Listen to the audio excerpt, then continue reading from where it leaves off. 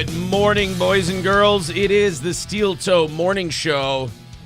I'm Aaron. That's April. Good morning. You get to pick which one's the slut. This girl over here. It's me. I've already had a gay thought today. Well, I don't think it's gay. What happened? It was, I was just trying to think of a joke. You know, sometimes we're a show based on riffing on what's going on in the world, right? Yep. And there was a New York, I don't know why I didn't sign up for New York Post notifications on my phone. I just updated my phone one day and they started happening. And it's not the worst thing in the world. I get some ideas from it.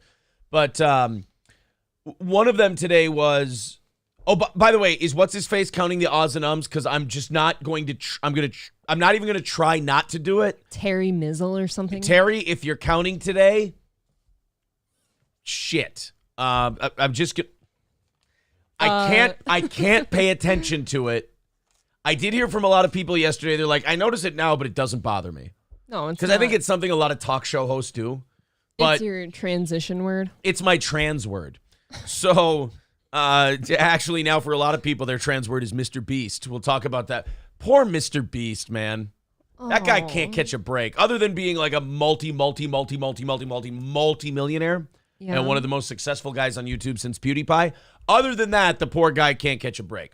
But see, I can't pay attention to it, guys. I cannot focus on it. I'm just going to get the number from Terry and then hope that over time, organically, I just break myself of it. That's what I'm hoping for. All right. I hope you all checked out the Compound Media special. Oh, yeah. I hope you all watched it.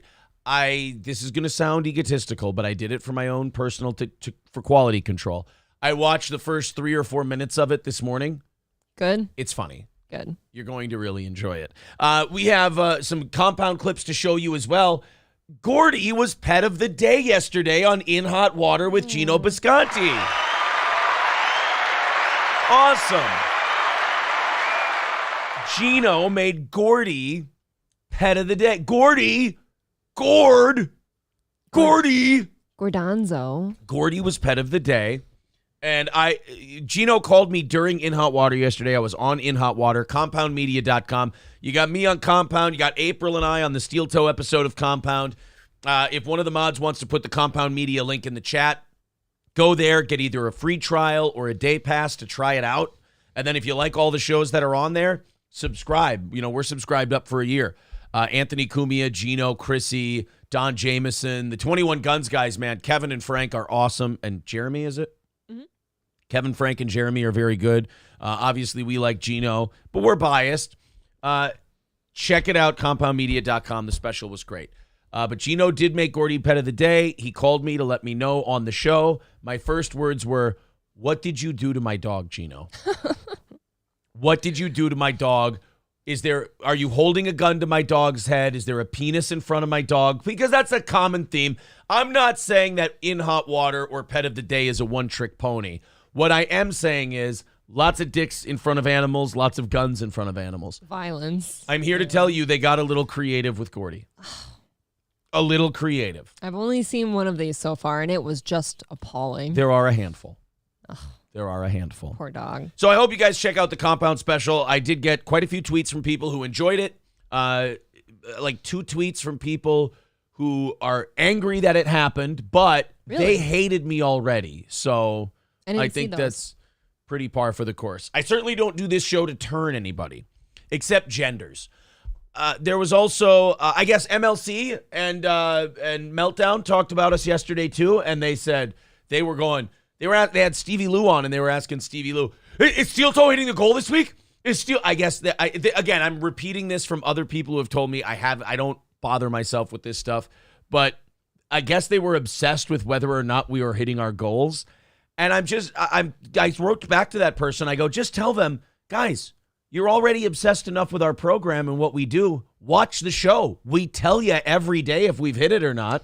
Yeah, that's true. We tell you every day. We missed it on Wednesday night and made it up yesterday. So far, caught up with the goal. I know you guys are concerned. I know you're worried about us. We are doing okay. I heard from one of our friendly people that the non-friendly people yesterday were having theories too, like, ooh, why isn't she answering messages about prize shows, which they've all been answered weeks ago already? Why haven't 2 people gotten their prizes? Oh, really? I mean, 2 people haven't gotten their prizes? I got all the certificates sent to me now, and I'm waiting on stickers, but, like, That's I their always latest give pretty conspiracy. big updates. That's their biggest conspiracy theory? It is. I think we had April isn't answering messages. I got You dumb cunts. I think we got the money sent out 2 days after the prize show. Yeah, I always answer everybody right away, Yeah. and I let people know, like, oh, we got a sticker order in. Yeah. That shit takes time sometimes. This is a little 2-man operation here. I understand that you guys love our show. You're obsessed. You're worried about. We're doing okay, I promise. You know what else I love? Is the attempt. Jesus.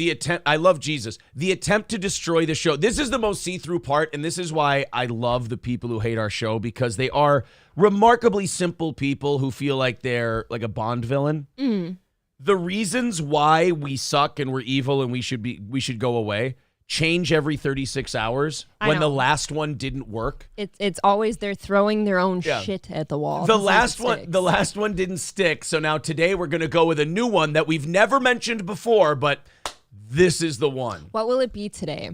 And by the way, Kevin, Chad, all you guys, look. Who? No, Chad Allen, the former right fielder for the Minnesota Twins. Oh, okay. Yeah. That one's fine. He was a guest host one time.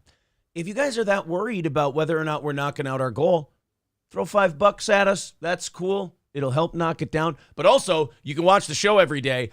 If there's one show that's ridiculously open about, hey, we need this X amount. Here's where we are on it. Boom, boom, boom. I think you got the right show, buddy. So I just want everyone to know they were very upset that we got a compound special, and they're really worried about whether or not we're doing. Oh, and also check the length of the episodes. If there's a half hour extra on it, that means we knocked it out. How about we stop being mad and just do a better job than us then? I would do a better show if I were you guys, because when I used to watch it, I will say this. It's remarkably boring, except when you talk about us. I'm Using Socialist Media, joining the Yeehaw Club. Thank you, buddy. Shout out to I'm Using Socialist Media. Steel Toe VIP was in the hospital recently for an appendix thing. Oh. He says he is okay. Oh, good. He's all right. So thumbs up in the chat for old I'm Using Socialist Media. He's a good dude. Good. It's a good Friday then. It is Good Friday. KJ Fury with $5 says peace and strength sent from Long Island. I'm Using Socialist Media with $20. Thank you, buddy. Oh, thank you. Kotod with $5 just says ah, and Gray Duckling with oof. You sons of bitches. That's going to put us at, let's see, 320 for today. 320 already for today's goal. I think we're going to knock that out. Guys, here's a great deal. Last day of the week, we knocked that one out. Steel Toe's good for the week, and then Kevin doesn't have to worry about us. I didn't know he was. I don't want to forget about him. I don't want old man Kevin to worry. Yeah, they had Stevie Lou on yesterday, and people, I know I should watch when people tell me, but I'm a lot happier when I don't watch that horse shit. I guess Stevie Lou always catches shit when he's on there. And again, they would love Stevie Lou. They would think he was funny. They would enjoy him on the program. But in the back of their mind, they see Stevie and they go, he's got a wrench on Steel Toe. It's like, you guys got to get rid of that mental illness. It's going to kill you one day. I cannot describe enough like how much that or how little that bothers me. It's so like, gay. You say, like, I don't know who these 2 people were tweeting at you, like, oh, you got a cue me episode. Like, I didn't see any of that. Veldrain says he threatened to send Gordy to NYC. I'm sure the rat czar can tell the difference between a Chiweenie and a rat. On second thought, maybe not. Oh, God. Gino, you're not getting my dog into the rat czar trap, you son of a bitch. What if Gordy could be the rat whisperer and he could, like, herd them all? I don't want to put him in. I don't want to put him in that position. It's not worth it. My attitude on New York City and Seattle and Portland, let him go. Yeah, but what if Gordy could be like, look, we can have a more domesticated way of living, guys. I don't want my dog to live a Jesus Christ story arc. With a dick like that. With a dick like that. We can't show the dick picture either, can we? When they get to that part on In Hot Water, we got to take that down. It is ultra unfortunate, but I guess you'll have to watch it in Hot Water. Governor Riff Raff says, couldn't be more opposite to Cumia on many issues, but he's a funny legend. Love that sociopath.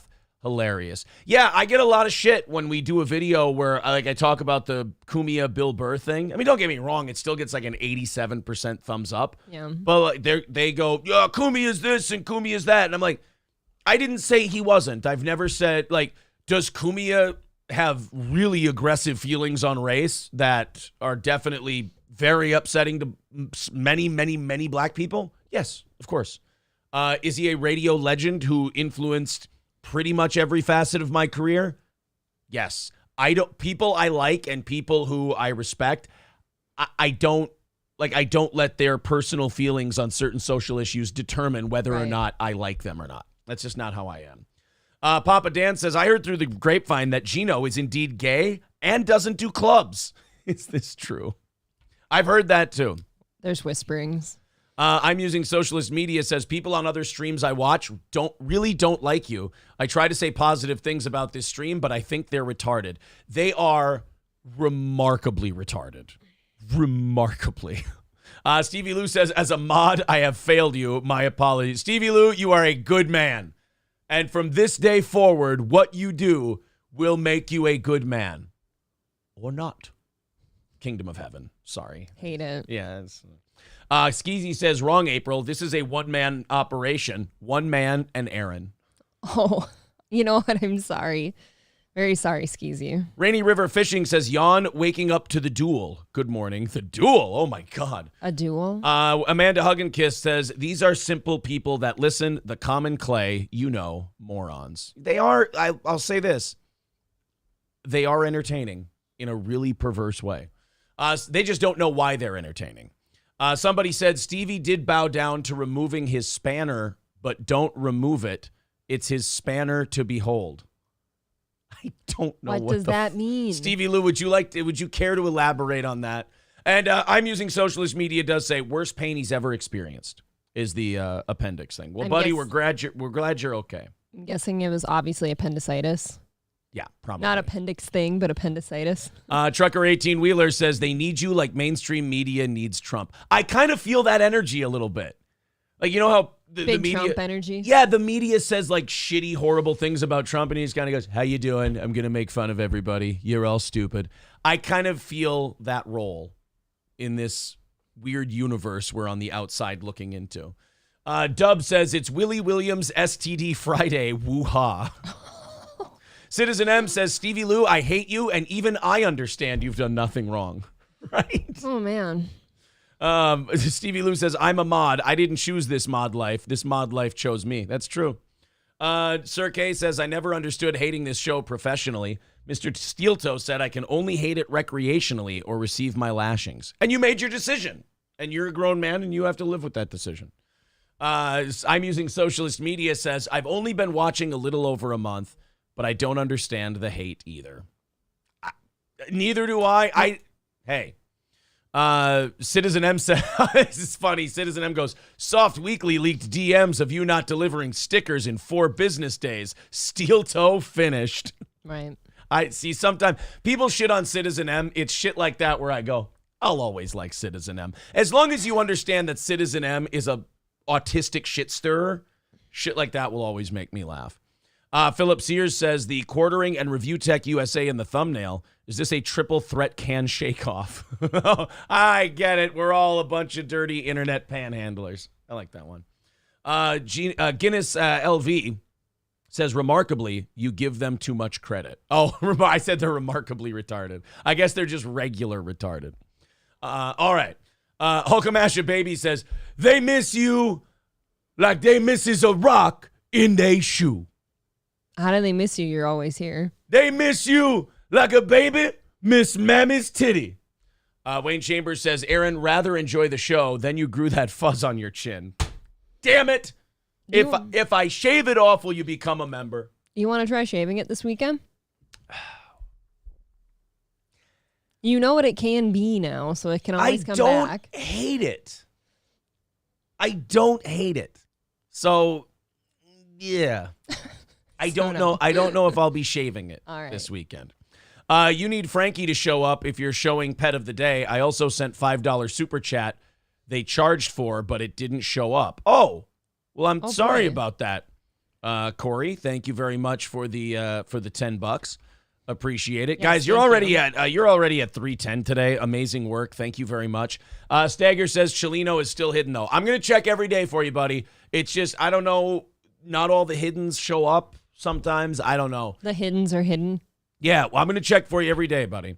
It's amazing that it stopped growing, says Loaded Wrench. I know. I did notice that yesterday. I've been trimming moved. it. Oh, really? Yeah, I've been sneaking off and trimming it. Why do you sneak? Because I don't want you to know. Well, I think that you just can't grow a beard. Like, it just stops. I don't hear your vagina complaining, except the scratches. So, people want to know. I've seen at least 3 people ask today. They want to know because April has never had Hardee's, or as the rest of you call it, Carl's Jr. Fuck you, I'm eating. April and I went to Hardee's yesterday. And we both decided to have a Frisco burger and fries and okay. I think that the Hardee's near our house is going out of business soon. Side note here, I ordered a Dr. Pepper. And I ordered Cherry Coke. Yes, with my meal. And they said, we don't have any carbonation right now. We're out of carbonation. We're out of carbonation. We have Powerade, tea, water, and juice and milk, I think. I'm not sure.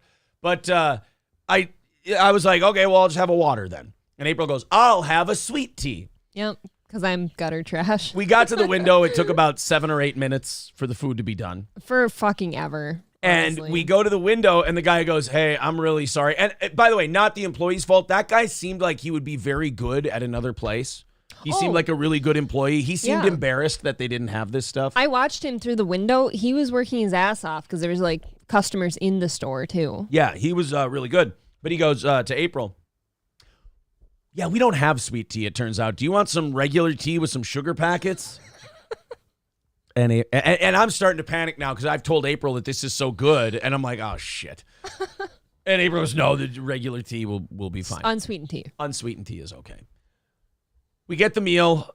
We're both fat pieces of shit because we hadn't eaten all day, so we ate it all in the car on the way home. I was starving. And April, to her credit, I'll let her give her, elaborate thoughts here. But I got the idea that you didn't hate it, but you don't feel the need to eat it again.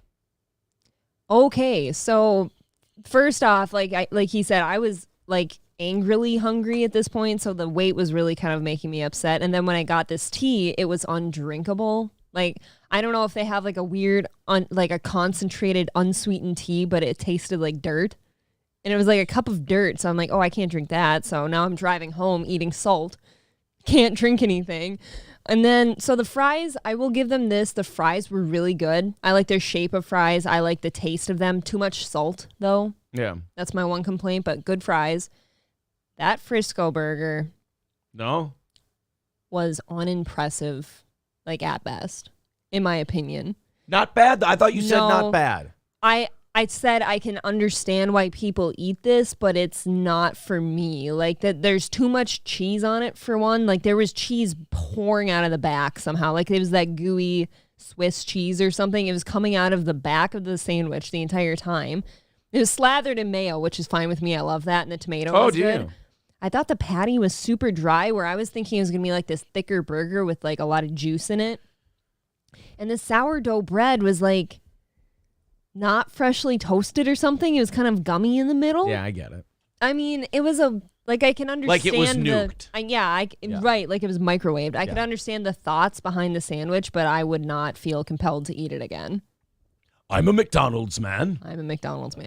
Let's go to you guys. D. Gulag says, I watched an old clip of Steel Toe pre-facial hair, and I prefer with facial hair. All right, cool. Wow. Swinging Sticks and Buzzing the Greens. I love that name. I told April yesterday, I go, is it going to be nice out next week? Can we golf next week?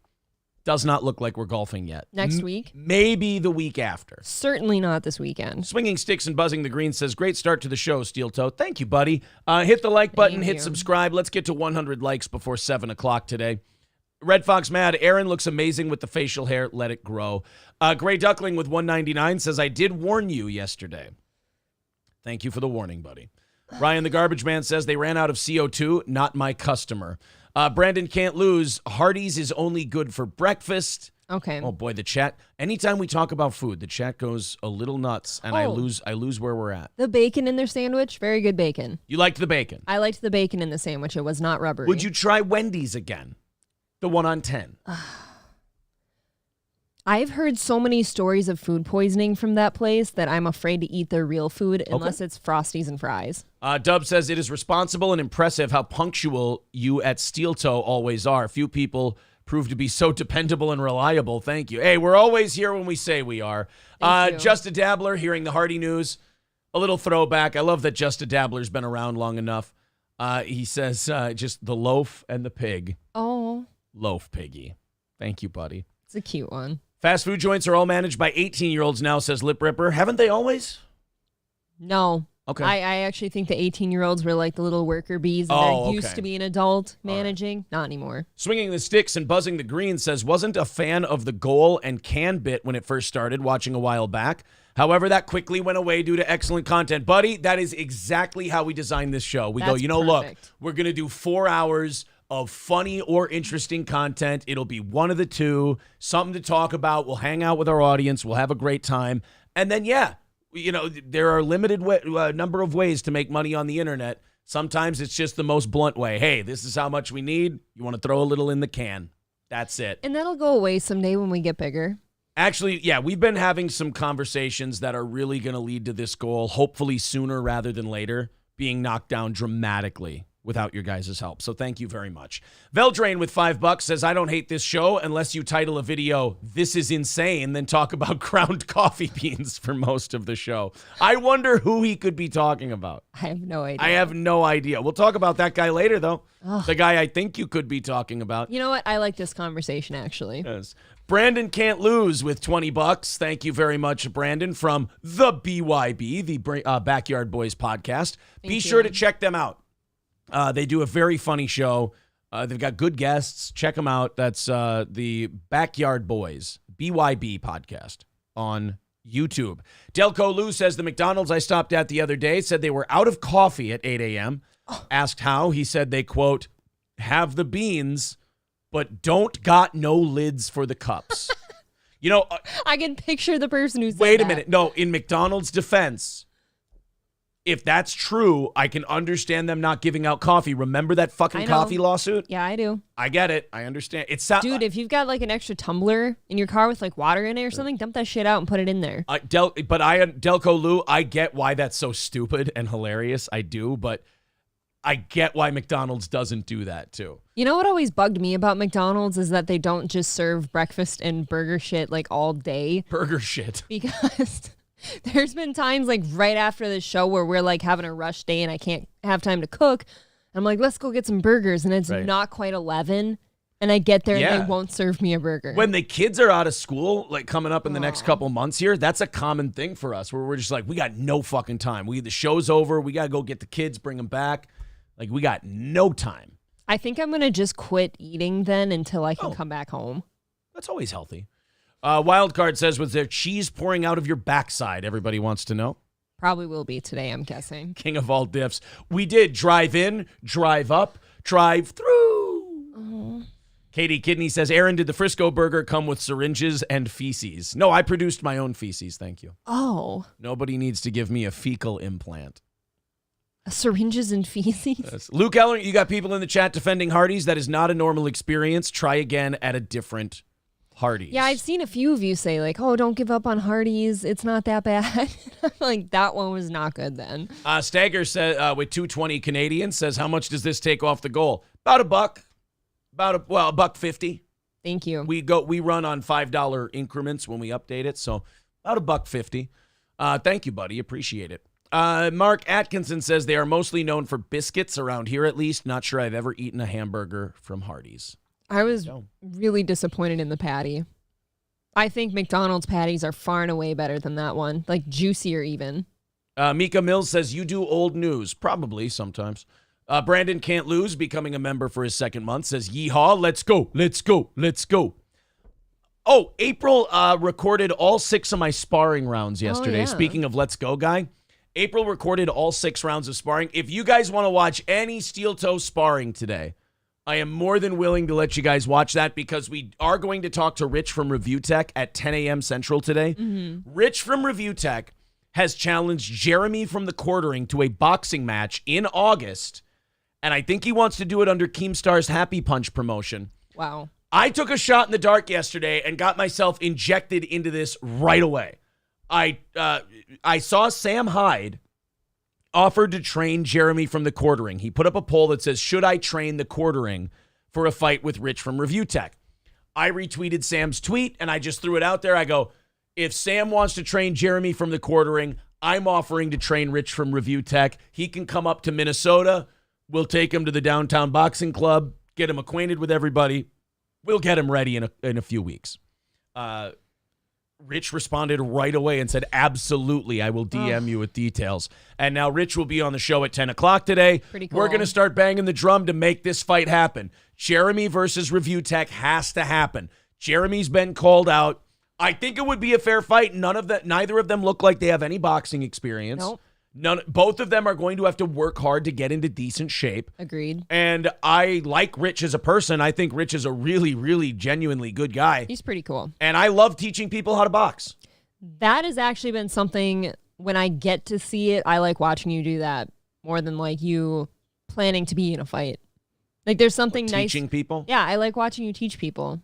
Maybe that's a girl thing. We like watching your men coach. I don't know You what that is. like watching me smack around new boxers and then after the 3 minutes go, all right, good job. Here's what you need to do.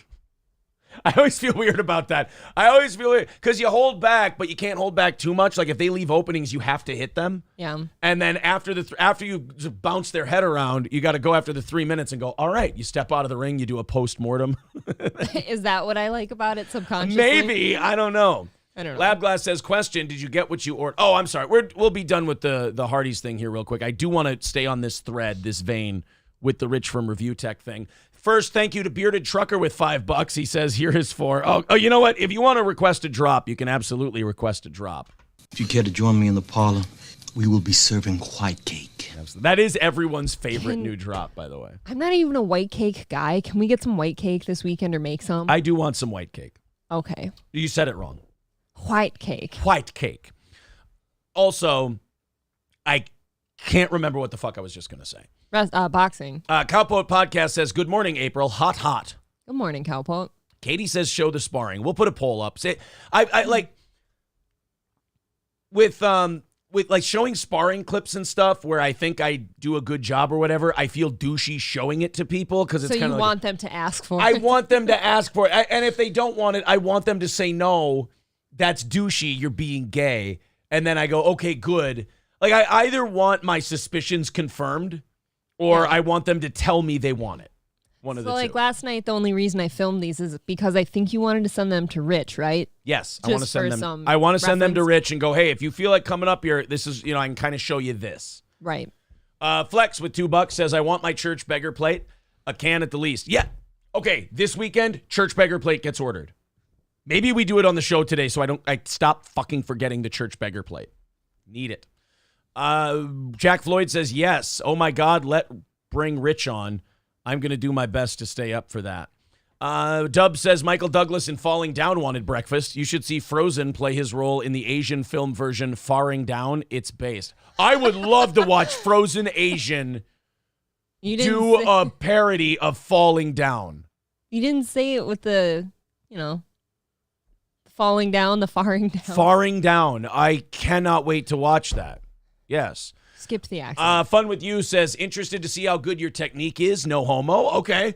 I will say I do slow it down quite a bit for like the experience level of the guys I spar with on Thursday range from no fights to there's one guy with 40 fights. We don't work together as much because we're working with the younger guys to our undefeated guy who we're all training and we have a lot of invested, not money, but like invested in time wise, who's very, very talented.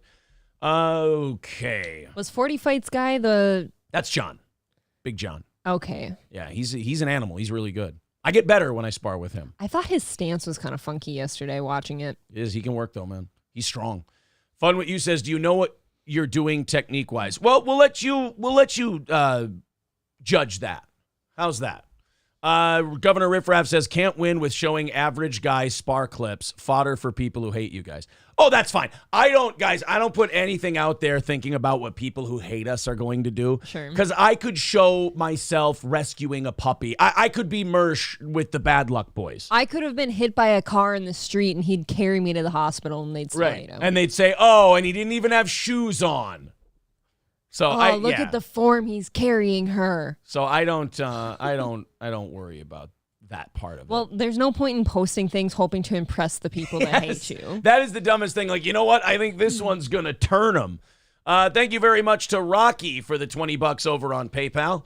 Also, Turtle with $5 says, so April O'Steele is moist for Master Splinter. Great job yesterday. Oh.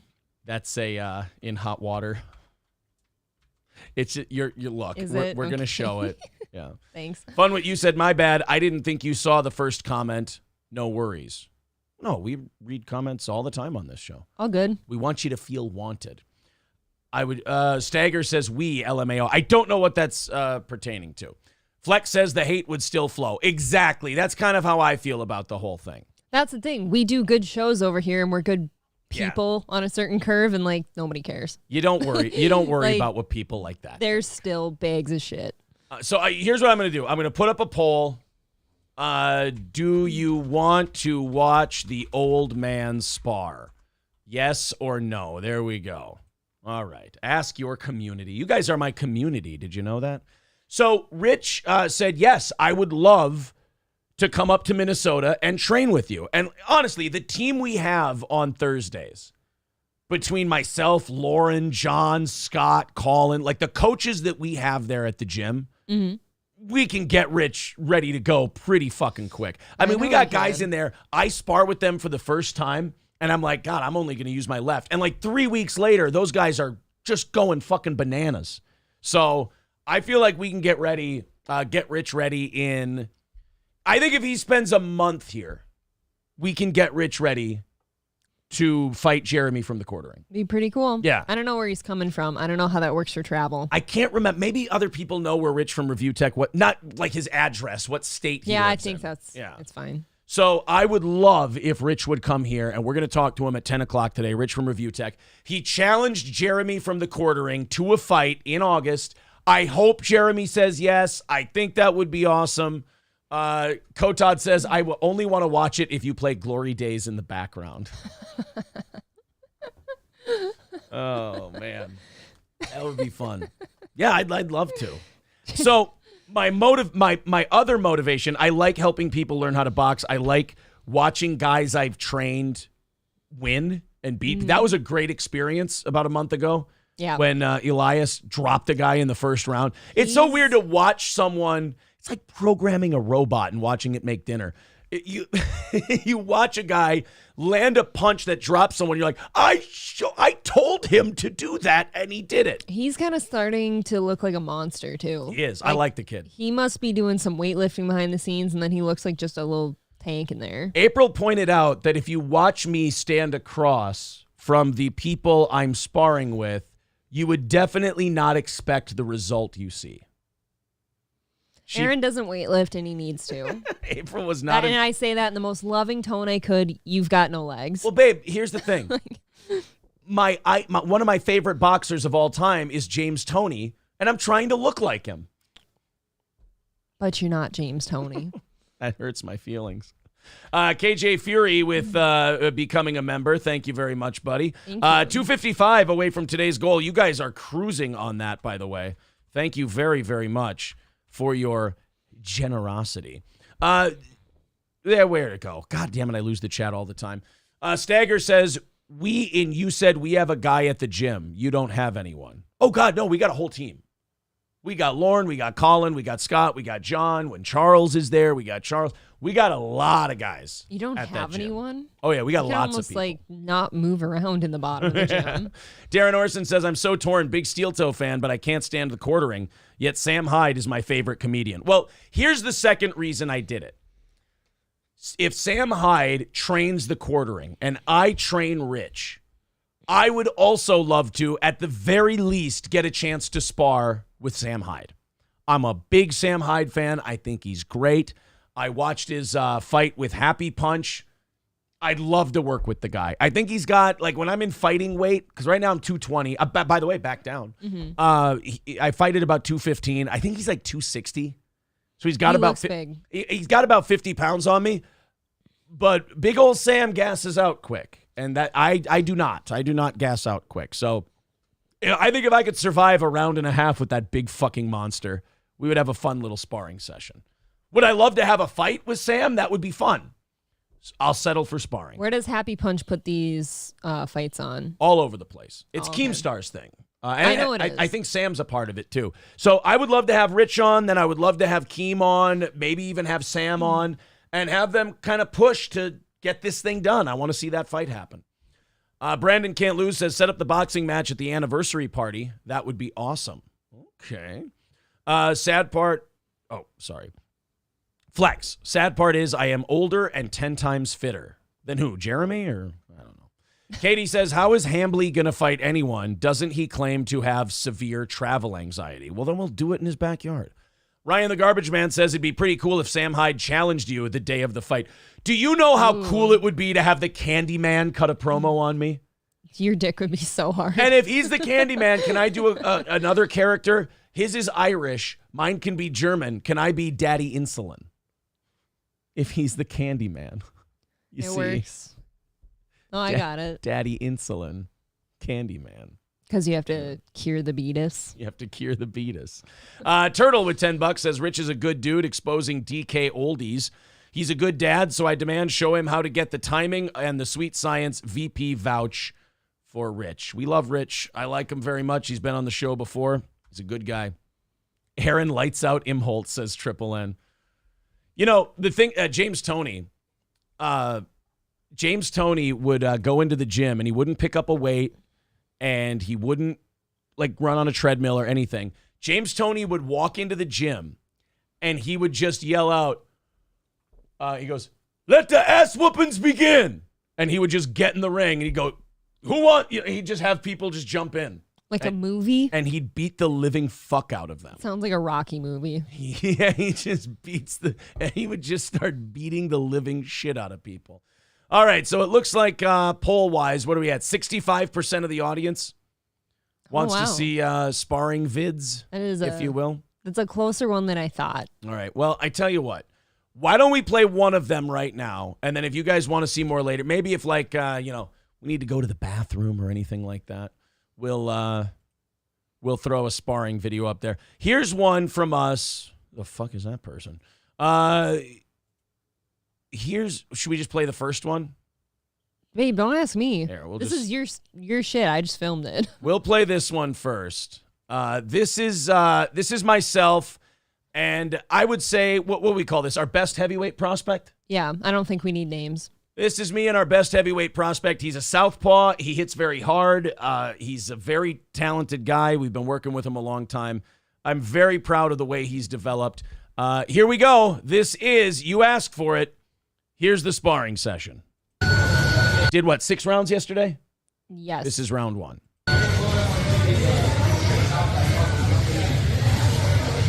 I'm on the right, obvious. Or no, this is me. I don't know what right is to you guys. I don't know if it's Aaron a mirror has thing. America shoes on. I have the America shoes on.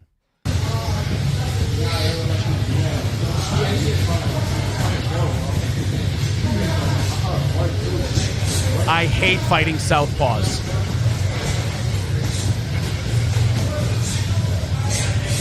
I like how you said overtime and then you play it now anyway. We'll play it now. We'll do it live.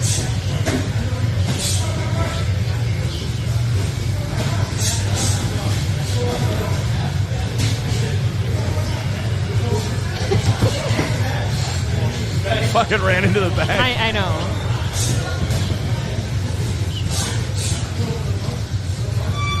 I want him to hit you more. I did too. Isn't that the whole point? Is to get him hitting you? Yes. The point is to get them to throw punches at you. You're right. I do need him to be more confident. Yes, he needs to throw more punches. He's worried about his conditioning.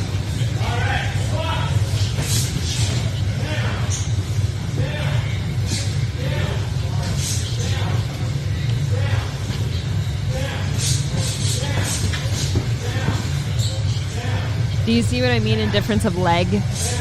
But look at that. Look at how smooth the big man is.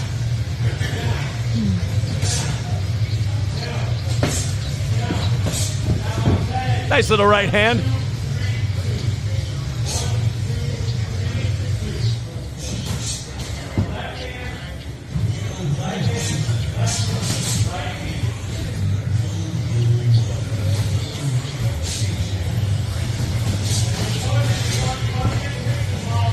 He's got to pursue. When he does that, he's got to keep throwing punches. He stops throwing. That bothered me in his fight too. Yeah. Like when you've got somebody made, go for it.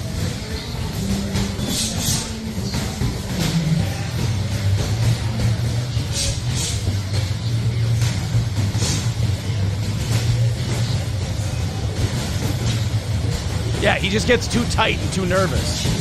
Well, he steps back too. He slipped.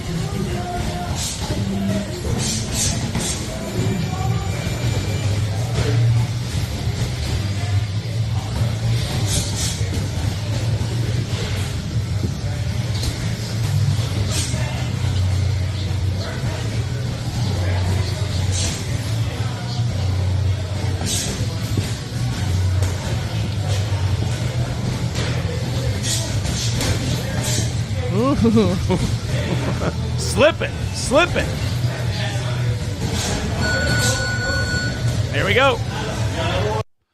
There we go, guys. There's the old man trying to teach the kids something about boxing. There's the old man. I cringe. Gay, unexciting. Well, guys, we're Chicken not going in there trying to kill each other. He's a newer guy. There's one dude you were sparring with.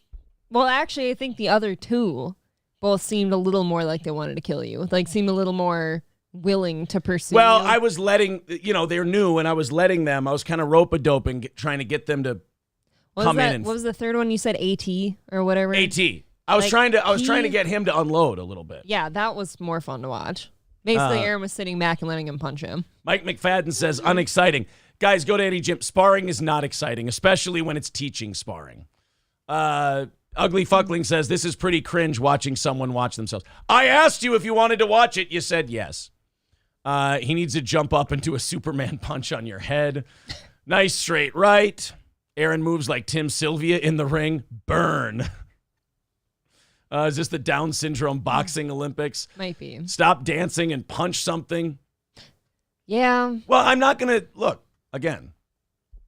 Well, I think that's your student's fault a little bit too. Like I'm trying to get those guys to throw some punches. He needs some more confidence because I've seen him be a lot better than that. I agree with Don Lemon's AIDS. Dude needs to throw a third and fourth punch. I was telling him last night after our rounds, I would say, like, look, man, you had me going backwards after those two punches. Throw some follow-ups, let the hands go a little bit.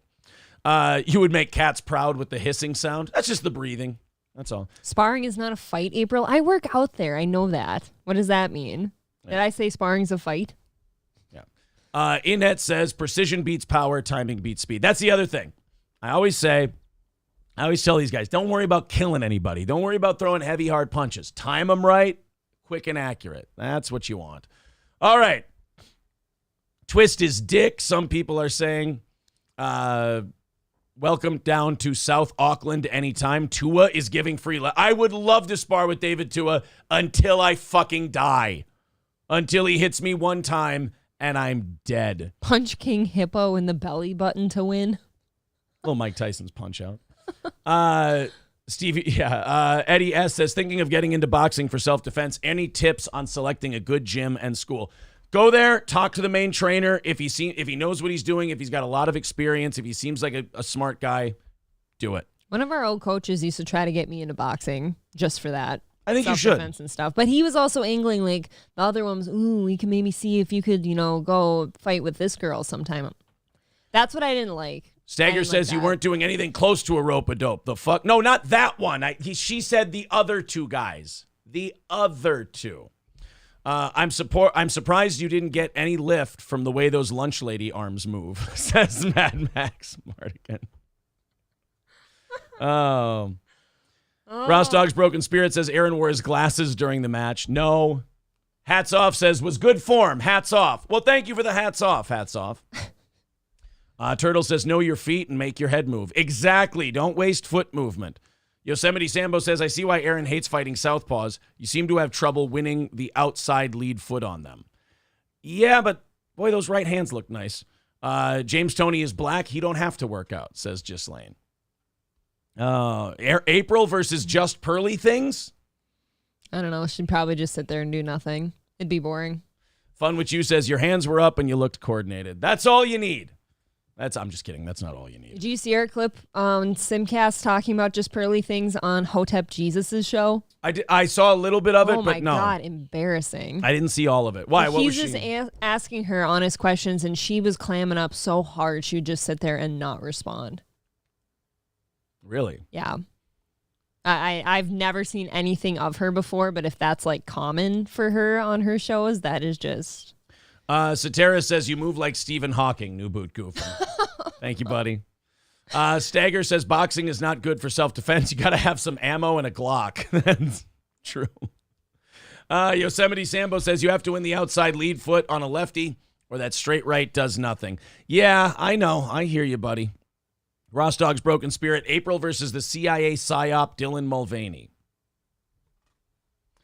Yeah, but I'd feel like that was a hate crime. Mr. Approachable, with form like that, I bet you'd last at least 52 seconds. Governor Riffraff says, respect, man, to post it.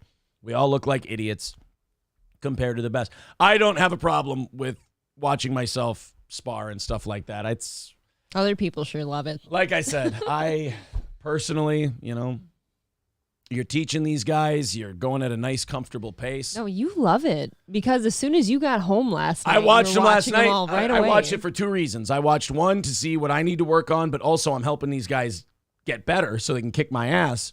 And I'm watching what they need to work on. And to be honest, I liked what I saw yesterday from everybody. I thought everybody showed some good stuff. I like watching you with the other two better, which is not the usual. Yeah, they were a little more active, but I was also kind of letting them go more. I know. I think. Barry Watson says voice is going. I know, a little bit, right? What did you do? I don't know. Sounds like you got something like gurgling in there. All right, here's what we'll do after letting them watch around. What do you think? Cringe? Gay. Meh? Cringe? Gay? Meh? Solid. Here we go. We'll ask the audience. We'll see what they think. Absolute respect for having an active life outside of YouTube. Laughing Lion says dry socket. Uh-oh. Is that what's going on? Hey, how's your lip today? Have you looked No, at it's fine. No, but have you looked at the inside of your upper lip? No, it's your up. It's not. Oh, I thought it was my bottom. Oh no, you're up. Yeah, you got a big old thing on your upper lip. Yeah. His lip was bleeding yesterday. I ate a jab from one of the other guys yesterday and cut my lip a little bit. Not a big deal. Aaron versus Turkey Tom are the same size. All right, let's see what they think. Cringe is in last place. That's good. If Cringe is in last place, I'm a happy guy. 43% meh, 30% solid, 27% cringe. Perfect. I am sore from last night. It's been a while. Oh. It's been a while. I want to go back today, but I'm just... Good old JR says you're not supposed to eat jabs. Thank you, good old JR. I appreciate that advice. That is wonderful of you, sir. I saw the smile after you got it, too. Yep. You're like... I went, yeah, son of a bitch. All right, guys. 250 away from today's goal. There's PayPal. There's Streamlabs. The guy says, I bet you do like jabs in the butt. Do you? I don't. Oh. I promise That's I no don't. fun for fan fiction. Ross Dog's Broken Spirit says, I'm going to post a video of my hobby staring at my laptop screen. Oh, well, I mean, please do. Please do. I'm going to start filming myself mowing the lawn this year. Didn't we talk about that? Something about how April starting did a channel. Yeah, a channel where it's April's doing the lawn. a channel mowing the lawn, doing yard work, fishing, cooking. See how that goes. Ryobi says, fucking. Fucking? A little bit of fucking. All right, guys, let's talk about Mr. Beast before my voice completely blows out. What is your deal? I strategically did the boxing thing before 7 o'clock so there weren't as many people in here. You are an interesting person like that. I think you love watching it because it's you and it's boxing. Yeah. But then you know that other people kind of might be a little wishy-washy on it. So you're like, I still want to sneak this in here just for my old. That radio guy still lives. You play it during this quarter hour instead of that quarter hour. All right. Let's end our poll here. 40% said it was meh, which I'm happy with. 32% said solid, and 28% said cringe. So 72% said it was either meh or better. Happy with that. Thank you, especially since we have a very mean audience. Solid was just barely above cringe, though. Shut up. It was 5% above cringe. April gives the lawn a Brazilian. That's funny. Shaft says, fishing with April, count me in. Can I go? Or is that going to kill viewership? I don't know. You know what I wanted to do is that little lake that I like going to and getting my little rowboats. I told you should get a rowboat too, and we can just have little rowing and fishing competitions on the lake. Barry Watson says, I went with D. Oof. Barry's our oof guy. He's our resident. You know what? No, it sounds like you got to mute the mics and clear your shit out. I just did. I don't know what that is. I just did mute the mics and clear my shit out. My nose is getting tickly now, the last couple of days, allergies. So that's fun. John Sotera says 5% within the margin of error. Thank you, buddy. Oh. All right. Aaron loves boxing because he openly gets to hit on guys. Oh boy, I'm gonna get through it, guys. I don't feel like my throat is sore or anything like that. It's just my voice kind of started. Humidifier's pumping over there. What'd you do? Just started tapping Got out. a nice nut stuck in there. Yeah. I got a bunch of cum. I've got a cum ball built up in my throat. I hate it when that happens. Like cats get a hairball. It's in your Adam's apple. Yeah, cats get a hairball. I get a cum ball. And you just got to cough that shit up. Spit it into a little Dixie cup. Oh, a spittoon would be more fun. A little spittoon. I want to get Brendan a spittoon for his birthday so he can stop wiping the spittle with a towel during his show. Who? KB. Somebody said you're starting to sound like a man. Oh, thank you very much. What the fuck is a cum ball, says the ugly fuckling. All right, just remember before I answer this, you asked, motherfucker. Oh. A cum ball is just so you have a bunch of cum, right? And you've swallowed it, but some of it gets stuck in your throat. And it builds up in your neck. And it clogs your speech pattern. And you have to cough up all the cum that's in your throat. It's a cum ball. It looks like a goiter. I really thought cum ball would be self-explanatory, but sometimes people need an explanation. It's like a gumball, but cum. Why is this so hard? Cum ball, gumball. You get it. Everyday phlegm, so much phlegm, says Mejo. Yeah. Snowy with $20 says, I've been listening since your first compound show. Hope you end up getting a regular spot. Well, that would be really fun. Thank you, buddy. Thank you. 235 away from today's goal and knocking it out for the entire week. The ugly fuckling says, cum balls are hard. What? Are your cum balls soft? I don't understand it. It's a petrified cum ball stuff. I don't understand why people don't understand how cum balls work. It's like nobody here's ever experienced a cum ball before. I don't know why you don't just swallow it like the rest of us, though. Well, I don't know why you keep it in there for safekeeping. Too proud to live, too proud to die. Very strange. Somewhere in limbo, I think. Very strange. Stagger quoting you, why is it so hard, she says. Ross Dog's Broken Spirit says the black girl from the Kid Rock show hit harder than that sparring partner. Here's the problem. That kid can he can kick like a mule. He has before. I think he's having some kind of confidence problem. I don't know what it is. Oh, why? You're at the gym. You're not in a fight right now. Yeah, hit me in the fucking head. That's what I told him. Hit me in the head. Well, the other guys sure weren't shy.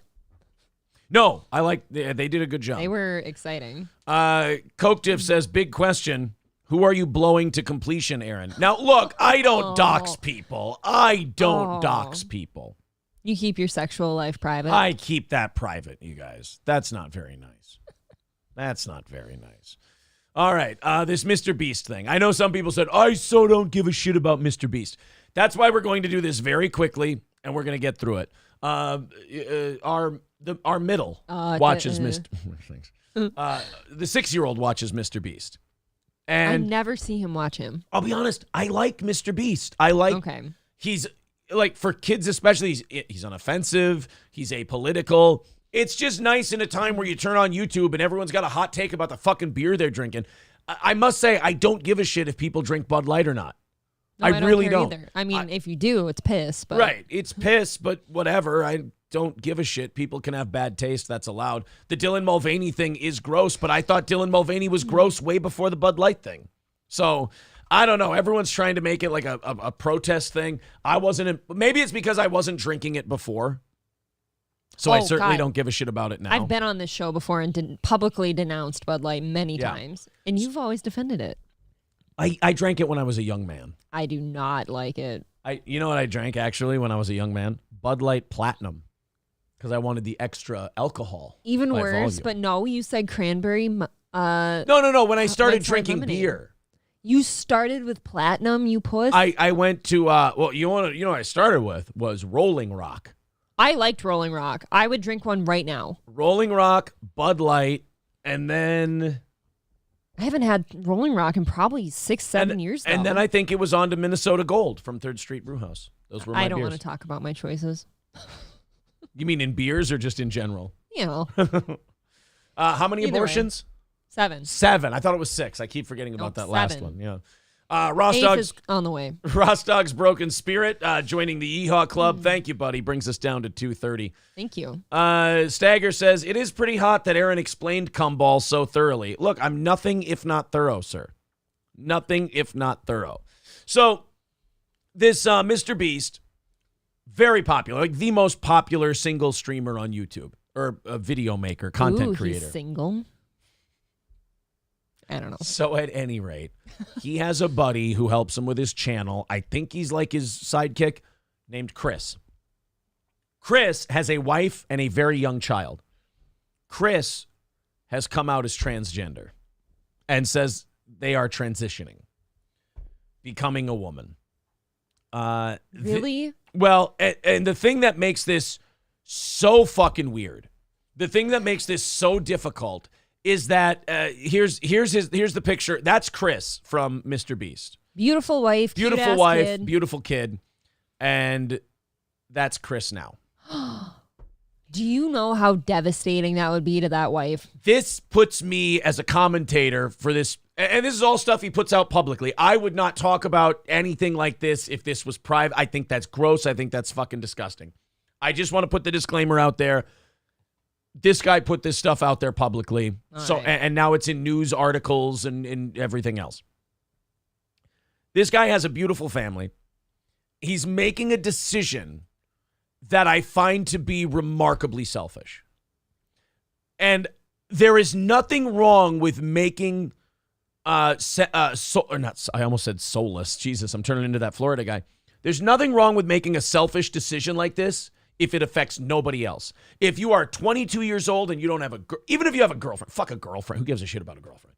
If you have a girlfriend or you're single and you're like 22 years old and you want to start dressing like a chick from Hot Topic, go ahead.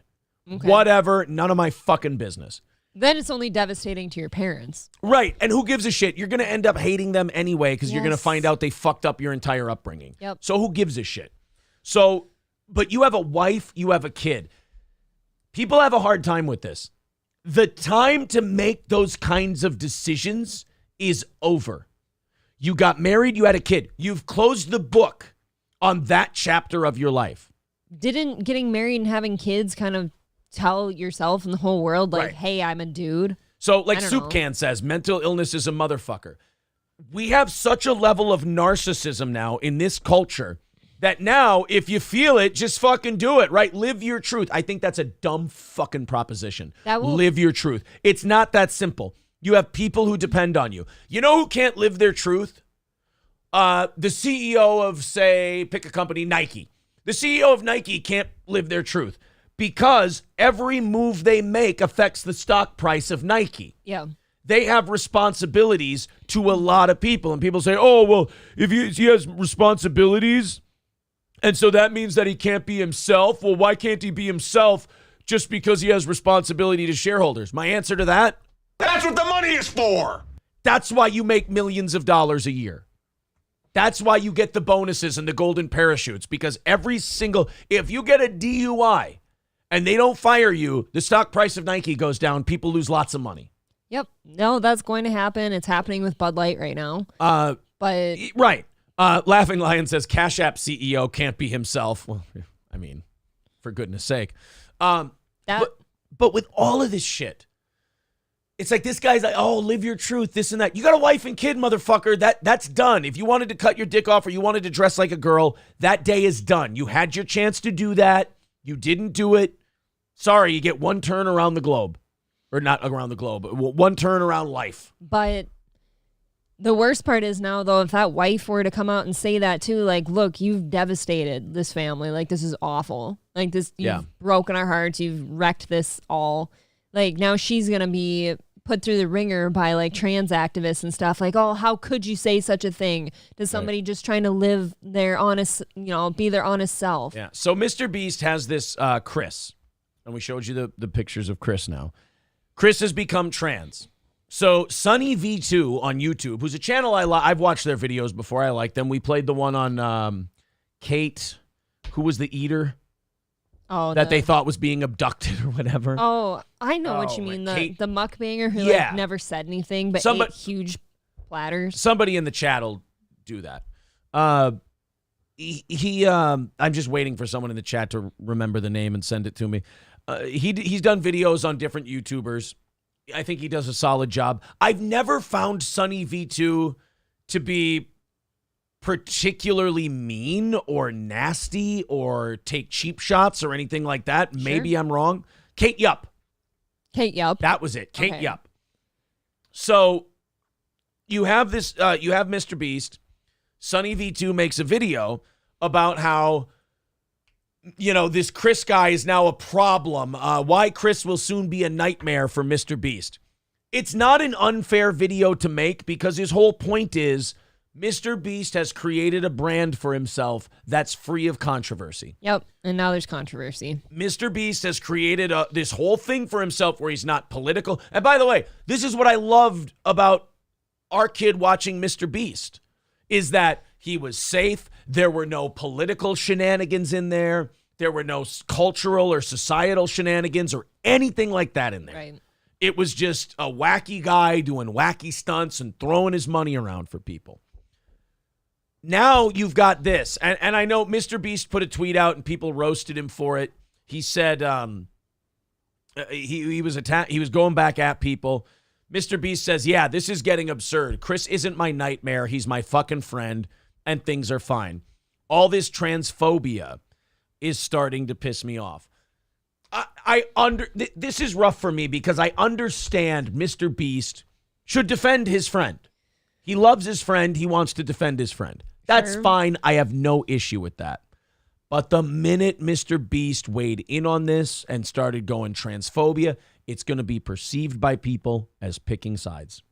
Yes, in a cultural debate. That is picking sides. And when Mr. Beast's whole thing is built on, I'm not controversial, I don't give a shit about politics, I don't give a shit about news, I want to offer a guy $500,000 to live in a circle for a month.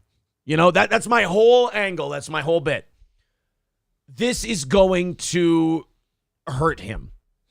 And I think that I haven't watched the Sunny V2 video. Maybe people who have watched it can tell me, but I don't think Sunny V2 was trying to say Chris is a nightmare for Mr. Beast as a human being, as a person, as a friend. What he's saying is business-wise, this Chris guy has now become a nightmare for Mr. Beast. And when someone like Sunny V2 says that, he's talking about it from a business perspective. You have to remove your feelings and emotion from that statement. Mm-hmm. It's business. Mr. Beast is putting his feelings and emotions into his reaction to this Sunny V2 video. Look, he can be your friend. And he can also be a nightmare for what you've put together. He can be both of those things. Right. You love him. He's your friend. You support his transition.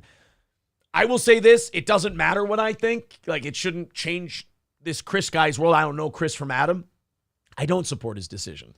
There's a wife and a kid here who have had their lives irreparably upended. harmed by the selfish decision this guy has made. Dad won't be around now. You know, people are saying, oh, but he gets to live his truth. Yes, he does. But not with his family. But, to every action, there is an equal but opposite reaction. Just because I'm saying that this guy has done irreparable harm to his family doesn't mean I think he shouldn't be allowed to do it. Doesn't mean I think he should be locked in a cage or something like that. All I'm saying is two things can be true at the same time. You're so proud of your friend that he's living his truth, this and that. And what I say is true. He's fucked up his family. Yeah, we're all allowed to screw up our own lives, though, I guess, right? And now the wife and kid will just be there, pretty alone, I'm assuming, to figure it out. I mean, because we're over here too busy pretending, to do other shit. Yeah, I'm using socialist media says I wouldn't give a fuck about business. I'd want him to get help ASAP. I think so. Yeah, I can imagine if that were one of my friends that had been married with children and stuff, I'd be like, dude, what's going on? Is something wrong? Yeah. Because you've done all this thus far. I'd get him off the videos immediately. Well, yeah, that's not a good place for him. I'd get him off the videos only because being in the public eye while this is going on is not going to be... Obviously, the guy's got mental health issues already. Mm-hmm. And this particular community of people does not handle mental health stuff well. No. So I think this should be an all-hands-on-deck psychological, psychoclinical, psychomedical, whatever, approach to getting this guy. Because if you're going to go down this road, you'd better have a team of fucking therapists ready to kind of guide you through this. Right. So I think Sonny V2 is right. It's kind of like, what's his name? Bill the Butcher in Gangs of New York says, it's fair, a touch indelicate, but fair. And again, I do think it has completely fucked what Mr. Beast was going for. You know, it's amazing to watch this because we've seen it a million times now in the YouTube era.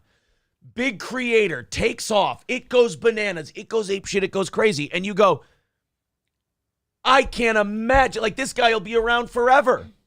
This guy will just, he's going to be a new cultural touchstone kind of thing. Yep. And then something happens and the whole thing just falls the fuck apart.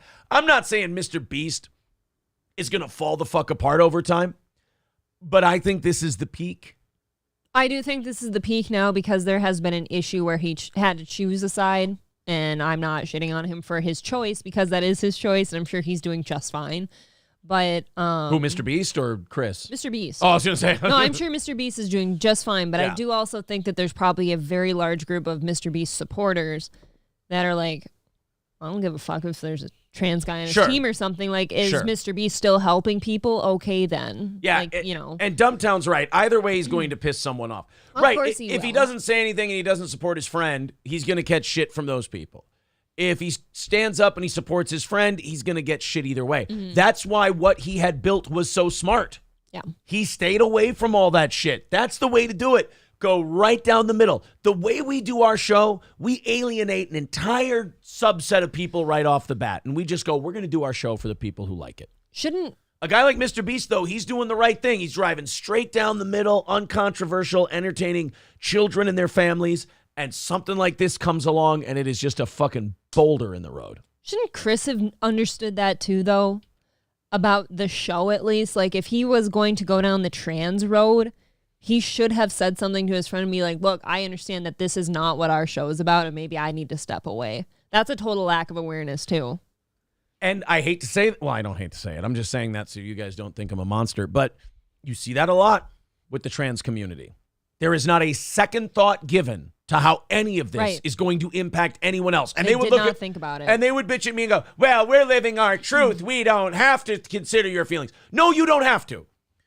Nobody has to consider anybody's feelings when they make a decision that might impact other people. But you know what we call people who don't consider other people's feelings before they make decisions that affect others? Narcissistic assholes. So, no, you don't have to consider Mr. Beast. You don't have to step away before you announce it. You don't have to consider your child. You don't have to consider your family or anything like that. But it does make you a narcissistic asshole. I don't care how much of society thinks you're brave or strong or whatever. Narcissistic assholes can be brave and strong. Well, none of those people that are looking at Chris and saying, wow, so brave, so strong, none of those people are living a personal life with this person. Okay. That's why, like, it's the same with any streaming show, whatever. Like, anyone could look at us and say all the nasty things about us. They don't live with us. They have no idea what's going on. Rincewind says, how do you know they didn't discuss it? That's a great point. I don't know if they did. I'm sure they probably did talk about it.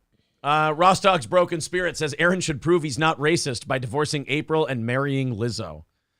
Do you know what the most depressing part of what you just said was, besides divorcing my lovely wife, who I love so much? Lizzo would reject me. Why? Think about that. Well, she just would. If I went to Lizzo and I said, I think we should date, she'd be like, ew, no. You know what that does to me to think about that? That I would be rejected. Want to throw a party? I would be rejected. I mean, yes, in that sense, like dodged a bullet. But the fact that Lizzo would look at me as a potential partner and go, ew, gross, no. Yeah. That really does. I kind of want to go to the bathroom and never come out. Thinking about that. I was listening to another streamer last night at the gym when I was working out too, and she was talking about how she gets like endless comments from like haters and shit, like, oh, you and your husband are gonna get divorced and he's gonna come after you for child support and all that shit, and he's a shitty parent and you're a shitty parent and stuff, and like, so we're not the only ones that happens to. That was obviously. A streamer? Like Trisha.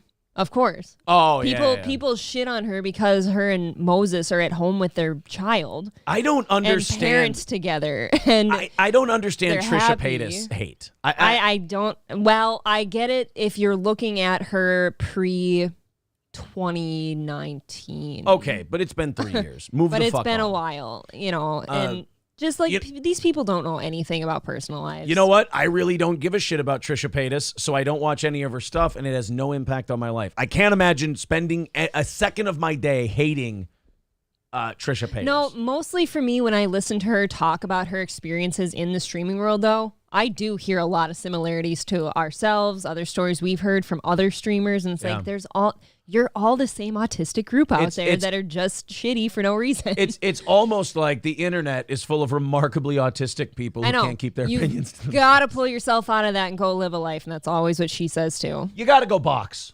Right. And for Trisha, you gotta go to Starbucks and Target. I bet she sounds like a seal when she's getting fucked. They're talking about Lizzo. Oh, God. Lip Ripper says, Aaron, you'd get trapped in her gravitational pull and spaghettified. Get it? She's a black hole. Oh, sorry. Just in case people didn't understand. Fuck. I'm sure she's a nice lady. CBK, Born to Lose, says, oh, he just said maybe I fit in here, and then he retracted it. Well, see, now that doesn't make me feel good. What did I do in those 13 seconds before I got to that comment to upset you and run off a potential fan? That's too bad. What did I do in 13 I said black hole. Oh. It wasn't racist. It was a space joke because she's like a planet. Well, you didn't even make the joke. You just read it. I'm innocent here. I was just following orders. CBK Born to Lose says, LOL, it's not you, it's me. I've heard that before. You're fucking my best friend, aren't you? It's not you, it's me, and she goes off to play her flute. What a weird combination is like Lizzo playing the flute. Have you seen it? That's all she does now. Yeah. I think. What a strange combination, a woman and a child. What a strange situation, stopping every 100 miles, calling Baton Rouge. That was actually one of my favorite songs growing up. I thought it was so fun to sing. Operator. Won't you put me Nope. in? I was remixing. Could you help me place this call? The number on the match book is old and faded. Sorry. I went from Garth to Croce. And you were the victim. And you're just so pretty doing it. Don't rub my nipples. Not in front of the fellas. It is cold down here. Hey, not in front of the fellas. What are you trying to do to me? Good morning, Slammin' 69. All right, guys, where are we at on likes? It's past 7 o'clock. Morning. We are 230 away from today's goal. That's awesome. Let's get under 200 by 8 o'clock. We're on pace to knock that goal out. There's Streamlabs. There's PayPal. Perry's diploma with 199 says justice for Perry. Uh-oh, what happened to Perry? Oh, no. What happened to our buddy Perry? I miss Perry. I like Perry a lot. Coach Kevin says we're at 122 likes. Awesome. 200 by the end of this hour. Smoosh it. Under 200 in the goal. You guys were off to a hot start this morning. Thank you very much. I want some smooshing done today to those buttons. She wants smooshing. It's Friday. Let's smoosh. Streamlabs, PayPal, Super Chats, Venmo, memberships, Rumble rants. Though. Oh, you know what? Let's check on Rumble this morning. I'm sorry, Rumble. I just saw somebody say they wanted a toaster strudel, and I've never felt so close to a listener before. I miss those things. Mayo Riot with $5 says, Revenge of the Sis says you guys are great. Thank you. Did they? I know Mersh would. Why Did are you Royce say we were great? You are such an insecure ninny. That's my new thing now. Not insecurity, thinking Royce hates me. Perry's Diploma says drug addict attacks Perry at his apartment. Oh, my God. Is that true or is that a bit? It's always hard to tell with Perry. I kind of want to know, and I hope he's okay. But thank you to Mayo Riot over on Rumble. Rumble folks, just hit the thumbs up button. Get us on the front page today. That'd be pretty cool. All right, enough with that Mr. Beast horse shit. Let's get to Gino Bisconti. Because April's gonna have a bone to pick with old Gino. Yeah, I haven't seen this yet, except for one photo, and that was enough for me. But can we play this, like language-wise and all that? I've not. We seen can this play part. this. We cannot play one of the pictures of Gordy. And do you know when that one's coming? Let me see. Can you write down 223:13? That's where we need to start this part. Oh, I'm an idiot. Where? No, I did that right. Hold on a minute. Guys. I mean, honestly, there's a picture in here picture in here that could get us a YouTube ban. So I got to make sure I've got the exact timestamp. Just wait. 2:26:46. So what's my first timestamp again, April? Did you say 2:26:46? 2:26:46. 2:23:13. And you cannot play 2:26:46. All right, 2:26. That is disgusting. All right. Gino Bisconti on In Hot Water on compoundmedia.com, where right now you can catch this second Steel Toe episode at compoundmedia.com. It just went up last night. Very funny. Go to compoundmedia.com. Guys, get yourself a free trial. Get yourself a day pass. Check out Anthony's show, Gino's show, Chrissy's show, Frank and Kevin at 21 Guns, Don Jameson. Treat yourself. Lots of great shows on there. Did you say Mr. Nagel? Eric Nagel, the wonderful E-Rock. Check out all of those shows and then determine for yourself. Do I want to subscribe monthly? Do I want to do like Aaron and April have and do a 1 year? Whatever the case. Check it out, compoundmedia.com. Well, Gino does a show in the afternoons, just before Anthony's show. Mm-hmm. It's called In Hot Water. And at the end of In Hot Water, he does a very wholesome segment called Pet of the Day.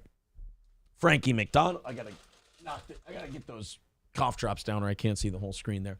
It's okay. It's okay. Let's go. Let's go. Let's go. Rest in peace. So Frankie McDonald, the weather kid out of Nova Scotia, he joins Gino and his guest for Pet of the Day. And they show audience members pets. Now, April, did you ever submit Gordy to Gino for Pet of the Day? I did not. In fact, I only posted Gordy to my socials for National Pet Day and his birthday. So April posted pictures of Gordy for National Pet Day.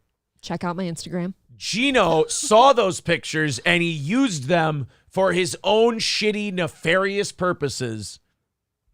And he, son of a bitch, if he didn't use our dog Gordy, our lovely, beautiful Gordy, for his own disgusting amusement by making Gordy Pet of the Day. Now, I don't know if you guys have ever watched Pet of the Day on In Hot Water, but Gino and the team do some horrific things Photoshop-wise to those poor animals. I think they do it to get Frankie because Frankie's always like appalled. Well, Gino, I'm not going to play my phone call to In Hot Water. It would make this segment too long. But Gino called me. I answered the phone. And he was promoting our show, the whole thing, but also letting me know that Gordy was going to be Pet of the Day. And the minute he said it on the phone, I said, Gino, what the fuck did you do to my dog? Did you put a cock in my dog's face? Or sometimes they put a person holding a gun right in front of the dog. Superimposed, of course, not real. They did far worse to poor Gordy. I'm going to show you guys what Gino and those bastards at In Hot Water did. Now, if Garrett or Steve are listening to this, if they catch this at any point, I want to tell you that via text message after the show, Gino blamed you two. Oh, he outed them? When I said what they did, he said, it was all Garrett. Oh, that's funny. Garrett did this to Gordy. How dare you, Garrett? So, Garrett, if you'd like to defend yourself from the aspersions that have been cast upon you by Gino Bisconti of In Hot Water, you may. Hey, wait. Now, have you told Gordy about any of this? Is he okay? I can't tell him about this. Okay, we're gonna just not tell him. And by the way, this segment is also the segment that inspired Frankie McDonald to follow April on Instagram. And you know why? We're gonna get to that part. Okay. So, Frankie McDonald now follows April because of this segment. Yes, he does. Here we go. In Hot Water, Gordy was pet of the day. Great, I forget Pet I said of the anything. day. I mean day. I don't get how stocks work. I don't. All right, let's get to it. This week was National Pet Day, and our dear friend April Imholt of the Steel Toe Podcast, which you can catch on a second special edition tonight. By the way, I'm going to say this. It's best programming anywhere. But if you're telling me that they gave out Kevin Brennan's number and Steel Toe has a show tonight on... Boy, what a time to take 15 minutes and just watch the first 15 minutes of Misery Loves Company. I mean, Who it's did true. that? It's true. I don't know. I have no idea who gave out Kevin's phone number. But when you find out Steel Toe got another show on Compound, you turn into MLC, and there's going to be some salt to be mined. You turn on Kevin and Bob and those guys, there's definitely going to be some salt that needs mining. It's going to be like an old salt lick on Misery Kevin, Loves Company. We don't even get paid to be there, and we're not grumpy. Yeah. Kevin, you don't see me throwing little baby boy tantrums I and only running get away. $100 for my guest spot. Who gives a fuck? As Kevin Brennan is losing his mind. All right, let's check out Pet of the Day, Frankie. Here we go. I'm scared. Yes. All right. Wait, here comes. Can we show any of this? Yeah. He's a faggot. Gino's a bitch. Gino's a loser. Clam Radio. There you go. Disavow. This is Gordy, everyone. The lovely Chihuahua owned by, I consider them dear friends, even though we've never hung out. And I can't wait till me and Keanu headed out there to close out the anniversary show at Stoney's. This is Gordy. Wearing a mask. Top of somebody's leg. Yeah, there you go. A dog on top of somebody's leg. That is my leg. Yes, that is April's leg, and there's Gordy. Now look what they've fucking done to the Gordy's kennel. There's a baby in a cage. Why isn't Gordy's bed in the... Did they Photoshop out Gordy's bed? No, that's not even the spot his bed's in. His bed's past that. Like, see that little so they corner just put thing? a cage. They Okay. put a new cage in our living room. And that is a baby in the cage. Oh, and he's on his lion pride up here just looking out Yes. over everything. Yo, look, it's really cute, but here's the weird thing. And April and Aaron are wonderful parents, but it seems like they took the dog out of the cage. And what's that in the background, Frankie? Can we take a look? It looks like they... Baby is not agreeing when one baby's in the cage is not good. That's not even our baby. Frankie does not believe that the baby in the cage is a good thing. He thinks that's bad. Now, I want to point something out. This stupid, retarded baby doesn't even see that door is open right there. Right? Like, this wasn't done well. And that baby can climb the fuck out of that cage if it wants to. Stupid-ass Look kid. at that ear, by the way. That is a big ear. That is a satellite dish. It's for safety, Frankie. Yeah, it's for safety. Yeah, the baby's in the cage. Restricting motion. Can't get hurt that way, right? Oh, right. And by the way, I'm going to tell you something. Aaron and April don't have a child this young. They're probably just holding this for safekeeping. Maybe they're shipping this to Carl because he likes to diddle children. Am I correct? Oh my God. I guess I have to look for the baby on the loose upstairs. He should have been in the cage, but he's not. That's the accusation. I like Carl, by the way, on In Hot Water. Yeah. He's very funny. Very funny. That's what you said on the dating No, game. she said, do you touch children? I said, yeah, I got 3. By the Don't way- touch them. By the way, if you're not sure... Good boy. If you're not sure...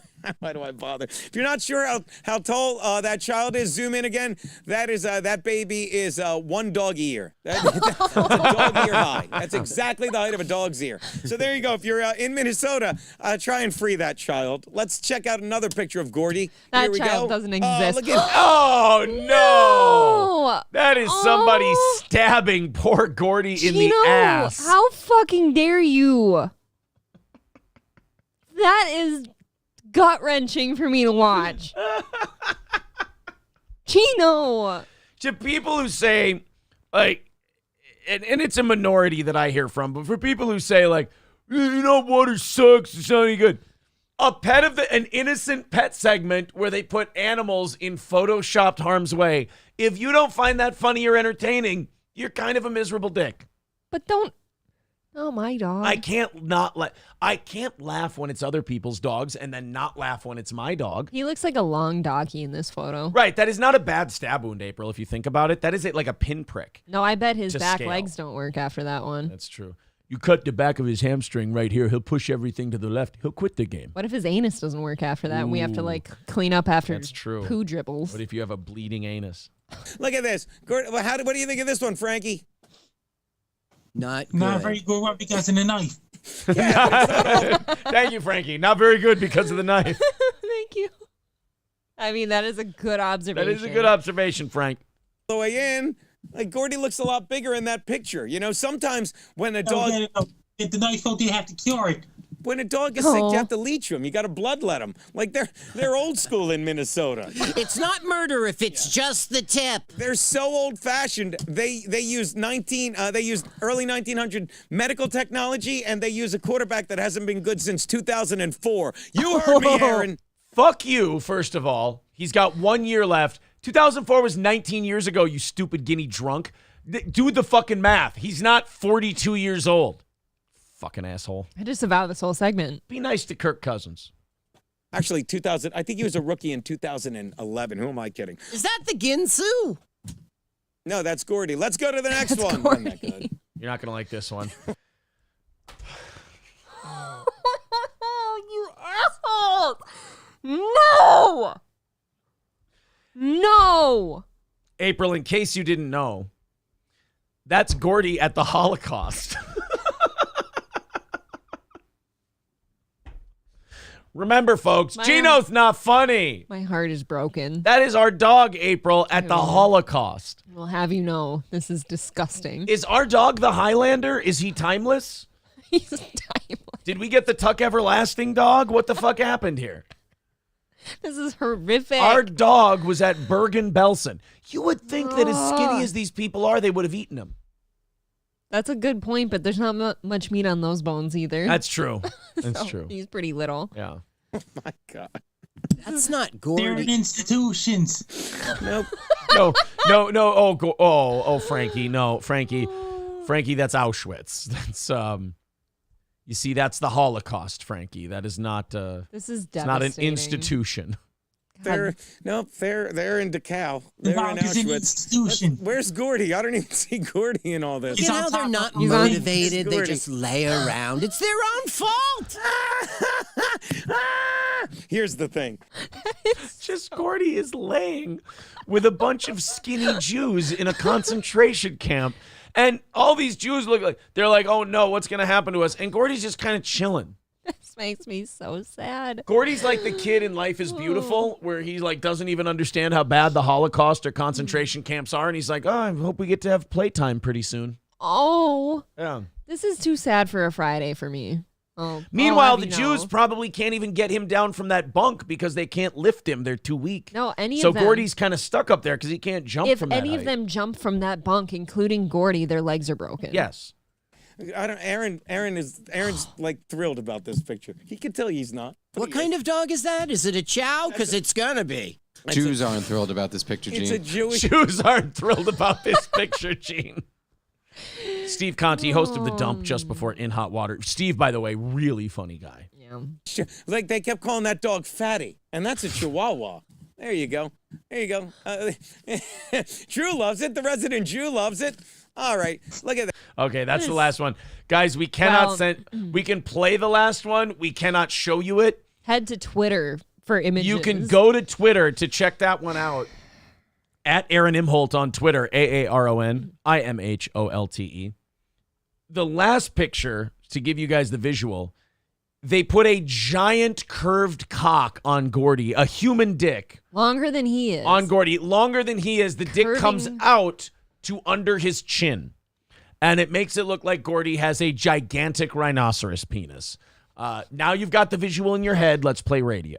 that. It's drawn to scale. That's how I'm going to look in a week. This is a new ad for Abercrombie and Finch. Let's check one more. By the way, the Steel Toe show is taped from earlier. Otherwise, the first 10 minutes would be denouncing bet of the day. Let's take it. Let's take a look at one more of this lovely dog. There you go. Oh. And now they just showed the picture of Gordy with a giant throbbing human cock. He looked so majestic in this picture too. Yes. I cannot show you this, guys. I'm This is- very sorry. I This can't is show you the picture. horrific. Maybe on Rumble I could. I can't show it on YouTube. That is a hot There's dog. a reason April just dotes on this little fella. What a wiener. Aaron's a little jealous. Not gonna lie to you, because Gordo is hung like a Florida, I don't even know what like a Florida roadside attraction. That's what. If I didn't stutter, I would have smoothed it out. What a wimp this dog is. He's got no balls. Yeah. What do you think of this dog, Frankie? Aw. That dog and human hybrid. That dog is a human hybrid. Frankie, what do you think of the giant cock on that dog? That dog's a human hybrid. He's Mephistos. He's one of Mephistos from South Park. I will say in Gordy's defense, I never thought that taking such a nice photo with him or of him would end up like this. Would end up with him with a giant throbbing veiny dick. Or in fucking concentration camp. And now the weirdest part is April's horny. Human hybrid? I thought he was gonna say that dog is huge. That dog is human. He's a human hybrid. All right. Well, Frankie, it looks like we've made it to the end of another fantastic week. Let's And hope I found it out there are two talking orange Frank dog wallets left in stock. All right. I don't know what. Oh, he's pitching his merch. And then Okay. my leg, my little segment of my leg, and probably he watches Simcast too. He does watch He Simcast, felt yeah. compelled to follow me on Twitter yesterday. I was very excited. Well, there we go. That is that's Gino showing everyone our dog. Violating our poor Gordy. Oh boy. I need a tissue. I'm snuffy. Toolman Mike says I couldn't find it on Compound. Just go to collections and go to extras, or if you just go to on demand, we're the first thing that pops up on demand. Yeah. If you go to just go to on compoundmedia.com, click the on demand on the left hand side, and you'll see Steel Toe Show 002. Hey, I like that they're putting 3 numbers next to it. That means there's potential I know. with Steel Toe Pretty cool.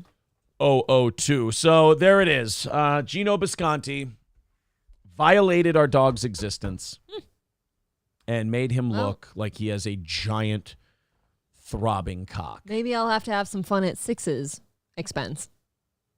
Oh. Wow. I have some ideas brewing already. Robert Darth Mode says, I hear Aaron is even sadder than he was a couple days ago because of the size of Gordy's pekka. It is Robert. sickly huge. Fire Ginger with $5 says Compound is the best. I love those guys over there, man. I'm glad that in any way, shape, or form we're part of the team over there. 220 away from today's goal. That doesn't even make sense. So Gordy is half German and half Mexican, but somehow he ended up in a concentration camp. Honor Roll Dude with $4.99 asks about Mr. Beast. Is this the new N-bomb on the bridge incident? Is Mr. Beast going to semi-retire and hide in Japan? He's referencing PewDiePie. PewDiePie had a show that he was going to have on the, I think, Disney Channel. He had all these deals in the works. He was at the peak of his fame. And when he was gaming, he dropped the N-word on stream. As you do. As you do. But if you're PewDiePie, you can't do that because I know I can't stop ripping the clips off of pens. He's breaking our nice pens. sorry. Look at this. Look at it. I rip off the clips. I cut myself on this sometimes. I apologize. So, yeah, is this that for Mr. Beast? Maybe worse because the people who didn't have a problem with PewDiePie dropping the N-word on the bridge or like they didn't think it was a lingering problem, they're going to have a huge problem with this Chris Trans thing. So, yeah, I think it is akin to that. I think it's probably that level for Mr. Beast. So, we'll see. Are we still going with trans is like natural and organic too, by the way? Who? Is who doing? Not like becoming trans and stuff like, That's you're me. truly feeling like you're just, another person. I honestly, I think it's mental illness manifest, and I think you should get treatment for the mental illness. I don't think it's something you should just leave alone. I don't think it's like, oh, if you're trans, you should just be forced to live your life. No, I think if you feel like you're trans, you should go to a fucking doctor for months and months and months and work out whatever, like untangle all the cords in your head before you start taking drugs and lopping shit off. But I'm not the guy in charge. That's a different guy named Aaron. I was just curious if, like, tomorrow I might feel that I, too, need to be a man. I hope not. You got a solid rack on you. Yeah, I'd like to really fuck up my family, though. I'd appreciate that. Dumbtown says, yeah, Kevin talked shit about us, about our subscribers, whatever. He's in it. Dumbtown? You talk shit about Dumbtown? No offense to Dumbtown. I mean this as a compliment. If you're feeling threatened by Dumbtown, you're dumb. Well, Dumbtown, you should... I'm sure Dumbtown does understand how remarkably stupid that is. Right. And, like, that's pretty transparent of a Kevin Brennan anyways. Like, you've got to go... Wow. You've got to go pick on every show and shit but yours because of subscribers. I mean, I get Kevin shitting on our show. We are the light to his darkness. I understand why he wants to go grab that and drag it down. We have a good time. He's miserable all the time. And we're very close in subscribers. We have way more unique viewers, way more views. We're, the whole thing. Far more happiness over here. But Dumbtown, by the way, click on Dumbtown, subscribe to Dumbtown. Those guys are great. They're very good guys. They put on a good show. Leave Dumbtown the fuck alone. Who are they hurting? I don't know. You know what? Nobody. They hurt nobody. Nobody. Sandy Squatch says, you guys did have a baby and you keep it in a cage? No, of course not. Gino's a liar. Gino is a liar. That would be a cute kid. Mr. Approachable says, hey, boss, I got some numbers for you. I picked a random 10-minute frame and counted how many times you said 22 times in 10 minutes. Doing the math, that's 594 times in a 4.5-hour show. Thank you, Mr. Approachable. I appreciate that. It's very nice. Oh, boy. Like no, I said, oh, boy. I said, oh, boy. No, it was, oh. Oh, boy. All right, a lot of people are putting F8s in the chat. They like that one. They like all the Gordy stuff. Holy shit, you guys were commenting a lot. Is he a chow because that's what he's going to be? Yeah, I thought that was a good line by Carl also. Doctors start giving out hormones within the third visit, Aaron. They only affirm their insanity. I hate that. I really do hate that. Because a good psychiatrist or a good shrink or whatever is going to get to the bottom of your problems and start to try to fix them. I know many therapists who go in and just try to make the person feel like they're okay.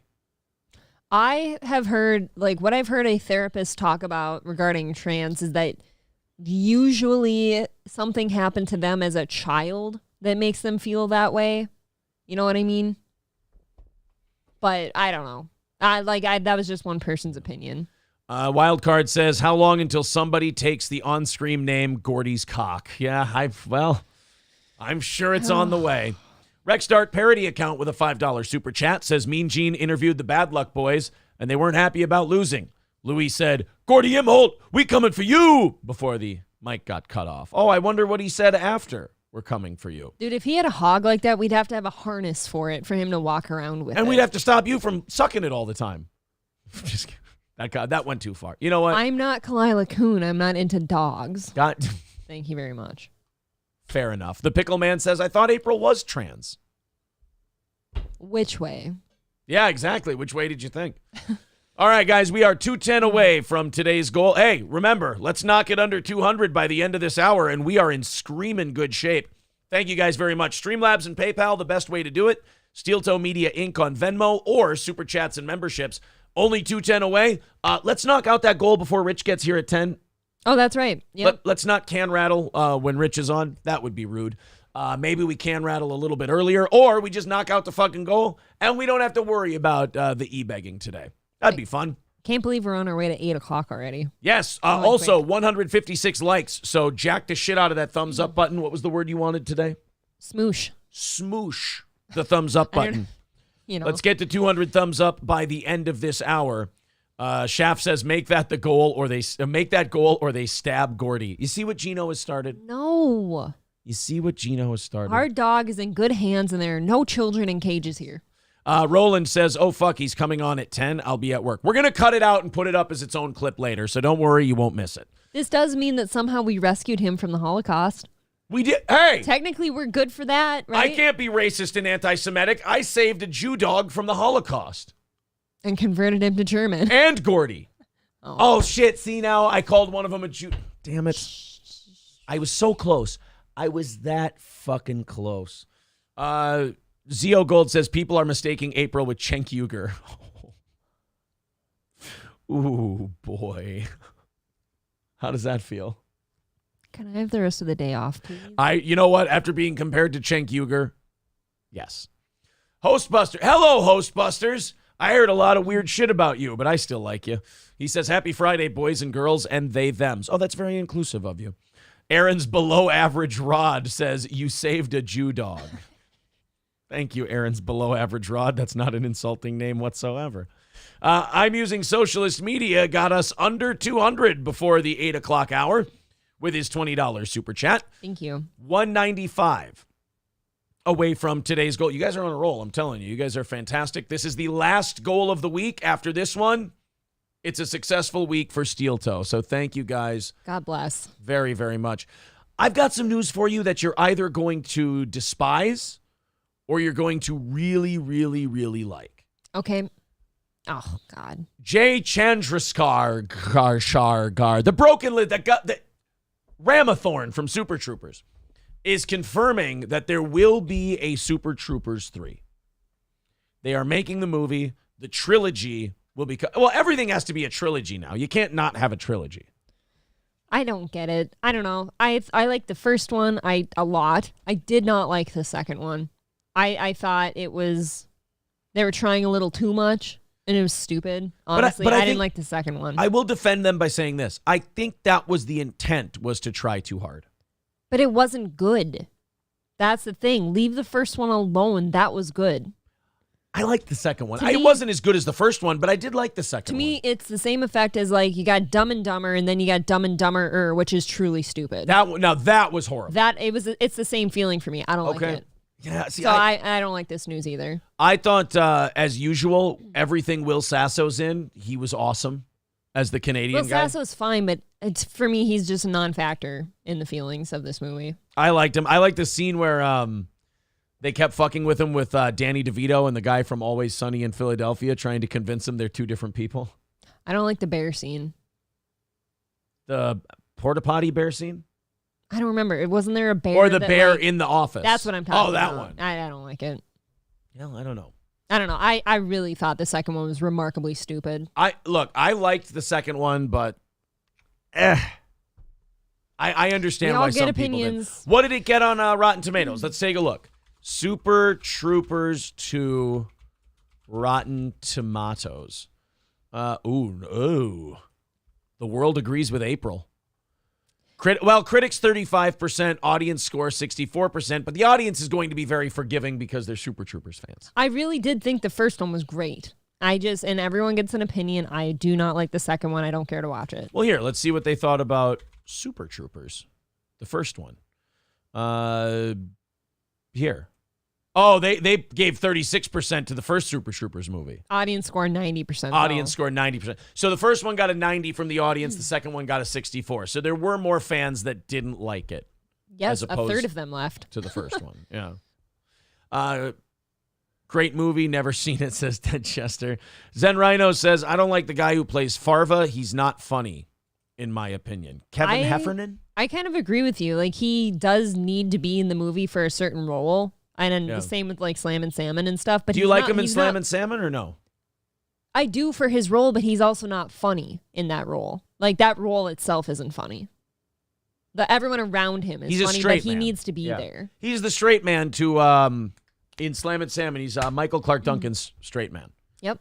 Michael Clark Duncan and Jay Chandrasekhar. I'm doing my best there. I think are the two funniest things in Slam and Salmon. Yeah. Nuts and Leon or Cleon Salmon, I think are the best. I think that one's a great movie too, but yeah, there's just some characters that aren't funny alone. He's not a standalone fruit. He's not a standalone. Standalone fruit. Super Troopers is the pinnacle movie for Broken Lizard, who have a new movie coming out on Hulu. Quasi is the latest comedy from Broken Lizard, which parodies Quasimodo and begins streaming. Oh God, this is one. You know when it begins streaming? When, Aaron? You know what date it begins streaming? Is it soon? It is soon. Does anyone want to guess? Then it's obviously. Don't hold on. Let's see if they get it. Do you guys understand the date that Quasi from Broken Lizard is coming out on? What day does it start streaming? You got it, Dead Jester. On 4/20. Hitler's birthday. Yes, Hitler's birthday. Or the date of the Columbine shooting. God. Yes, we all know it is those two dates and Just nothing horrific else. events. His mom should have swallowed. Whose? Hitler's. Oh, I thought you meant the Columbine shooters. Well, that one too. look, agree to disagree. But the 420 thing. Enough with weed. Weed, all right? bro. Weed, bro. Smoke it or don't, but don't tell anyone about it. If people talked about whiskey or beer the way they talk about weed, and some people do, I want to throw those people in a dumpster and never let them out. I agree. Like, you can do your adult things and not tell somebody. Like, it's okay. People who grow the "I swear to God I'm not gay" beard, and then sit there and talk about IPAs all day. I swear to God, I like to see them hit with a steam shovel would be one of my greatest prides in life. Disgusting, by the way. Symbolic Mind says weed is the old school trans. That's a bit of a reach. That is a bit of a reach. I think it's get just it. obnoxious. Here's the announcement from Jay from Broken Lizard. Not if, but when is Super Troopers 3 happening? We think next. We're writing it. We're 10 drafts in, so we're hoping to do it next. It's looking good. Hey, this is Jay Chandrasekhar from Super Troopers, and you're watching Nerdtropolis, your site for movie news, reviews, interviews. That's it. Well, that's a straight to the point clip, isn't it? That was pretty to the Super point. Troopers 3 is happening. Should we see the do we have the trailer for this Quasi? We got no trailer? You just scroll past like 4 videos. I know, but none of them were the trailer for Quasi. Here it is. My Okay. goodness. Let's take a look, guys. Let's see what they came up with. Medieval France, a time that ushered in a new era of nobility. Have another guard kill that one. Yes, sire. I'm sorry, who? Kill him. No, I couldn't, my lord. I have known Arnaud my entire life. We came up together as squires. Would it be easier if we got a third guard to come in and kill both of these guys? Oh, whoops, here we go.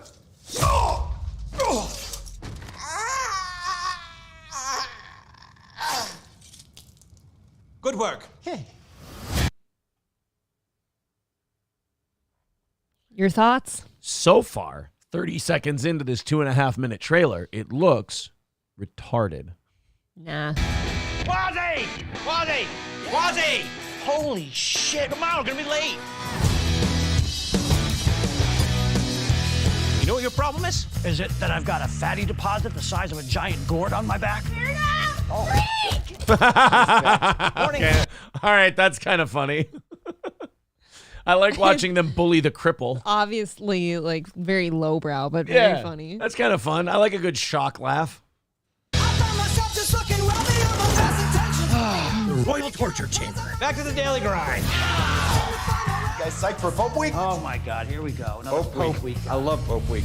Who wants to see an exorcism? Welcome to the Papal Lottery. Winner of the lottery shall have his private confession heard by the Pope himself. Quasi, you won.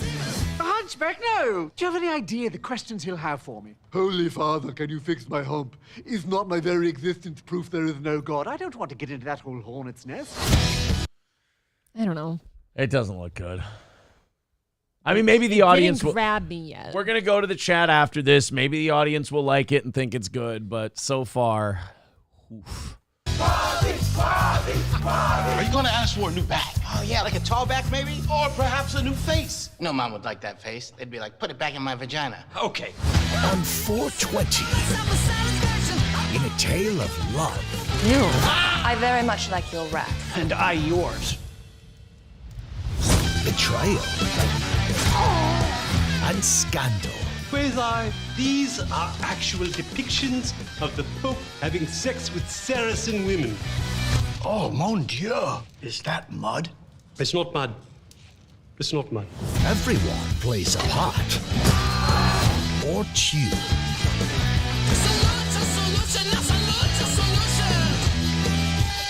Send a warning shot. Shoot over the heads. Yes, my lord. Michelle! Whoops! I said shoot over the heads. I'm not even sure that was my arrow. I saw it come out of your crossbow. You know what? That was Gregor's. Gregor! That was uncomfortable. Yeah, I know. I think maybe like an interesting idea because nobody's ever done real life Quasimodo, but Yeah. the Hunchback of Notre Dame. Pickleman says this movie is total steel toe comedy. How fucking dare you? It's cruel. Symbolic Mind agrees with you. They screwed up Super Troopers too. I don't have faith in them. Thank you. I agree. Who was King Joffrey's wife? She was hot. Natalie Dormer was her name. Cat Eyes. Cat Eyes, yes. Cripple face. Laughing Lion says, what are the odds they only used the worst jokes for the trailer? Fingers crossed, am I right? I always hope that too because isn't that supposed to be where the good shit is, but you kind of hope that was the bad stuff. Angry Saxon says they are trying too hard to be like Monty Python. No, thank you. You know what? That's kind of, okay, I get that. Yes. I get that one. I do get that one. How about no, fuck no, Monty Python, it ain't. Natalie Dormer, yes.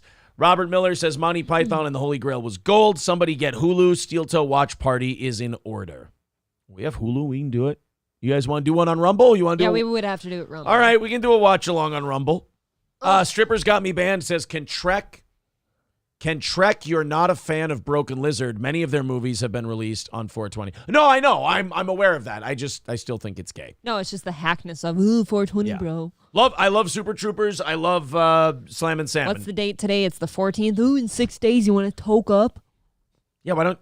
That's what I don't toke up and have a birthday cake for you-know-who? What I don't get about weed people... Whoa. Gordy. What I don't get about weed people is this. Why is 420 a special day when all you do is the same thing you do every day? Even weed people, like, I don't know if, like, all weed people smoke every day. Yeah, Symbolic Mind goes, remember weed? Right, Dead Jester says, whoops, I'm high right now. Exactly. So what makes 6 days from now so important? That's kind of my point. And my thing about weed has always been like, okay, that should be like the seasoning on life, kind of like drinking. You don't go drinking every day. If you're Says gonna smoke, you. Just do it for some fun. Paper Don't have Street. to tell people about it. Paper Street Soap Company says, over on Rumble, says, Aaron needs weed more than anybody. Smartass says... Lighten up, bro. Smartass says, I'm checking out on the Rumble, people. Checking them out. Smartass says, Steel Toe says remarkable more than Hassan says literally. That's literally remarkably not true, dude. But you didn't say or before you said that, so that's good. That's true. Do you know how April and I are going to celebrate 420? Eh.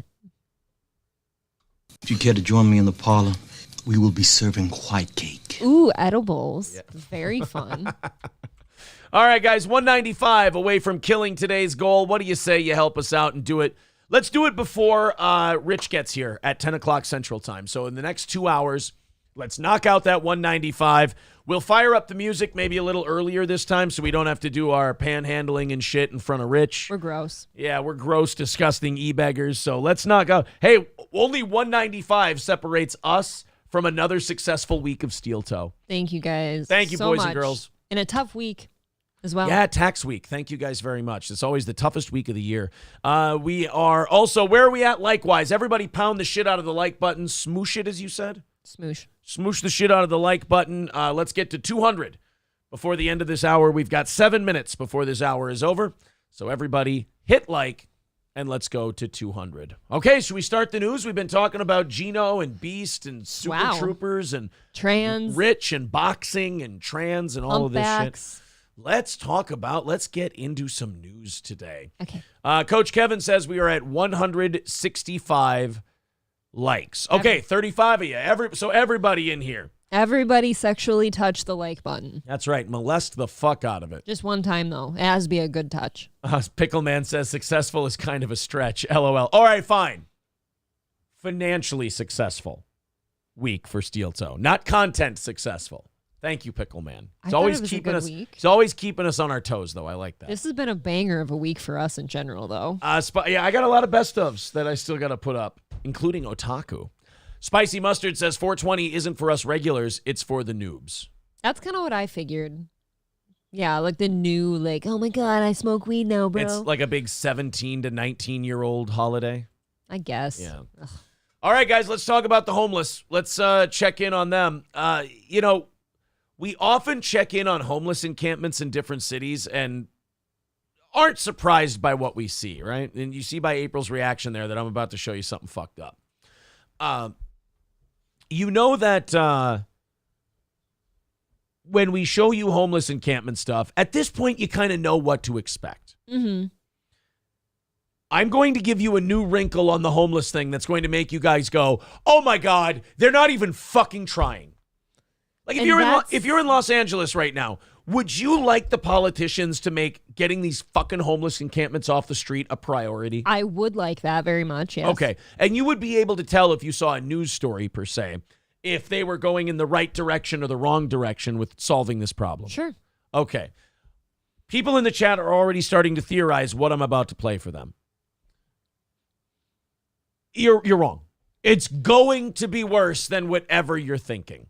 Oh. Get ready. I'm going to show you guys what happens when you don't nip a problem in the bud and you let it fester. Is this kosher to... Yes, this is all blurred out. This is news friendly. It's YouTube friendly. Here we go. California, folks. Naked and unafraid and just a feet away from the Beverly Hills border. As the tents go up, the clothes come off, and now outraged locals are fighting back against the nudity, narcotics, and negative impact on their businesses. Triple N, if you will. Quadruple, never mind. So, Oh, you're not even trying. At any rate. So, this is something I've always said too. Wait until this shit gets outside Beverly Hills, then you'll start to see a pushback. Wait until the fucking rich people in their gated communities start seeing tarps when they go down Rodeo Drive, and you're going to start to see people get the fuck beat out of them, and steamrollers come out, and all this other shit when the rich people start getting bothered. Yes. When it's Skid Row, nobody gave a fuck. Keep all the bums in their Coleman tents on Skid Row with their heroin needles. Bad news, Tardos. When you don't take care of the problem on Skid Row, it will inevitably get to Beverly Hills. You know why? Because there's more of them. Stop running these cities like you're just trying to keep the shit to shoe level. I know you don't like to use words like this, but if you don't kill parasites, figuratively speaking, they fester and grow. The parasite gets bigger. The tapeworm gets bigger. You don't try to keep homelessness down to a manageable area where we let the tents and the heroin needles kind of gather in this one place. You knock all of that shit out. You cure the parasite. You purge the disease. Are you saying we need to deworm California? California needs a good deworming enema. Shove a suppository right up their ass, which would clearly be Skid Row. They'd probably enjoy that, actually. And just lock it down. Yeah, Hollywood's already lost from what I've heard. Oh, really? Yeah, obviously Trisha lives around that area, and she has to drive through there for work sometimes. And she talked in one of her videos about how depressing it is to watch the lovely streets of Hollywood go to shit and nobody does anything. I'm sorry, but these people in California, it's kind of like New York City and their crime problem. They're complicit. I know. Because all these people like Trisha, they're all conservatives until it's time to vote. And then they're progressive, loving, tolerant liberals. She doesn't vote. And that doesn't help either. That doesn't help either. So everybody's a lovely, tolerant, everybody's a conservative who wants to cut down on crime and cut down on homelessness until it comes time to vote for the people who have the plans that will do that because they don't want to be called mean or bigoted or intolerant or anything like that. I'm tired of all these fucking newfound conservatives in Los Angeles who, when it comes time to vote for the same retards who put them in this position. She's talked about how scary it is to try to park anywhere. She doesn't want to sit in her car for any in any location for a length of time because people do come over and they gather. Did you vote for Gavin Newsom and did you vote for London Breed? Then you're fucking complicit. I don't want to hear you bitch. I'm sorry. Like George Carlin once said, I didn't vote, so I have every right to complain. I didn't pick these assholes. Sitting and calling yourself non-political too, like she has, and not voting does not help save your city either. Well, I'm sorry, guys. Schools are politics. Homelessness is politics. So you can say you're not political, but you live politics every day. Sure. Unfortunately, because we've got way too big of a government and we never voted to take any power away from them or anything else. Politics is now everywhere. It's everything. If I could quote Aben Cooper from Red State, you know where it is? Huh. Everywhere. Everywhere. By the way, Victor, if you could, would you be able to get me Aben Cooper from Red State going, everywhere? Did you know in places like Calabasas, California, they have like security guards outside of like salad places, like little salad restaurants and like little restaurants like that? Because they're getting robbed, or? I don't know. But I think she talks about it like there's valets and there's like officers that are like stationed outside of some of these restaurants. Wunderbar. Isn't that fun? Eyewitness News reporter Christian Cordero joining us live now, hearing from those neighbors tonight. Christian. On San Vicente and Beverly Grove, people are having a hard time sleeping at night, whether it's because they're on the streets or running the businesses alongside it. Deborah is among the latter. I have a nice clientele, but now my clientele is getting to the point where they just don't feel comfortable. She has owned her hair business for... I wonder how you voted. I'm sorry, if the news wants to get to the bottom of this, and I know they don't want to appear biased, but let's ask follow-up questions of, how'd you vote? And if they say, well, I voted for the current mayor we have, and I voted for the current governor we have, well, then congratulations. This is your fault. These citizens never see it as the leadership's fault for some reason. Why is that? We're about to see this because the leaders tell them that it's not their fault, and they fucking believe them. They're dumb. They're low IQ voters. So we're about to see this in Minnesota, by the way, because we have a $17 billion surplus. At least $2,500 of that, $2,500 of that should go to each citizen in Minnesota. Each citizen of this state, each adult, and not children, each adult should get at least $2,500, $3,000 back from this surplus. Yeah. And you could still fix all the roads and do everything else you want to do. There is plenty of money. It should either go back to these people in the form of a check or eliminate the state income tax. If it all went back to us, wasn't it like $6,000 a person? Per adult. Per adult. If you gave it all back. But okay, you can worry about inflation or whatever. How about you eliminate the state income tax? Would be nice. That would be cool. I know. Cut a shitload of taxes. We've all heard of people moving to states where income tax isn't a thing anymore because people can't fucking afford it. That would be nice. So, you don't ask in Minnesota, we're going to end up having this complaint from people. You're going to hear people bitch because we voted for Democrats in the Senate, Democrats in the House, Democratic governor.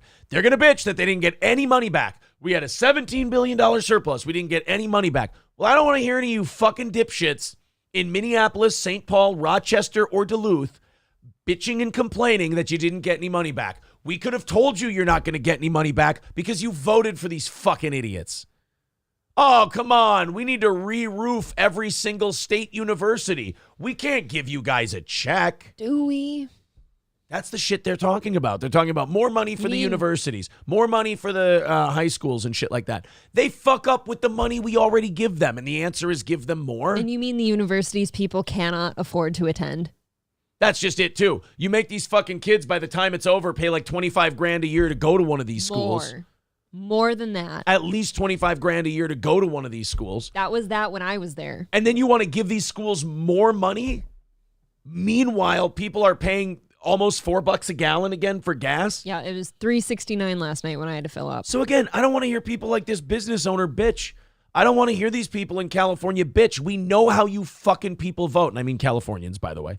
We know how you people vote. Don't bitch to us. Don't complain. We've given you the answer 100 times. New York frustrates the shit out of me because New York has solved this problem before. And they stopped doing the things that solve the problems because, oh, it's mean. They don't want to get their hands dirty. Right. For 2 decades has seen the crisis grow within the past 2 years and escalate within the past 2 weeks. This woman lying naked on a couch in the middle of the day is the latest reminder of how deep this issue runs. Doesn't that just kind of look like the dying days of an empire? Yes, that looks like fucking zombies laying about and just rotting away. It just looks like the coming dark ages. It just looks like a great empire is dying and the world's about to be plunged into darkness. It says dying. It says sickness. We've given up. Yeah. Like, we're a fallen society. It is a visual social cancer. Yep. Is what it is. Couch one day out there, and I'm thinking like, oh my God. And then the next day I came back, and she's all over the couch, and she's just naked. She was crying. I felt bad for her. Stop. See, that's your fucking problem. I'm sorry, but we got to fix society first. Then you can start feeling bad for them. Lock her in a fucking room, then we can start feeling bad. Bring her somewhere where she can get help. I'm tired of this shit where with homeless people, it's nonstop, unending forgiveness and sympathy. I'm sorry, guys. She ain't trying. She's laying naked on a couch, seeing dragons in her mind and screaming at them. She's not trying her best. She's not doing a good job. She's not struggling. She's given up. Why should you give a fuck about her? She doesn't give a fuck about herself. Get her somewhere away from people where she can maybe get some help, or at least just be away from the production of a happy society. And then you can start feeling bad for him. Driving by with a sympathetic thought doesn't get her any help. It Right. doesn't do her any good, and it certainly doesn't do you and your business any good. And you're right. So I don't know how we get these people moved, but it needs to happen. And like, if I were to go over to Beverly Hills right now and lay on that same couch naked, like, I'm not getting the sympathy. Or if I did it here, I'm not getting that sympathy. I'm getting a charge. Yeah. Okay. I would hope so. No, you're not going to get a charge there. If I did it here, I'm getting a charge. Maybe here. You know, I wanted to like give her something to cover up, but I feel like if I do the little things, then I'll have everyone coming asking for help. You're so close. Oh my God. It's so hard to watch these people in these cities because you're like, keep going. Yes. Sit there and tell me you're going to vote different next time so this stuff can end. Right. That's what I need to hear from you. There you go. Oh, if I help them, then it'll be like a zombie horde fucking coming towards me. Exactly. It's the South Park spare change episode. It is. They did it perfectly. Southern California's top homelessness official said today this issue is fired, fucking fired, please. Can we fire somebody? That's what we said about New York too, cleaning up the rats. You're not doing a good job. You're paying someone else $180,000 a year to come do a job that somebody already has. You're just creating more government bureaucracy. Isn't unique to LA. That cities everywhere are feeling it. But this stretch of San Vicente, almost like it's a completely manufactured, put on, concerted effort to drag our cities into the shitter so they can remake society in whoever's backing this financially's image, which I won't get into today because we're having a good week and I don't want to catch a suspension. tells the tale of two. Right now, we're standing on the east side of San Vicente in the city of Los Angeles, and you can see a lot of people here sleep on the street. Right across the street, that's not the city of LA. The west side of San Vicente is Beverly Hills. They're not over there. No shit. Because that's where the rich people live, and the cops will come in and thump your fucking skull for you because the rich people demand it. But the people like you, the small business owners in LA who are just scraping by, you guys tolerate it. You tolerate. And by the way, a lot of those millionaires and billionaires in Beverly Hills donate to the organizations that fund the politicians that keep those homeless people on the streets. Of course they do. It's gross. They're not on the Beverly Hills side. Because Beverly Hills is its own city. They have an ordinance too. LA is more complicated and more divided in regulating where people can camp, whether to enforce it, and how to provide services that make a difference. Oh, here, I'll make it easy for you. Ready? Here's the rule on camping. No. Go live in the fucking sticks if you want to camp. I'll say it again. I can't go pitch a tent downtown here on the sidewalk. It's not allowed in anywhere but these places. Here's a good rule. Put me in charge of LA for a week. We'll get the ball rolling. Here. It'll be like a bar rescue. I'll come in for a week, and then when I leave, it'll be up to you. If there's pavement on the ground within 400 feet, you can't put a tent there. Okay. And you can't sleep there, and you can't camp there, and you can't put your shit there. If there's pavement within 400 feet of the spot you're in, no pitching a tent. If you're in a business district, no pitching a tent. Yeah. Residential, no. Unless it's your tent. This afternoon, there's a gentleman just screaming, profanities, I'm going to get you, and he's disoriented. So we called, there's a mental health line you can call, nobody came. Dr. Kenneth Wright How about cops first, Then we'll sort it out once they're off the streets. I'll tell you why not cops. The cops get no fucking support in places like this. Well, that's true, too. They don't want to show up to this shit. The building Deborah leases from. Simply put, he's running out of options. I just walked out my receptionist, Elena. I walked her down the street, and I had to quick get out of this interview because she just left to make sure she's safe. And says he plans to move his office, but worries no one will move in. Both worry no one will step in with a meaningful solution. Their city council member, Katie Yaroslavsky, proposes, among other things, city and county leaders collaborate to create more beds, particularly for people experiencing mental health crises and addiction. She told ABC. So same old, same old. We're just going to do this more same beds, shit. More beds. That woman has a No. bed. She's happy with that bed. You have to remove her. I love this idea that homeless people they're not, on one hand, they keep saying, well, they're mentally ill. You have to understand they're mentally ill. Right. They're mentally ill. They'll sleep on the fucking ground if you don't make them stop. If they find out that there's a bed in a homeless shelter somewhere, they don't go, oh, well, let me pack up all my drugs and my stale bread and let me go to the homeless shelter. No, they go, get out of here, demon person. You have to physically remove these fucking people. And then you can sort it out after that. And some of these people that, you know, how people say, oh, they're just they're falling on hard times, you know, like hard times, baby. See, when you got your big titties out and you're staring on a couch and you're shouting at the devil because the devil is standing right in front of you, daddy. That's hard times. When you're shooting up fentanyl heroin and you're eating your own feces because you ain't had lunch since last Tuesday. That's hard times, daddy. And Ric Flair, you're going to be homeless soon if you have another divorce, daddy. That's hard time.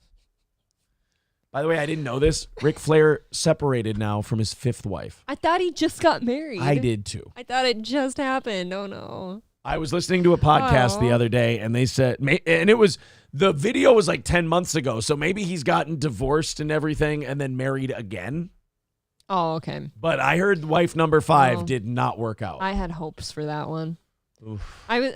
Now I forgot what I was saying. I'm starting to think that Ric Flair, and stop me, I'm starting to think Ric Flair might be a giant fucking mess. I'm not getting that. Okay. You want to be number 6? Report back to us. How much money's left after the 5 divorces? I think he and Evander Holyfield could put their money together and maybe buy a house in a shitty neighborhood. I only marry men with no money. Oh, thank you. And then in a statement, quote, my home is within walking distance of these encampments. I walk or drive past this neighborhood almost every day with my 3 children.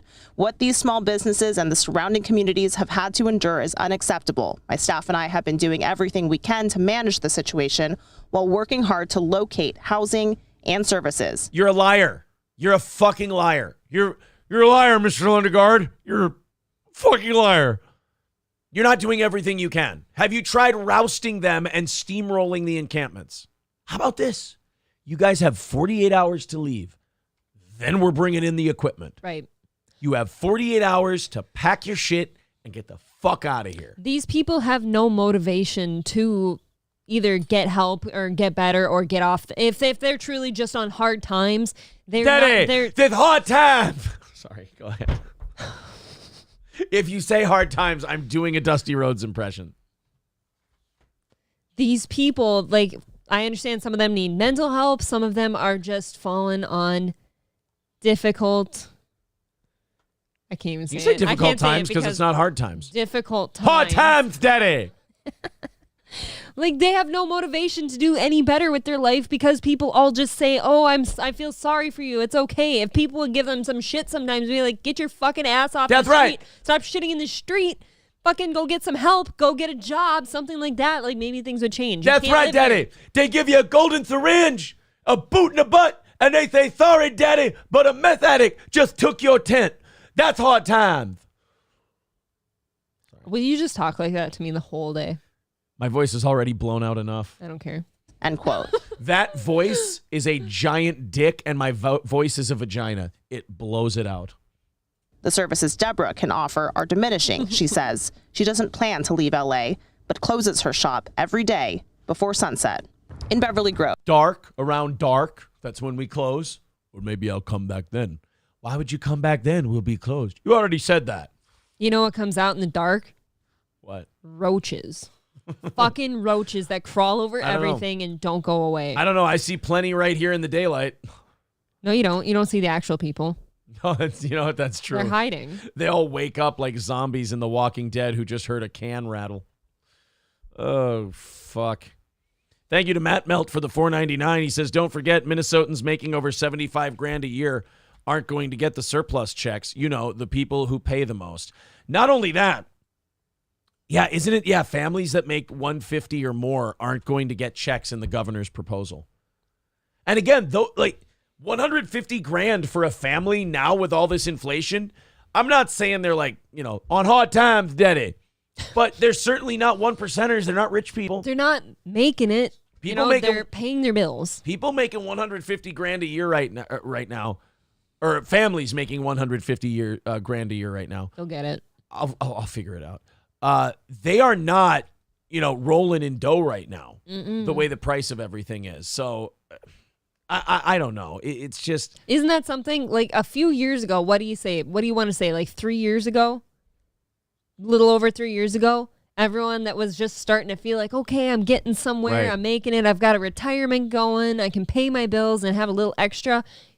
You're fucking just scraping by right now. Yeah. And your retirement accounts don't look good. Ooh, no. Don't look at it. No, it's not worth it. Zen Rhino says a lot of these people refused help and services. They're choosing to be homeless. Fuck them, burn the tents, drag them out to the canyon somewhere, and Jesus Christ, that's even more extreme than me. Danny Depot says any of us could end up homeless.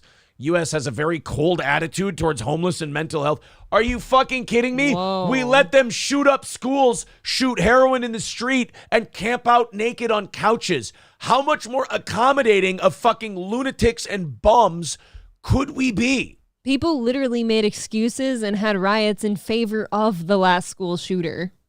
Okay. We let our mentally ill run amok and murder people in this fucking country. We accept all of it now. We let them lie naked on couches and turn our once beautiful cities into shithole wastelands. You know what? How could we be more tolerant of homelessness and mental health problems? I'm sorry, but a lot of people's mental health is not a victimless crime. Right. It is. It's choices. Danny Depot says try to leave the U.S. sometime and go somewhere shittier where they're even more accommodating and nicer. Wow. Oh, you mean try leaving the U.S. to some fucking country where we basically pay your military bills so you can afford to have all this nice shit while we drown in debt because our government doesn't give a fuck? And anywhere that you might be talking about that has a big homeless population, that's where we're headed now. That's what we're turning into. It's all the big cities. They're all doing that. Danny Depot, I agree with you. If there's another country out there that pays to have state-run hospitals where we can send all the whacked-out mentally ill people like we used to have before Ronald Reagan. That hurt people. Right. I would agree with you. That country's doing it better. Fund institutions, take all the money away from Ukraine, and fund some institutions where we can put these fucking people and keep them away from the public. And you might say, well, Aaron, you mean until they get better? Most of them aren't getting better. There are some people here that cannot function in society. They're not helping. They harm people. Look, I'll give you this, Danny Depot. And I think a lot of our listeners say this when we talk about the homelessness and mental health stuff and no state-run mental health hospitals. Ronald Reagan's legacy lives. Yeah. When you see kidding. When you see this homelessness and all that stuff, you can say Ronald Reagan's legacy lives because he shut down the state hospitals because he didn't want to spend government money on that. You know what's funny? People look at Ronald Reagan as this like government buster and he cut federal government funding to all this stuff. Not to the military industrial complex, not to the people who get us in all this trouble around the world and get our fucking civilians killed. Didn't cut funding to them, did he? Kept the military-industrial complex going and let loose the crazies. Okay, so he let us down because he let loose the crazies and shut down the sanitariums and shit. But we've had how many years now to turn that shit around and we can't do it. Yep. Nobody can do it. Child trafficking on the border, the drugs coming across the border. Disgusting. Ronald Reagan's legacy lives. To all those boomers love Reagan. I hope that young... I don't care if you're Republican, Democrat, whatever, but I hope young, based people, if you want to call them that, I hope that they grow up without this fucking fondness for Ronald Reagan because being a slave to the military-industrial complex, letting the mentally ill run amok, and contributing to overspending and debt and open borders is Ronald Reagan's legacy. $4.99 from Omega Dreads Gaming Channel says, for telling it like it is. Thank you, buddy. Getting all heated now. I hope there's Thank a you. funny story next. I know, I do too. I was feeling the need for a refresher here. Zero Dark Tony says, what would Jesse Ventura do? You got to be more Then he moved to specific. California? Well, you got to be more specific. 1998 Jesse would address this. Now Jesse would just sputter and yell and scream about God knows what. He's a little weird now. Yosemite Sambo says, if you only make $27K as a carpenter, then you either need to move to a different state or you fucking suck at your job, Roachbait. I made $27K as a framer in 2003. You are doing something wrong, homie. Well, I mean, try to do your best, Fucking do your best. He does have a point, Everybody has their Like, struggles. Bust your ass, work hard. If I would have stayed with my childhood thing and became a vet, and let's say I stayed in my hometown of Litchfield to become a vet, Yeah. You don't make you're not going to make jack shit. You want to move to a big city now and work on people's little purse dogs. You're going to make a lot of money. Yeah. Okay. D. Gulag says Reagan's second term was very similar to Biden's first term. Well, they both didn't remember who the fuck they were. Carlos says, Reagan is in hell. What an absolute trash bag of a president with an even worse legacy. Where'd Danny go? I like Danny. He's new here, stumbled in, left some critical comments. I like that. He was very respectful. Yeah. Danny says, thanks for mentioning comment. Appreciate being part of the conversation. No problem. And I think you and I probably agree. You're probably a lot nicer to homeless people. But I think you and I have the same solution, which is build facilities where we can put them. And not places, I don't like the idea of build places where they can go. They won't go. All right, these are broken people. You need to physically put them in these, but you need to adjudicate them mentally ill, deficient, unable to take care of themselves, like you do saying someone isn't capable of standing trial. The same kind of process. Like it should be okay for people, let's say a police officer, to observe somebody on the sidewalks or streets for a little bit and be like, bring them all in. right, we've observed you. You don't look well. Let's take you somewhere and get you some help. Well, take them there. I do a second step. I would go, the cops bring them in, and then there has to be due process. You bring them before a judge orders a mental evaluation. The mental evaluation comes back. Okay. This person can't be out on the streets. They can't take care of themselves. And then the judge says, you're going to this facility. I see your point. I completely understand your point. I raise you this. Do you have any idea how long that's going to take? Do you have any idea how long that's going to take? I don't care. Just do it. Scarface says Reagan also turned California blue through amnesty. Pickleman says I can't own a full auto because of Reagan. Yeah, I don't. The older I get and the more this country goes the way it does, the more I go I don't understand all the fucking, the hoopla around Ronald Reagan. JC says, round them up and no need to tell me what you do with them. See, some people have just fun. I believe the closer you live to this shit, the less patience you have for a measured response, I do sometimes. It's kind of like crime, if there were harsh consequences for behaving certain ways, sometimes I do think the problem would start going away. 185 away from today's goal. If you guys feel like chipping into our little e-beggar talk show here, Streamlabs, PayPal, Super Chats, memberships, we're only 185 away from knocking everything out for the week. Thank you guys so much for that. Thank you. Let's finish them off. We've got Rich from Review Tech USA coming in at 10 o'clock to talk about challenging Jeremy from the Quartering to a boxing match and potentially us training him and Sam Hyde training the Quartering. I think it would be a lot of fun. If you want to contribute to today's show, please do. There's the links in the chat. It's also pinned to the top of the page. Super Chats and memberships count as well. Our show only exists from the support and generosity of our fans. So let's, again, getting pretty close. If you feel like helping us knock that out, we do appreciate it. This is a really shitty, awful, evil story. This is like one of those stories where you look at it and you go, some crimes I understand, like a hungry guy stealing a sandwich, a poor guy robbing a bank, Not something you should do. Not good. You should be thrown in prison for doing it.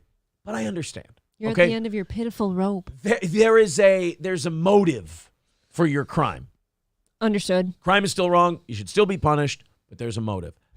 Somebody has to describe motive to me on this next story we're about to go to. This is a mom in Texas having to set up a surveillance camera Top story. at a cemetery because somebody kept stealing the gifts that were left for her dead daughter.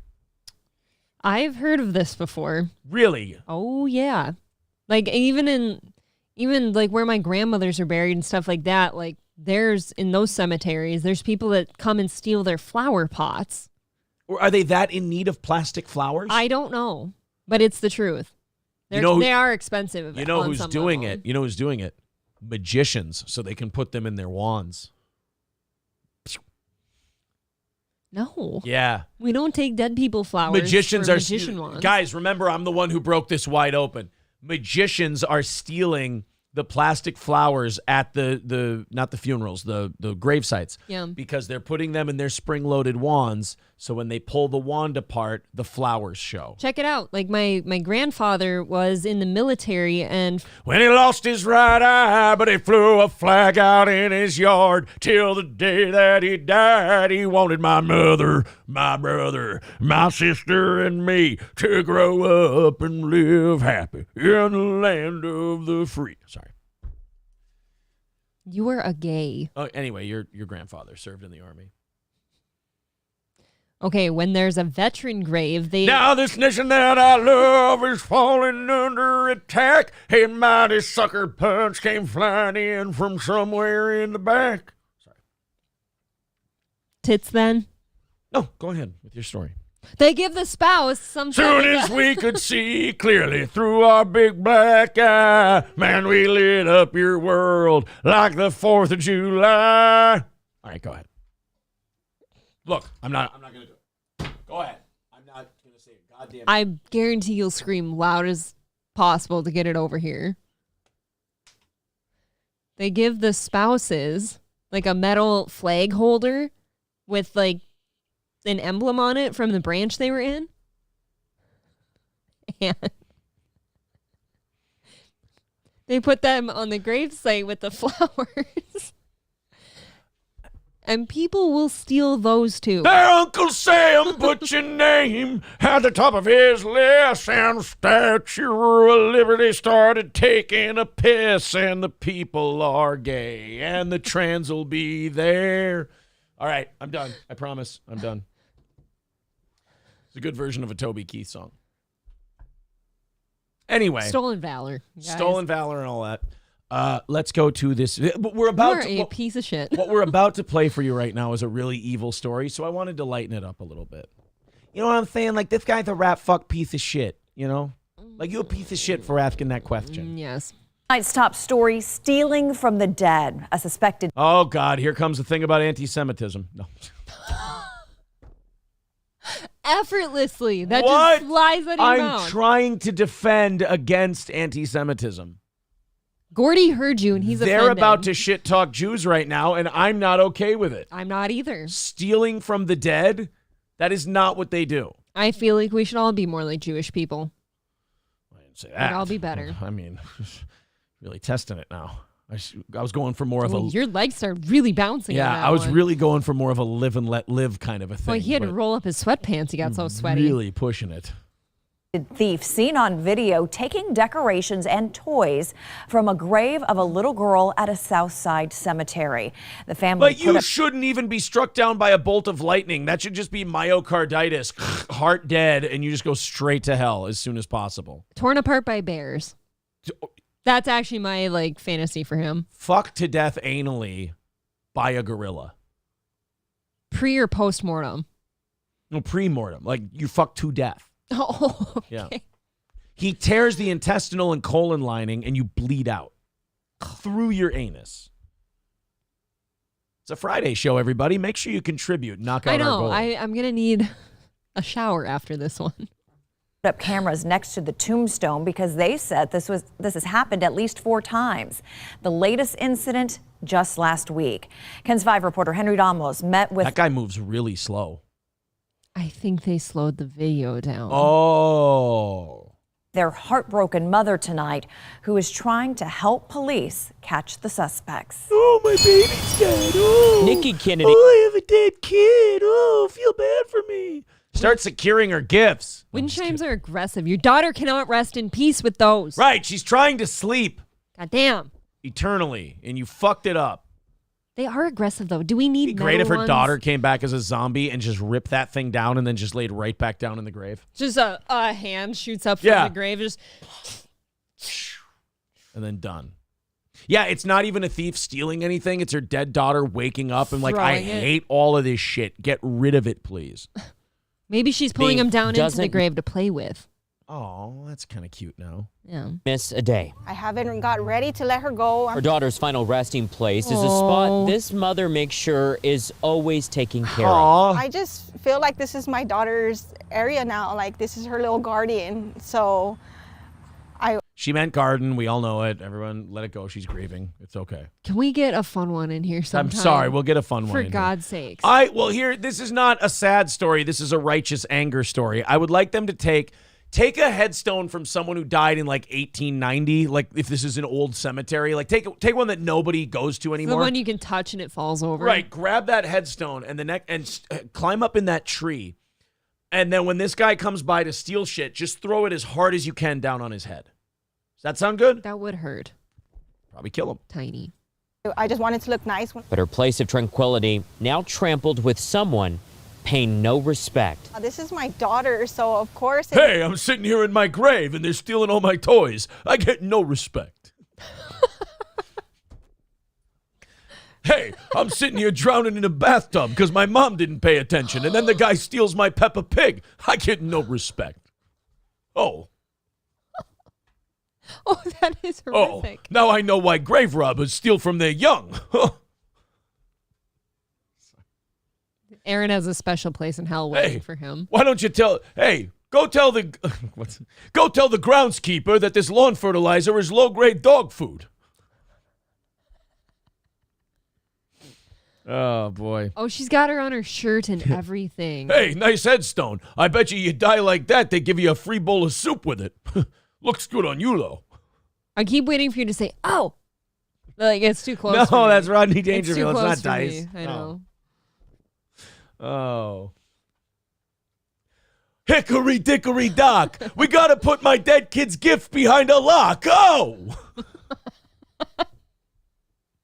She just puts a whole cage around the grave. Yeah, exactly. Oh, no. Oh. Old Mother Hubbard. She's dead. Oh. Well, that's just... Makes me upset, angry. Last week, right before... Little Miss Muffet died in the bathtub. Sorry. I don't know what came over me. Satan. 3 blind mice. Hold on. 3 blind mice gave my kid bubonic plague and killed her. Oh! I told you we'd make this funny. I understand now. Thank you. For Easter, she says this man stole the decor she placed around her daughter's grave. Oh, God. Her daughter, known as Dina, in 2019, died of cancer at 4 years old. What in the right mind makes you think, oh, let me go to the cemetery and take somebody's stuff? A profound disrespect for any societal rules, thus you should be removed from it immediately. Oh, I'm sorry. Was that a rhetorical question? Because I've got solutions. Oh, that guy's like, I really wanted to buy my kid a football, but those fucking things are expensive. And in his mind, what he's probably thinking is, well, she ain't using it. I'm just going to say that. She's not using it? Right. I don't know. And she was a 4-year-old girl. I doubt she liked football. I've brought, I knew a child who died when she was, 2, and I used to bring, her favorite candy to her grave and stuff, and I guess she's not going to eat that either, huh? So somebody else might as well. Yeah. Right. I mean, if somebody that's just came a by shitty and, way to think, though. Come on. Right. Like you feel part of your humanity's gone if you think that way. Somebody else is going to their grandmother's gravesite next door to her gravesite, and God, I was really craving M&Ms. Hickory dickory dock. I left my dead kid's sidewalk chalk. Oh! For this theft, Kennedy had put up cameras next to her daughter. Kennedy! No wonder your voice is gone. Sorry. And I hail from Green Bay Cemetery. Little Kennedy. Kennedy. Daughter's tombstone. She says this has happened at least 4 times in the last few years. I've got a commercial for you. What do you like on your tombstone? A Peppa Pig that a black guy's going to steal. Sorry. Pizza commercial joke. Jose Burial Park. No way, Jose. You have no soul. It's gone. This guy stole from this girl's gravesite. No way, Jose. You know, it was in Jose. It was in the Jose Cemetery. The hell you say? In this latest, you see the man start putting the Easter eggs in his backpack. What did you possibly do with those little items? Kennedy has... Maybe he thinks they're Khaleesi's dragon eggs. No, I think he regifts them to his children because he's like, I didn't want to spend the money. Kind of like taunting the dead kid, though, isn't it? With like an Easter egg hunt. That is shitty. Yeah. If she can like somehow know that there's eggs there. Please don't put a Vikings logo on my headstone, by the way. Like, I want to be remembered for something more than what I watched 17 Sundays a year. I was actually just going to put a picture of like you and Kirk superimposed together. That'd be cute. Has turned over this surveillance video to police, and she has this warning tonight. So never think that there's no eyes on my daughter. There's eyes on her at all times. So yeah. Jesus's. How about a picture of you and me? I've seen that before. Yeah. You know what? If we make it. And I thought we were going...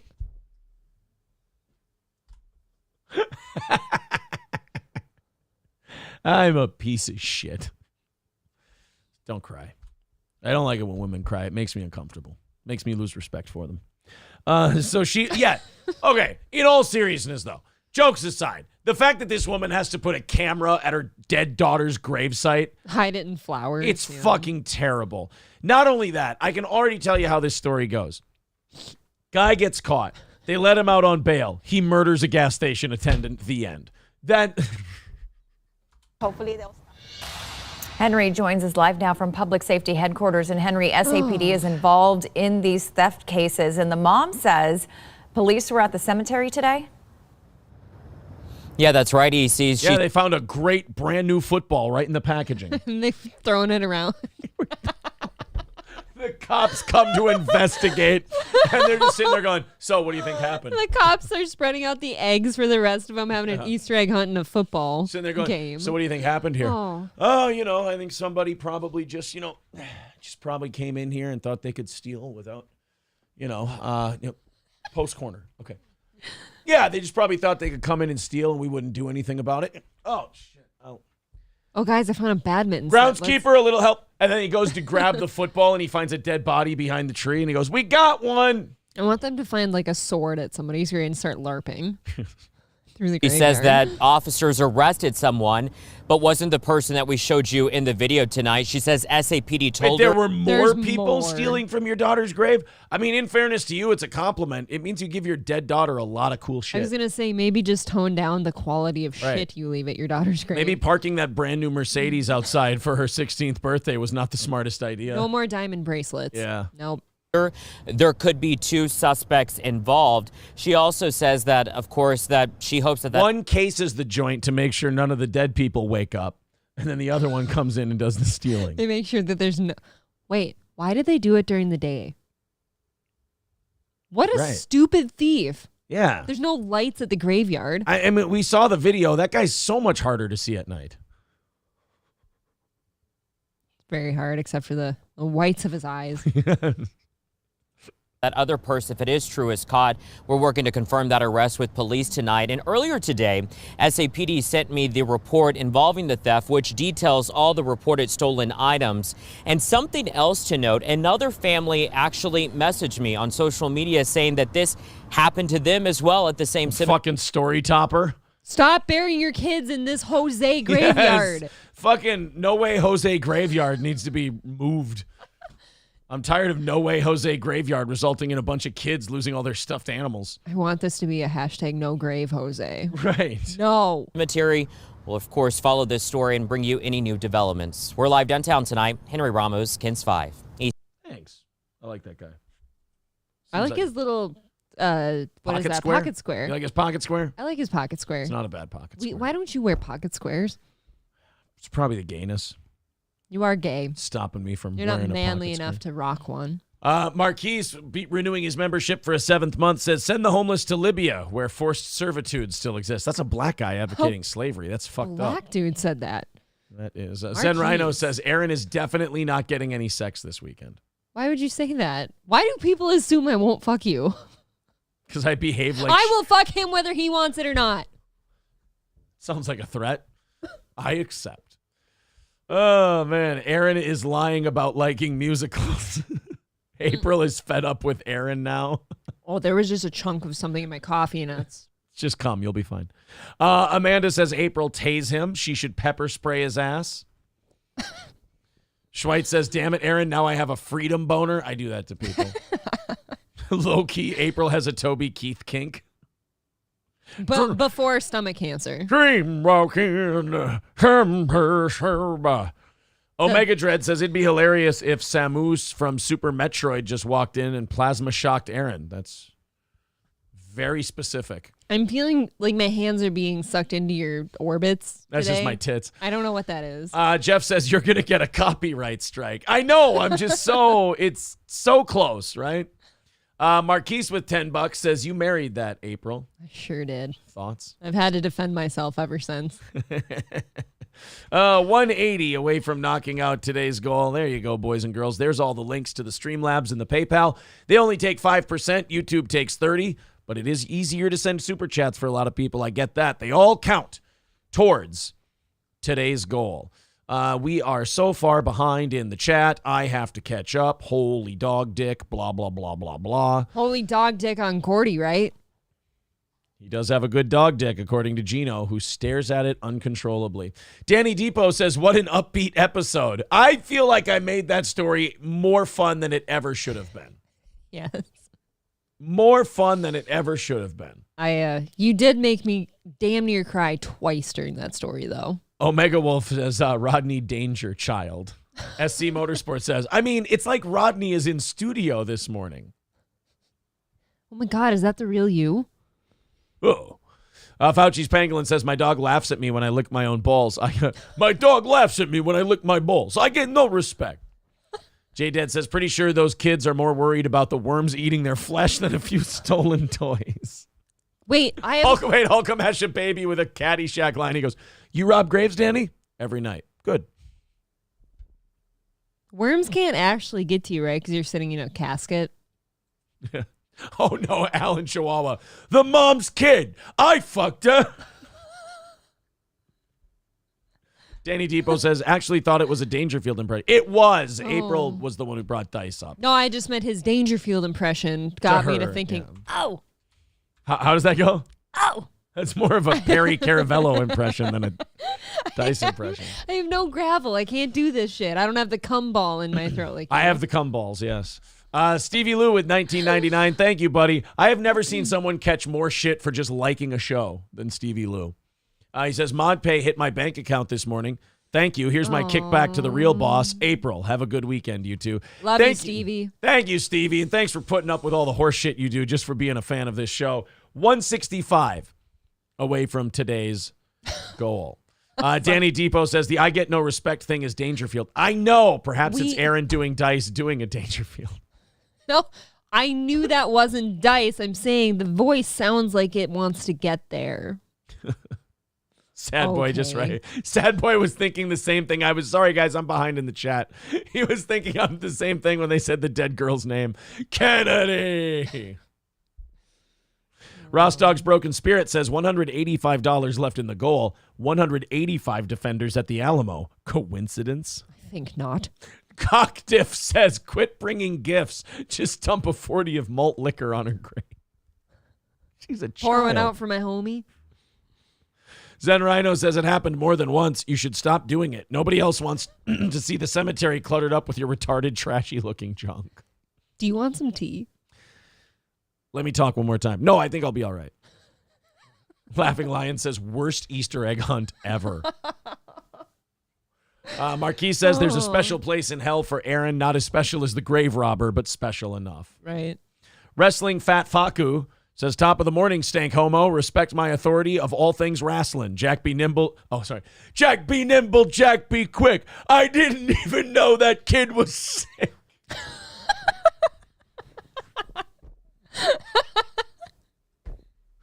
Oh, fuck, that hurts. That really hurts my stomach. Oh, my God, I have Japanese eyes. I'm laughing, though. My rib is Jack with be hopping. nimble, Jack be quick. I didn't even know that kid. Oh, it's the best laugh I've had all week. Oh, my God, that was so funny, dude. Oh.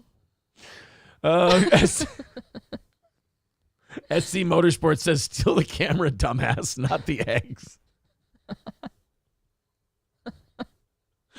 Jack be nimble, Jack be quick. I didn't know that kid was sick. Oh my fucking God, is that horrendously offensive? Oh, that is bad. Zen Rhino. Oh yeah, Zen Rhino pays a price for being a fan of this show too. He says, I have Aaron. Some fucking moron had to troll the Bad Luck Boys chat room last night, all because I donated $10. To here or there? I think there. Or here. I don't fucking know. Now we hate the Bad Luck Boys too? Well, Mersh came with his own haters. That's not Mersh, that's Lewin Sinclair. No, Lewin Sinclair. Mersh streamed on the Bad Luck Boys last night. I think Nightwave was on the Bad Luck Boys I'm channel. being a shit. And Alex Stein and Mersh and I were all in there at the same time. Well, yucking you know it up. what? Good for you guys. I'll just see myself out then. She really has to just go take a shit. That was an excuse. Oh, my God. Bird Collector says, hey, Aaron, how about that business and or self-employment tax going for you? Talking about Minnesota taxes. I don't know. If you're an S-Corp, it's a pass-through, so it's a little... I don't like the payroll taxes. Like, that's a pain in the ass. And you know, the state taxes are a pain in the ass. So, yeah, I guess you're right. Yeah, the taxes suck, too. Even if you're a business. I hear you. Forerunner says, I'm 22, and most around my age absolutely hate Reagan. Yeah, it's just a lot of the shit he didn't age well. That's all. Oh, please tell me that people really liked that guy's wrestling Fat Faku's line, because that deserved a lot more than it's getting. Okay, good. A lot of fires and shit in the chat. Good. J Dead says, Jack and Jill went up to heaven, so I stole their illegal alien mom's toys. Oh!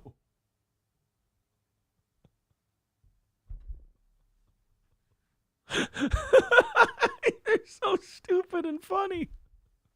Mr. Approachable, hickory dickory dock. Time ran out on that kid's clock. Oh. Raz of Chaz says, I got harassed for liking the show. My wife calls me the gay F word. Oh. P. Robbo with $10 says, I don't get to see your live often because of the time difference. Keep up the good work. Thank you, buddy. Act like, see, this is why those shows that just read super chats are fucking awful. You got to get a lot of people in there because you have funny fans, man. Somebody sent me a message yesterday when they told me that, you know, MLC was throwing a fit that we were on Compound again. They were like, man, your show's audience is so much funnier than theirs. They're just all angry and cunty and autistic. And I'm like, ours are autistic too, but they're funny and autistic. They're saying you weren't taking a shit. You were actually planning my death. Do you need a drink while I'm up? I'll have a beer. Oh, I meant like a tea for your throat. I will have a beer at 8:45 in the morning. Thank you very much. I don't have any beers. Yes, I do. You can have one of mine. Dave Bass says, Junkyard Dogs when? We will work on that. We'll get the Junkyard Dogs on the program. Guy Sartell says, you also liked the picture I sent you. Okay, for those of you who have been around for a couple of years, you know that Sartell, Minnesota, the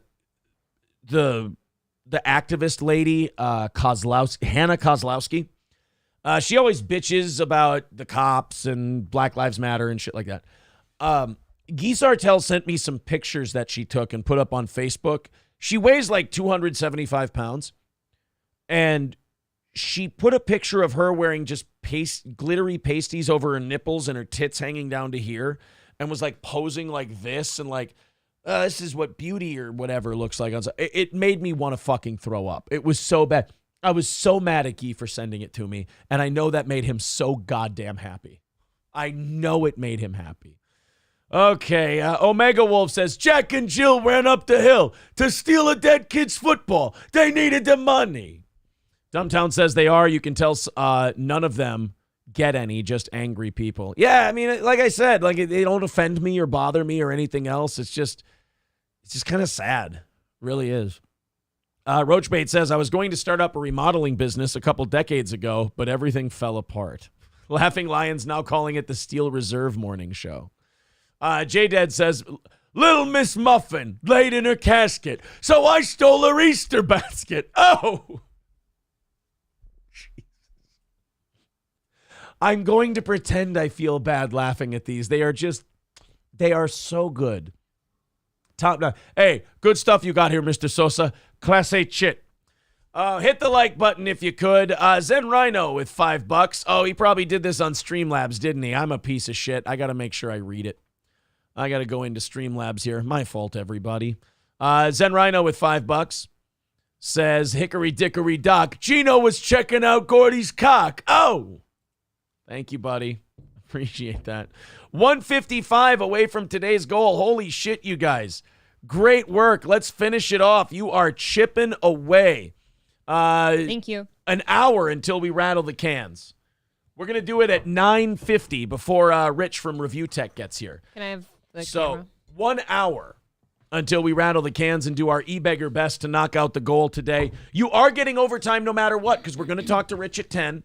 So I think if we knock out that goal, we'll stay on a little bit after with Rich, or after Rich is on. This is the worst bottle opener Do you in want human fuck history. Do you want the other one? No, I'll make this work. You've given me the We'll mangle the fuck out of this bottle cap, but we'll get there. You There we gave go. me the cumball throat for some reason. It's like contagious. I spit it right into you. I don't know if it's dry or what, but now my throat's fucked. Oh. You snowballed it. I snowballed it. Yeah.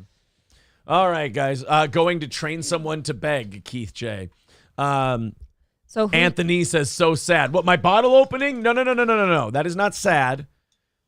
That's a shitty bottle opener. So everything I heard while I was upstairs is that everybody's super happy for us. They love our compound special. They love Steel Toe, the show. What do you mean? They What love you heard? us.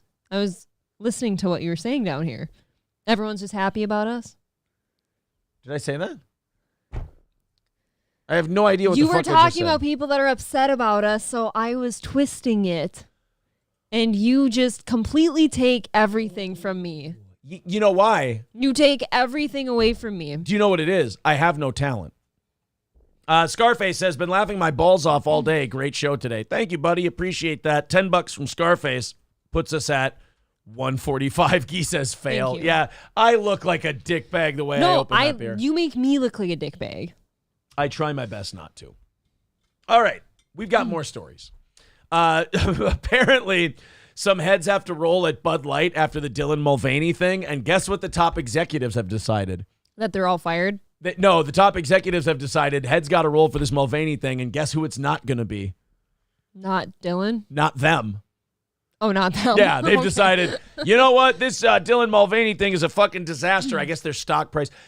You know, I was listening to someone the other day. They're like, their stock, people act like they've lost all this money. Their stock's only down $1.50 since the Dylan thing. A company that size, do you know how much of a hit that is? $1.50 a share? That's going to be a lot. They've lost, like, I guess somebody said $6 billion in market cap. Well, there's like entire places now that will not be reordering from them. Yeah. Now, like my personal opinion on the Bud Light thing, and I think it was stupid to have Dylan Mulvaney be the spokesperson, but like I don't give a fuck either way if people drink the beer or don't. I agree. Like it's just shitty beer. Yeah, Joe Rogan took a sip of Bud Light on his podcast to be like, I don't give a fuck. And people were a little mad at Joe Rogan. You know what? I was actually really proud of people because they weren't like, oh my God, Joe Rogan's a piece of shit. They were just like, that's gay. And that was it. But like, it was a dumb, like, the punishment's going to come monetarily for Bud Light. You don't have to sit there and go and get mad and angry and shitty and all this stuff. You can look at it and go, oh, you can face palm. You can go, this is retarded. I'm sick of this chick. Bud Light's going to pay the price for this one. And they will. They already are. You know what I just came to the conclusion of? It was already shitty beer. I already didn't buy it. I don't really care anymore. It's no Big Wave. I love Big Wave. I do. In the bedroom. I create them. Zero Dark Tony with $9.99 says, leave the football. Take the cannoli. Very funny. Although Patrick does say their year-to-date is up like 8%. Okay. Okay, but that was pre-Dylan Mulvaney, right? Well, you have to understand also, Guy Sartell raises a great point. Anheuser-Busch owns like 1 million beers and a bunch of seltzers. Yeah. So it's one beer. Even if Bud Light stops selling and they have to rebrand Bud Light or call it something else or whatever, that one beer is so small, it's not going to hurt Anheuser-Busch. They can rename it Right. Piss. They can rename it Tranny Fluid. For cars, obviously. Not your worst work. So I don't think that nobody's gonna bankrupt Anheuser-Busch over this. Like Bud Light sales could fall to 0, and chances are the shit people start drinking instead of Bud Light, at least a percentage of it is owned by Anheuser-Busch. Right. They probably don't understand that like the beer they're drinking actually came from Anheuser-Busch. Yeah. Everything right now, it doesn't matter what you're talking about. Everything is owned by like 4 companies at this point. And all of it owned by Protestants. Zen Rhino says Joe Rogan is gay. He loves going to gay bathhouses, and he's a leather daddy, I heard. I have heard none of these things. What does that last part mean? A leather daddy? If you don't know, April, I don't want to explain it to you because I love your innocence, and I don't want to. Just use your imagination. You have corrupted me a lot, so I appreciate that you hold back sometimes. Yeah, no problem. Bud Light is gay, says Need Trump. Something Kevin got right. Yeah, Guy Sartell says, fuck Bud Light. I'm drinking Budweiser now. Exactly. Like, that's basically what it's going to be. They're not connected. Yeah, so it's not going to, nothing's going to happen to Anheuser-Busch. Again, I don't doubt for a minute that Bud Light sales have plummeted. But, again, Bud Light is not a big enough brand to tank Anheuser-Busch. I do believe that we could all go without Bud Light, though. Yeah. Cotty in the chat says, Dear April, you look beautiful. Thank you. Oh, you were the first person to tell me that today. Thank you. It's true. I didn't tell her that. Fuck. He actually looks at me in disgust in the mornings. Do something with your hair. Pulls on and you're fucking nasty today. Shower. Laughing Lions. That's a good new slogan. This Bud's for Zier. I like it. Stevie Lou says Bud Light doesn't sell tickets. Guys, I can't do a good impression. I don't have my spittle rag. We should send him a spittoon. I don't want to. We should just send him a little spittoons and go, suffering thuckatash. Kumi is the homosexual. Only if it has a steel toe logo on it. Sylvester Brennan. Watching your tongue from side view doing that is just, that does it for you, huh? It's almost sexual. The Optic Nerve says Anheuser-Busch owns Corona, too. Yeah, see, it's just... I like a Corona. Do you like Corona? Nah. Look, I don't dislike Corona, but I'm really happy that the brand stayed alive the last 3 years. That's pretty impressive. Do you know who owns Modelo? Who owns that one? Oh, boy. It's easy. I'm not going to sit here and struggle with it. What's wrong with the beers we got? Yeah, where? Hold on. Where is that guy? Where's the Miller? I don't know. Where's the O&A Miller? Mill? Here you go. Yeah, what's wrong with the beer we got? What do you drink now instead of Bud Light? Miller? Coos. Yeah. Do you hate Dylan Mulvaney? Have you been a good little Nazi? Just checking. Yeah, what's wrong with the beer we got? Hey, who likes Bud Light? Yummy dicks, yummy dicks. There you go. You need to play the old ones more often. You think so? Yes. You know what? So the executives at Anheuser-Busch now are saying, or at Bud Light are saying, we didn't fucking okay this. This wasn't okayed by us. I guarantee you guys, they're going to throw that VP of marketing chick under the bus so hard over this. Maybe. They're throwing her under the bus so hard. How hard? Real hard. You know why? Because the executives don't like getting involved in these controversies. No, it's not good for business. That's not what they're in this for. What are they in this for? I'm in this for the money and the pussy, and they're both falling off the trees. Okay. You know what? Full disclosure, I want to watch that movie today now. Okay, cool. I will go outside. April hates Trumbo. I really do. I think it's the stupidest movie. And I like the people in it, which is the worst part. I love, what's his face? John Goodman. Bryan Cranston. Cranston. I love Cranston and Goodman. Oh, Louis C.K.'s in it. Steve the Pirate from Dodgeball. I do not like Helen Mirren. What a Really? stupid bitch. You I don't hate her. like Helen Mirren? I've said this before on the... You want to fuck the guy who plays Kurt Russell, though. Or Kirk Douglas. Remember? You did think he was pretty hot. I don't remember. The guy who played Kirk Douglas in Trumbo? I don't remember. I don't like the movie.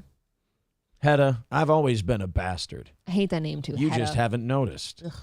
She was, come on, you can't hate Helen Mirren. I don't like Helen Mirren in anything. Killed in that movie. I don't She was like her in great. anything. Laughing Lion says Trumbo was a commie. Yeah, he was a commie. They were all commies, but like they made it so they couldn't work just because they were commies. I mean, and then the commies win in the end anyway, so what's the point? Zen Rhino says April shows some respect. She's a dame. Yeah, but Helen Mirren. She's not for me. People are turning on you on No, this happened Helen to me Mirren. last time. I said it too. I understand that's only my opinion, probably the only one of that opinion. I don't like her. Wow, Helen Mirren has nice old lady tits, says Robert. She might. I just don't like her acting. I don't like how she looks either. Like she's just not my type. What does a Zoomer like April have against Helen Mirren? Zoomer? Yeah, you're going to piss her off now. We are both millennials sitting here. She's the young one. I'm the old one. Yeah. Brian says Helen Mirren can still get it. I'm sure she can. So can I. So now we're having a pussy off. I mean, I still get it. We're having a pussy off between Helen Mirren Well, and April. if that is the bar we're The setting, metric? if that's the metric, then we're one and the same. But, oh, God, this was so gay, too. So, you know how I said I don't care what people drink? Like, even after Especially this if Bud Light- it's cum, right? Right, especially if it's cum. You do you, King. Yeah, what's wrong with the beer we got? Some asshole, like there's always got to be grifters. And honestly, I'm shocked to shit. I don't know if any of you were surprised. I was shocked to shit that Shapiro and Boring haven't come out with a beer. A Boring? conservative beer. Jeremy Boring? Not Boring Jeremy. We're stealing another Royce bit. Oh, you're okay. I know who you're talking about. Yeah, now. Jeremy Boring Yeah. from the Daily Wire. I got it. I'm surprised that those two fucking right-wing grifters didn't come out with a beer immediately. Do you remember that sack of shit came out with a chocolate bar like the day after the Hershey thing? Yeah. I mean, it's like It's like they were $25 a bar, according to Mersh, right? a $25 chocolate bar because they know their audience is retarded and they will pay it and they can make a killing off of it. Congratulations. Did you buy some? No, of course not. Well, you seemed a little bitchy about that one. Fuck you, dude. With a quote from April, Helen Mirren is a cunt. Wow. Did I say that? You said Helen Mirren is a cunt? She has one. She does. I don't know. Nice one from what I Last hear. time that I checked. So American dads, ultra-right, 100% woke-free American beer is apparently a real brand now. I wish I was making this up. Seth Weathers has apparently identified this as an opportunity, and he is going after it. He has 30,000 Twitter followers. I wonder what that looks like now. What does he have now? Oh, only 34,000. Oh, Would so ya? maybe the grift isn't working. Whoa. Oh, right in the butthole. Holy cow. So Seth Weathers describes himself as being on a mission to help conservatives unlearn the government lies about food, lose weight, and get in shape. So naturally, you make a beer. Yeah. You ever get a Mr. Beer kit and just think you should start a whole brewery? He's bringing a beer to the market, and he is using just about every adjective there is that might appeal to the new anti-Bud Light crowd to get it sold. If you drink a certain beer because of Dylan Mulvaney, you're a fucking idiot. If you drink a certain beer in spite of Dylan Mulvaney, you're a fucking idiot. That's my take on the whole Right. I have actually no feelings one way or another. Like if whatever company the beer company, like the parent company, is like trans friendly or not. I really don't care. It was just the fact that they made her the spokesperson. I'm sick of seeing so Dylan. I'm sick of seeing Dylan Mulvaney, and it was a really stupid marketing decision. It stinks. It's awful. It's stupid. But I don't give a shit if people drink us. If you're virtue signaling over a beer, I don't. Whatever. This guy makes me think of, was it David Hogg who came out with the pillows? Because when people started hating Mike Lindell, he's like, "Oh, I'm gonna go on this pillow game." No. He said he was coming out with a pillow. I don't think it ever happened. He never had a pillow. I know his partner bailed on him. Well, not that kind of partner. I don't know what David. No, I Hogg's was gonna say, into. But no, I don't know if the pillow, the freedom pillow or whatever it was. The freedom pillow. Like sobby, whiny, white douche pillow, whatever you just it was see called. Bald eagles and American flags in your All sleep. over. No idea how this stuff might taste, but it might have the longest name in the beer game. In fact, there are more words in the name than there are in the ingredients. This is, there's a commercial too. Oh, we're watching this commercial. Conservatives will no longer complain about big corporations who use our money to indoctrinate our children with their woke garbage. He said, "We'll dump them. You tell them, girl. You sassy bitch, you." I got to find this beer. It's called ultraright.com. Ultra Right Beer. Where is it? Where was the link? Up. Here you go. Right there. ultrarightbeer.com is the name of the beer. Yes, I'm 21. Oh, God, they're making me put in. This is why everybody hates conservatives. But I think they You're have to do making that. me put my fucking birthday. Like, I can't lie about this. No, that happens on every booze website, though. Does It's it? not. Okay. Yeah, it's not just. I thought it was conservatives being no fun. I've had to do that before. Ew, look at this. You couldn't wait a week on this and come out with a better can and logo. This looks like it was slapped together on like an Adobe thing. It should just be a big ass American flag, in my opinion. It should just be a big red, white, and blue dick, bro. Oh, the whole backing of the can is like an American flag wraparound with an eagle on the front. I'm in. There you go. I don't want it to say anything. You know what the can is. Ultra Right, 100% woke-free American beer. Made in your bathtub. I don't give a shit. It's piss. It's probably Do you want to order a 6-pack just to see? No, I will not give this guy a dime. Because to me, this guy's the other side of the Bud Light coin. This guy's grifting off the Well, grift. he is. Yeah. I But don't, aren't you all for making that bag? I hope he makes a lot of money. I I do hope he too. does very well. And there's enough people that bought a fucking chocolate bar from Ben Shapiro that will make it so this guy makes some money. Oh, yeah. But, Guy Sartell says, wait till the rednecks find out Busch Light is part of Budweiser. That's it. That's just it. Oh, God, yeah. So, like Guy said earlier, Anheuser-Busch is such a big company that no matter what you drink in protest, you're probably going to help them out. Coltrane with $5 says, my wife's relatives were talking about this, trashing Bud Light while drinking Busch Light. I chuckled at the stupidity of it. They have no clue. It's literally in the name, Anheuser-Busch. It's right there, you guys. So, by the way, Laughing Lion says it perfectly. That ultra anti-woke beer, you can put it in your Crowder mug while you eat a Daily Wire chocolate. I guarantee you Crowder's already said that. You think he's going to put like one of these beers in a mug and drink it? He'll get his mug all frosty and then he'll pour a beer in it. Crowder strikes me as more of a martini man. But that's just me. Appletini, perhaps. Are those good? I've heard you've had a few. Shut the fuck. Listen, I don't want to talk about it. Because I'm an honest broadcaster, I tell my audience what I feel. I tell them the truth. So if you ask me if I think Appletinis taste good, yeah, I can't. I plead the fifth. Where's the the bell? Here, I'll answer your question with the gay bell. I haven't drank one since I was in my early 20s because I was a big Scrubs fan. And who did you drink them with? I don't know. You've told the story on the show before. Who did I drink my Appletinis with? I don't remember. I'm pretty positive you told us that you and your friends were all Scrubs fans, so you went with your guy friends to a bar and would have We did order Appletinis. Appletinis. Oh. I've actually never tried one. I wouldn't be against it, but I don't like the green food coloring. They're not bad. Really? They're not bad. They're kind of Have you ever had a Cosmopolitan? Oh, those are gross. I don't like those. Sex on the Beach. Those are gross too. Can't think of anything Those else. are the ones with the cream in it, right? I don't know. Cream. You know what's good? I'm not a martini man unless it's espresso martini. Ready so for this, I don't guys? know. You know what's really good? A tropical buffalo at MC's Dugout. Those are good. Tropical buffalo's good. I actually like the hairy ones because there's cream in those. Of course you do. Well, I like a good hairy buffalo. Laughing Lion says, Appletini, extra dirty, shaken, not swallowed.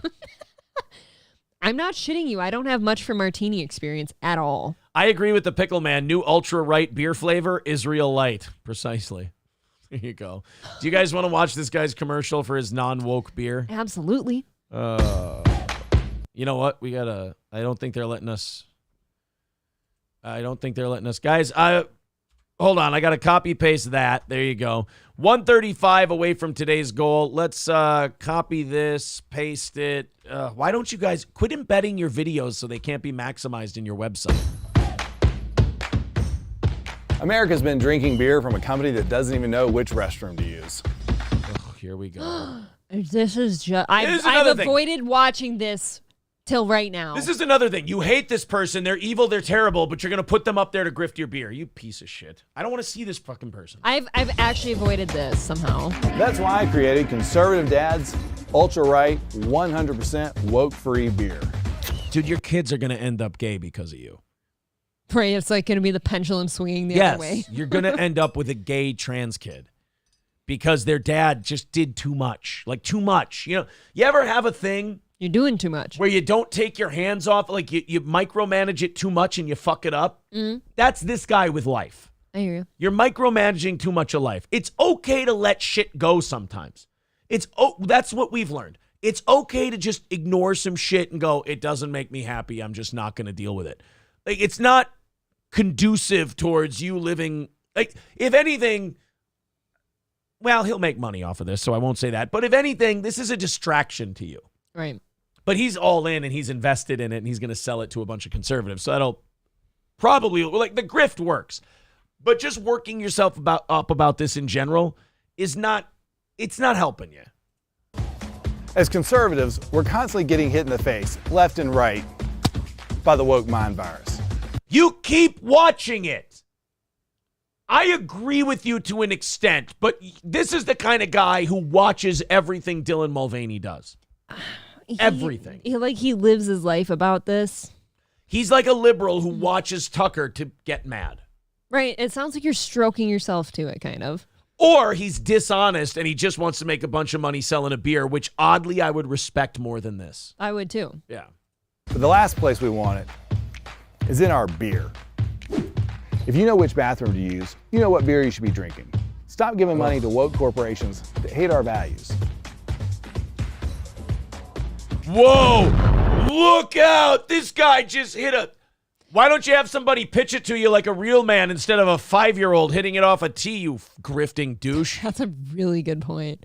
This guy fucks. He sure does. His own hand into the darkness. It's raw. And to the rest of you woke corporations, stay the away from our kids. That I agree with. Well, they have to by law. Booze companies have to stay away from your children. It's not allowed. We enforce... Yeah, but don't adults in general have to stay away from your kids? We enforce the rules on beer companies and tobacco companies more than we do actual pedophiles. Yeah, babe, I was going to say being a pedophile is not legal. It is illegal. Either, I have heard that it is indeed illegal. Like, I get what this guy's doing. I understand it, but ugh. But you're not buying the beer. Oh, no. I'm not going to buy the beer. This guy will be all over Newsmax and ANN or whatever it is. OANN. I think it's OANN. OAN is the news organization. I don't know. Iron on Merch. He's a big fan of the Steel Toe Show. He says, "Where are we at on the goal? We're only Funny you should ask. We're only 135 away from a successful Steel Toe week, my man." Yep. Let's get that posted up here. Let's get the links in the chat for Iron on Merch. I know he's very excited to see that Steel Toe's having a good week. Big fan. 135 away from knocking her out. Streamlabs, PayPal, Super Chats, memberships. It all works. It all helps. Everybody chip in right now, and let's knock this thing out before Rich gets here. We're about 40 minutes away from rattling the cans and putting the, what do they call it? The offering plate. Passing around the offering plate and doing our e-beggar best to knock out that last little chunk of this week. Iron on Merch says, huge fan. Don't say it ironically, buddy. We all know. We all know. If you're here, you're a huge fan. No matter what. No matter why, no matter what. You're a big fan, buddy. I had a request.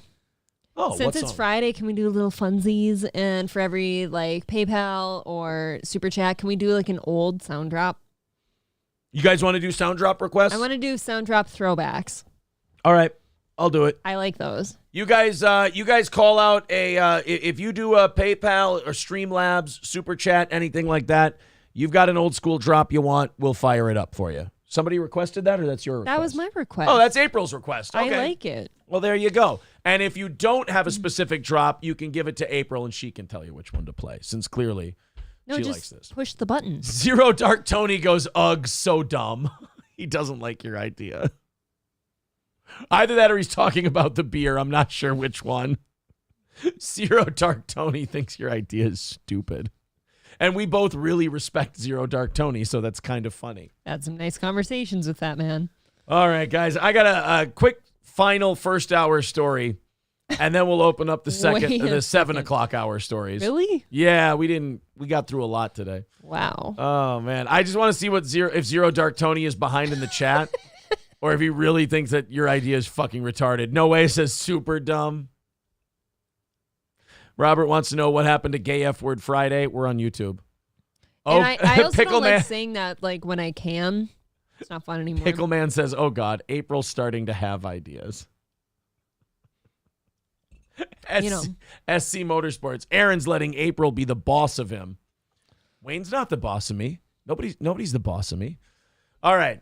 Matthew McConaughey believes that Woody Harrelson could be his real brother. What? And he's not just saying that. There could be an actual way that these two are biological brothers. It would make sense. No. Yes. They look nothing alike. But their attitudes and their personalities are so similar. This is easy You to don't think understand. this could be his older retarded brother? Absolutely not. Come on. Look at those chins and jawlines. They are 1,000% different. Well, maybe they both got their dad's chin and jawline. Woody Harrelson looks like fucking Johnny Bravo compared to McConaughey over there. It's all the weight yo-yoing for all the AIDS movies he's been doing. He's lost It muscle makes your mass. jawbone go away. Yeah. Matthew McConaughey and Woody Harrelson announced in March they will be reuniting on screen after Ed TV and True Detective in a new Apple TV Plus comedy from creator David West Reed. The 10-episode series will star the actors as fictionalized versions of themselves as they bring their families under the same roof on a Texas ranch. So this is kind of like the Nicolas Cage movie did well, and people liked it. Mm-hmm. So they decided, like, we should have more wacky celebrities be themselves. But so they don't really think they're related. It's a movie. No. They do. McConaughey let it slip to Kelly Ripa that he's actually questioning whether Harrelson is actually related to him. It all stems from the revelation that McConaughey's mother knew Harrelson's father, perhaps intimately. Do we understand how painfully, stupidly easy this is to figure out? It is a simple blood test.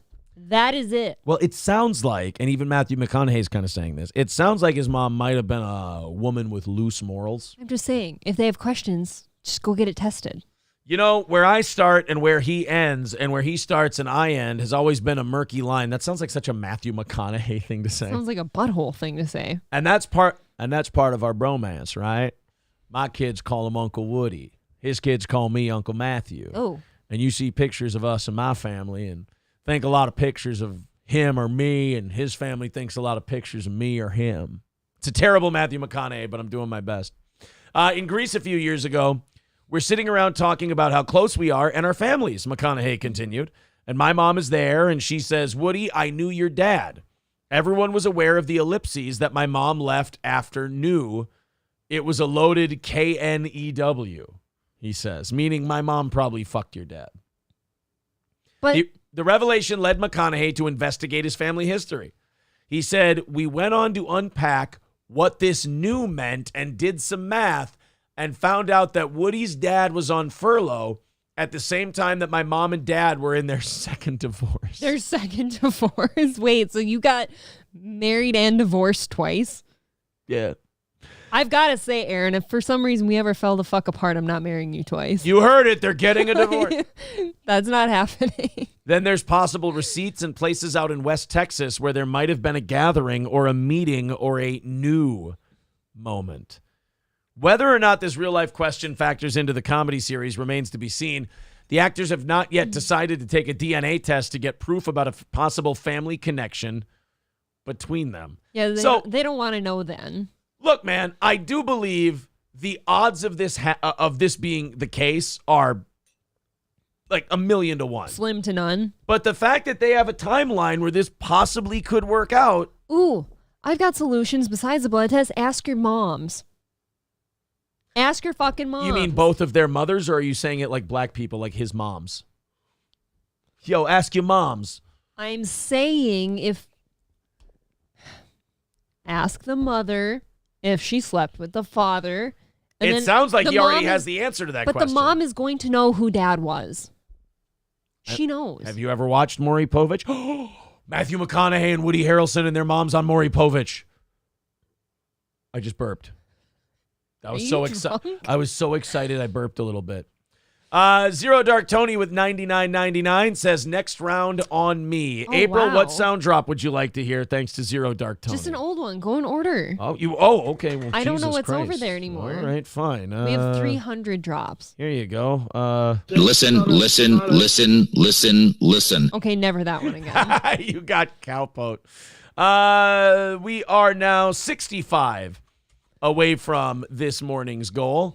Also, posterior attention with $19.99. He wants this one. Let me have a Diablo sandwich of Dr. Pepper. Make it fast. I'm in a goddamn hurry.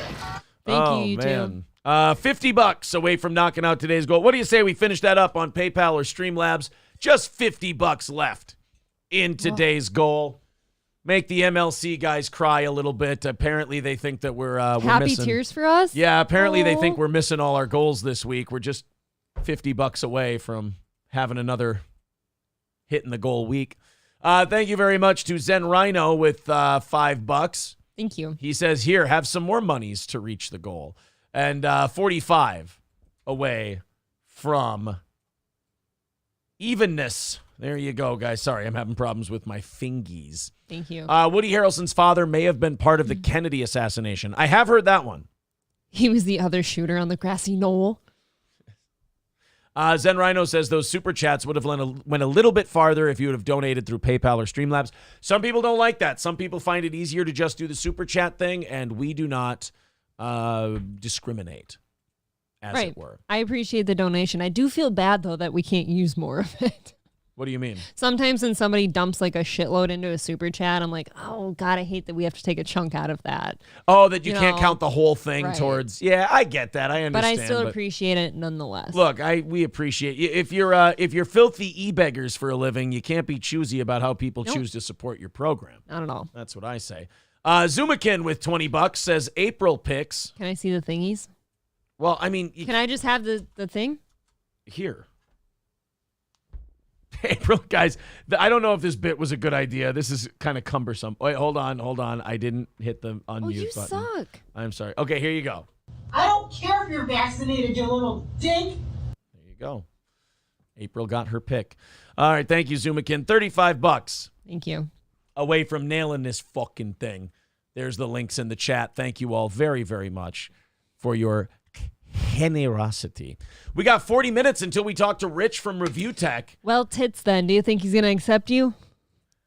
He is, if you don't know, Rich from Review Tech USA is offering to fight Jeremy from the Quartering in August in a boxing match under the Happy Punch banner, under Keemstar's thing. And I reached out to train Rich. Rich said he would be interested. He would do it. So it's pretty cool. Well, and that means you would naturally have to go to the actual event too, right? Yeah, we'd go to the event. We'd maybe pick a couple of VIPs to make the trip out with us. Who knows how this whole thing works? But I do know that I'm very excited to talk to Rich today to see if we can get the ball rolling on this thing. I should have asked Keem if he would come on and consider this as well, but... Well, we have time. Yeah. Should we tweet it out real quick? Should we tweet it, Keem? Sure. All right, hold on. We will be talking to Review Tech USA at 10 a.m. Central today about his challenge to Jeremy from the quartering to box. We'll do one of those beggy tweets since I'm in a beggy mood. Would Keemstar like to join us? Okay, go ahead. There we go. And I'm also going to set up, it's probably a little early to set up the Zoom. No, it's not too early to set up the Zoom call. I think those go dormant after like 40 minutes. I don't know. You got to get your reads out of the way, too, before he gets here. Okay, we will do. Look at April being the businesswoman here. Okay, let's copy invite link. We'll DM this over to Rich, and we will have the invite sent over. There you go, buddy. Talk to you at 10 a.m. Central. Boom. There we go. Rich from Review Tech will be joining us soon. Let me get our Zoom thing put in the middle of the screen here, though. Yes, we want to be professional. So we don't look like a bunch of fucking... Why is there 4 of us? Dipshits. It's just the way I have it set up. It's fine. There we go. All right, now we're all ready for Rich from Review Tech, and hopefully... Keem wants to get in there. I'm using Socialist Media says e-beggars unite. Yes, me and Rich. Yes. Sure, you opened it with my shitty fucking opener easily. One pry. Thank you for making me look like an absolute piece of shit. Robert says, is Rich better at Zoom than Brad from the Junkyard Dogs? I really hope so. I really hope he's better than Brad from the Junkyard Dogs. I think he's fine. He's been on here before. Yeah, we've had Rich on before. He's a pretty easygoing fella. He was the first, wasn't he? Like the first, like, he might have been our first one? guest. Him or Keem was our first guest. Okay. All right, we got, here's what I have. I'm going to let you choose. Mark Harley's ex-wife says she saw Brendan Schaub cheat on his wife. By the way, the Harley family is a fucking mess. They're a shit show. They make Brendan Schaub look like a guy who's totally got it together. The reason I kind of don't want to go for that one is because I follow Brendan's wife on Instagram and all this shit. They're always out doing shit together. Yeah. They seem unbothered. You don't think that stuff doesn't seem to hold any truth to it? The Harley family does seem to be a little mentally unstable. Right. Like, I mean, like I said, you can say whatever filthy lies you want about somebody on the internet, but how they live their life in reality doesn't change because of you. Yeah, I mean, when this whole thing started, Chuck says you should get Mike Tenay on your program. That would be awesome. Tony Schiavone, I'd really like to have on the show. Bruce Pritchard would be good. All those wrestling Tony guys. Schiavone, that'd be pretty cool. Oh, Mike. Oh, dude, if we could have him just say, oh, my God, it's Sting on the show. How wonderful that would be. Boing. Jim Ross on the show? Fuck. Look, The Nature Boy? I've struck out with wrestlers for some reason. I reach out. Rephrase, please. Please rephrase. I've struck out with wrestlers. It makes it sound like you were trying to score grappler dick and you failed. Maybe I was. Have you done that in your life too? Have you struck out with wrestlers? You were a jersey chaser back in the day. I don't like onesies though. I'm not a onesie chaser. They're not called That's a onesies. onesie. They're That's a called onesie. singlets. Fuck that. That doesn't sound any better. Chuck says Mike is my uncle, Aaron. I'll pass your interest on. Fucks yeah, I want to talk to Mike today. The professor? Get out of here. I'd love to. How do you get so lucky? No, I have struck out with wrestlers, though. You should start trying to reach out because I honestly just don't hear back. I will. So I'll be like, you want to shoot, bro? Everybody else that I try to book, I hear back from. It's really nice. And not wrestlers, though. You're saying wrestlers are pieces of shit. We got it. Tiny. All right. So I've got Mark Harley's wife saying that Brendan cheats on his wife. The Harley family is so, like, hurt that Fighter and the Kid, like, isn't doing the business it used to do, and they had to let the dead weight go. And I'm sorry, Mark Harley was dead weight. Actually, you know what? Now I don't even know if it's a money thing. I think they might have known about all this domestic shit that was going on between Mark and his wife, and they said, dude, you got to get the fuck out of here. We can't be associated with you. That might be. Because that was going to come out eventually, right? Yeah, and I'll be honest with you. I think that those the homeless cats people, I think they look like real retards now at this point. Because remember, they embraced and sucked Mark Harley's dick because Mark was talking shit about Bappa. So they turned on the Friars and shit like that. But... And then Mark Harley proves to be a complete retarded idiot. And, you know, the wife, domestic abuse, all this stuff. And then she's crazy and he's crazy. If anything, out of that Mark Harley thing, and I think Brendan's an oaf and a goof, but I think one of the smart moves he's made recently is getting away from Mark Harley. Yeah. Yeah, I do think that's good. But now he's still doing something with Dalia, isn't he? See, now that's why I also think he's a dummy and an oaf. Because you're doing shit. You can't do that either. I think the dumbest one out of all of them, I think, actually, Brendan's only the third dumbest. I think Eric Griffin is the dumbest because I don't know why he works with either one of those two. Doesn't Eric Griffin still have a career? Don't ask me. I don't know. The second dumbest is Callan, but I don't really hold it against him because we're not sure how solid that Crowder thing is yet. Right. But once it's solid, he should move on. But then Brendan, I think, is only the third dumbest. He got away from this Mark Harley, but he won't bail on Dalia. Although, in his defense, I think Dalia still sells out. He is still selling tickets. I don't know how. He's still successful. He just isn't going to get booked in movies or... I think that just comes down to, like, it's kind of the same similar thing to, like, a Mike Tyson who was convicted of rape and shit and went to prison. People still love him. What do Corey and I call Mike Tyson the most forgiven rapist of all time? Rapist ever. Yeah. So anyway, Mark Harley's wife apparently is out there stirring up shit. These two, Mr. and Mrs. Big Gay Lion, to me, are the epitome of the term, the living embodiment of the term, if you live in a glass house, stop throwing stones. Mm-hmm. And they see their way. Like Reddit has all these videos now of these two fighting each other, hitting each other, threatening each other, getting arrested, getting detained, things like that. And they think that their best defense of all this is to lash out at Brendan Schaub. Oh, boy. Oh, boy. It's what happens when you... Yeah. Poor Brendan doesn't have enough problems. This is what happens when you live on the internet. By the way, Unique, shout out to Unique for this video. Unique does great work. Carly's ex did an interview on the MMA Holes. Go check out the entire thing on the MMA Holes YouTube channel. I've been told, by the way, by Zen Rhino that the MMA Holes guy is cool. We said when he had Mark Harley on before, like, I'm not sure about this guy. Zen Rhino says he's awesome. I actually have never heard of him. Yeah, so the MMA Holes guy is very cool. So he's had Mark Harley on before Mark Harley was a known piece of shit, although I knew it was going to go bad. So obviously, Mark Harley's ex here's so hot. He's having Mark Harley's ex on, the one you've seen them all fighting and everything like that. And she decides that after all the horse shit she's been through, why not jump back into the Brendan Schaub waters? Monies. Most of it's about the accusations where her and Mark Harley, but during this, she did talk about Brendan Schaub and the fact that she personally saw him cheat. And she talked about the addies and baddies. So I'm going to play this and give you my thoughts on it. So I see. This is starting to make sense now. So the whole reason she threw Brendan under the bus is because she was getting grilled about what psychos her and Mark are. Right.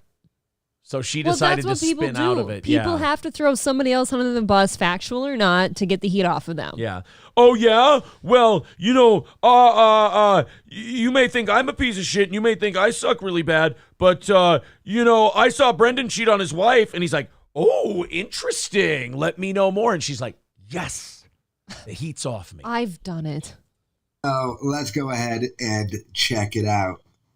Let's do that, I knew Kyle. something was up. So, but I also started hating Brendan because of this. I was putting this on Brendan. Oh, he makes Mark work so much. Oh, Mark doesn't get any money for this, because this was also a thing. While I was working 70-hour weeks at my job and building a real career and working with big brands, he was gone all the time making shit money and leaving me at home with everything to deal with. The cats, sick cats. I have 2 sick cats. This audio is killing my ears, by the way. But I don't care about that part. This woman is as vapid as they come. She is the epitome of, I'm a strong, independent woman. But what broke her down? She had a couple of sick cats. Shoot the fucking things then. God. I love people. I have 2 sick cats. Oh, my God. Well, what are you going to do? You're going to bury them in Jose Graveyard, and some black guy's going to steal all their Easter eggs. What's going to happen? By the way, we're going to put this up as an independent clip. If you're watching that and thinking it's just racist, it's a callback to an earlier story we did. But I hate these women who are like, I was a big, strong, independent woman, and I was working 70 hours a week, and I was building a career. But my cats were sick, and Brendan's a piece of shit. Brendan didn't poison your cats. I don't think he's seen your cats. Drown them in the bathtub then. Who gives a fuck? Problem solved. Nobody even arrests you. I mean, we could just let them die. Nobody arrests you for killing cats. You could kill a cat in a horrific way, and you wouldn't get prosecuted. I will not advocate for killing cats. You could cut the legs off a cat, carry it like a football through a high school football field, cross the goal line, and then spike its head on the goalpost, and you would walk away and nobody would even call the police. The janitor would come by, he'd pick up the little cat legs, he'd pick up the bleeding cat head, and he would just throw it in the garbage. Go on. So let's not pretend that you're two sick cat. I mean, if your job here is to make me feel bad for you, I'm sorry, sugar tits. You having sick cats while your husband goes and does the fighter and the kid with his big lion's mane isn't doing it for me. You're just being insensitive. Cats are part of the family. Oh. They're like your kids. Oh, and also, because this happened, you're now going to tell a story about how Brendan cheated on his wife? Wow, nice pivot. I don't like her. Very good. No, I don't like her either. I don't like any of these people. That was, Kyle, charge your phone. Go back a little bit. Look at that. Kyle, goddammit, if you're going to do a show, make sure your phone is fully charged. And can we bring back live streams? Is that okay to ask? Kyle, we're going to have Kyle on the show soon so he can explain to us why he's not doing live streams. That he always claimed to love and care about. And he also is a very, very dirty and unorganized person. So he would literally come in, throw shit on the ground, and let me, I have to pick it up because he knows I don't like to live in this kind of dirt. This woman is doing a terrible job of making me feel bad for her. Yeah, I can't even follow her storyline, like her line of thinking here. Don't set shit up that like your life is horrible and then give me, my cats had diarrhea and my husband puts his bag down in the entryway. Okay. So normal stuff. Mark Harley, I didn't think so before this interview. He's a goddamn monster. He is a real piece of shit. He's a monster. Did you know that this guy worked on a podcast and then came home when his cats had diarrhea and put his bag in the entryway for her to pick up? That is shitty. He should have put it in the closet. It's exactly where the rest of him lived. He could have just brought it in there with him. Right. Cut out the middleman. God. And so I started despising Brendan, right? I'm like, because another thing that started happening, he started making misogynistic comments to me all of a sudden. Because when I met Mark, he was very pro. Oh, no, wait a minute. Met men? Was it misogynistic comments or was it character judgments? Because if he was calling you a cunt, that's really misogynistic and awful. But if he was calling you a stupid, overbearing cunt, I see that as a character judgment. I still ask her if she's met men before. That's not her husband, so he gets to say shit. No, it was Brendan. She said Brendan started saying misogynistic things to her. I know, and I just said he's not her husband. He can say shit about her. Well, and here's also and the then advice. do that. Here's the thing that upsets me about that. I don't want Brendan to talk to her. I don't think he is talking to her. I think he's talking about her. Brendan, don't speak to her. Aggressive, and he seemed very not slut shaming or anything, and like women and equality and stuff. And all of a sudden, it's like, well, maybe if you were cooking more for me, I would behave. If you would be more of a wife, I would behave more like a. Oh no, you're right. I'm sorry, I was wrong. You're right. It was Mark Harley who was saying he'd say more. It's fine. But she blamed Brendan. Is what I understand.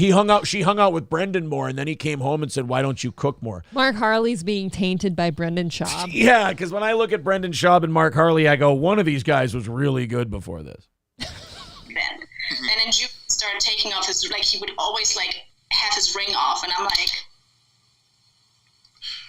Wow, you sound like you were fucking awesome to live with. I discredit everything she says based on that right there. April? Everything. April? My finger's itchy. Oh, mine too. God. That was fucking expensive. Why did you have to throw the ring for comedic effect? Couldn't you have just simply set it down nicely on the table? That could scratch it. You don't know what kind of grit is in the carpeting. When's the last time we vacuumed? You're just from a gumball machine. God damn it. So Like the Mark interview, there's a lot of stuff you threw at me here. So what I want to do is I want to backpedal. It's fine. No, I'm happy that you're being open and honest with me. I appreciate that. I don't. But Do you think MMA Holes guy finds her boring already and he's trying to salvage this thing? No, I don't. Okay. I actually, for some reason, think that he finds her very interesting and that he's really got something here. Well, Mark Harley sure didn't. I mean, best thing she's got going for her is her looks. If you're gonna if you're gonna say, "Oh, Mark never had his wedding ring on," and just sit and stare at the camera, like, I don't trust women like that. You're more emotional than like based in reality. You're saying, like, she was saying it like it was the big own. It was like Aaron Stampler choking Mrs. Venable and letting Roy out in Primal Fear, like it was the big aha moment. Yeah. She's like, you know what he did? He put his bag in the floor. He called me a bitch and said I should cook more. And then when he came home, he took his ring off. Make the face. The defense rests, Your Honor. It's gross. That you saw Brendan Schaub cheat. And, I mean, the cat's out of the bag, right? I mean, a lot of people have been coming out of the woodwork. In fact, one of the quote-unquote baddies DM'd us.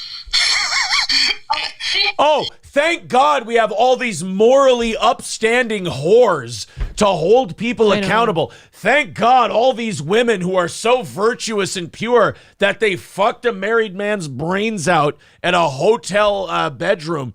Thank God we have all of these wonderful, brave, heroic women who took the nut of a married man and didn't think twice about it until they could get some clicks on the internet. I mean, thank Christ that these hoes stepped forward to be the paragons of virtue we know them to be. Why is it that more show hosts don't like respond to it that way? Right. Guys, stop shitting on Brendan. You're making me like him more. I agree.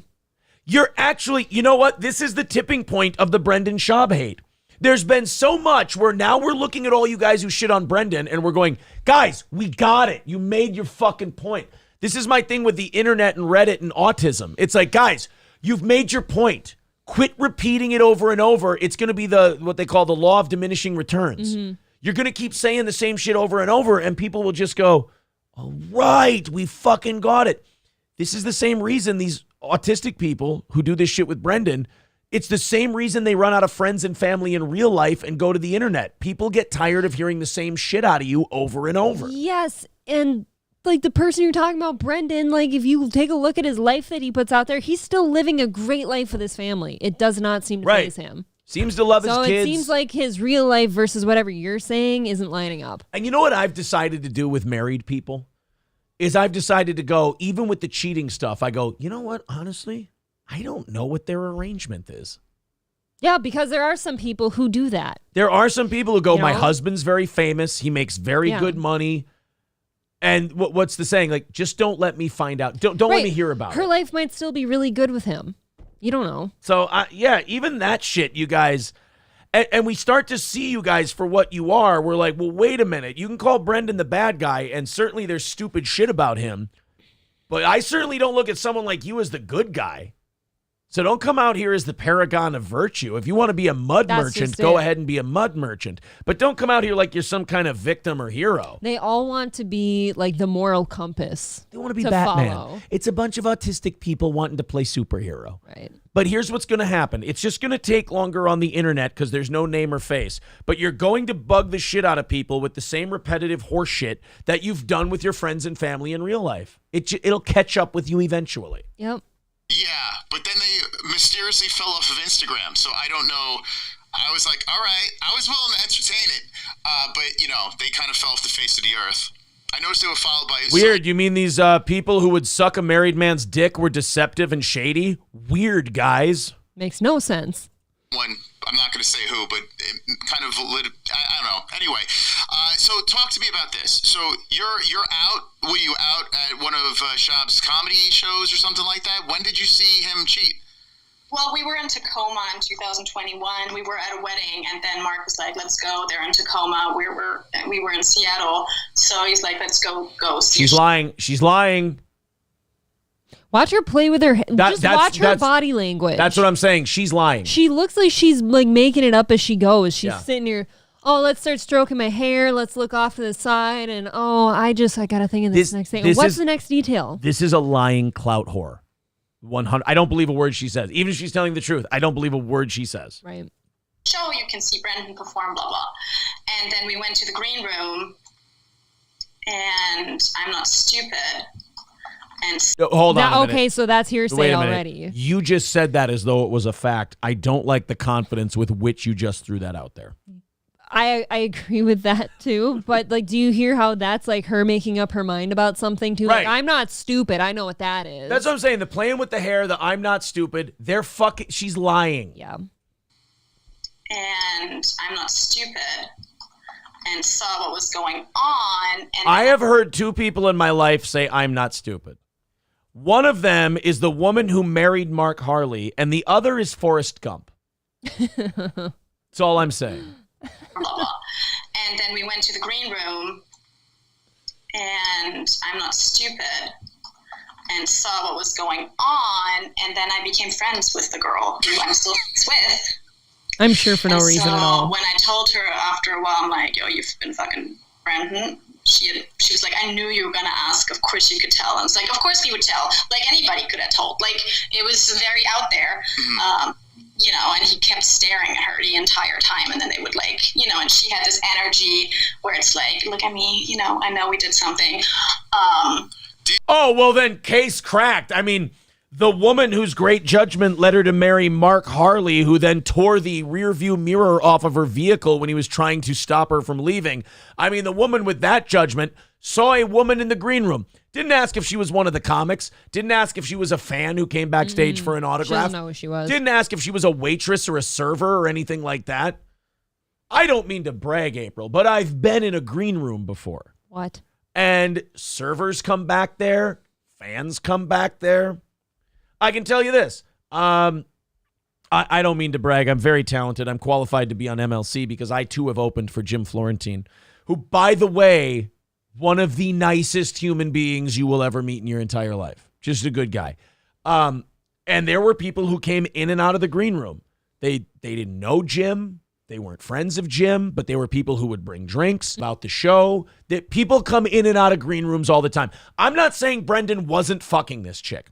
I'm just saying I'm not going to believe it because she told me.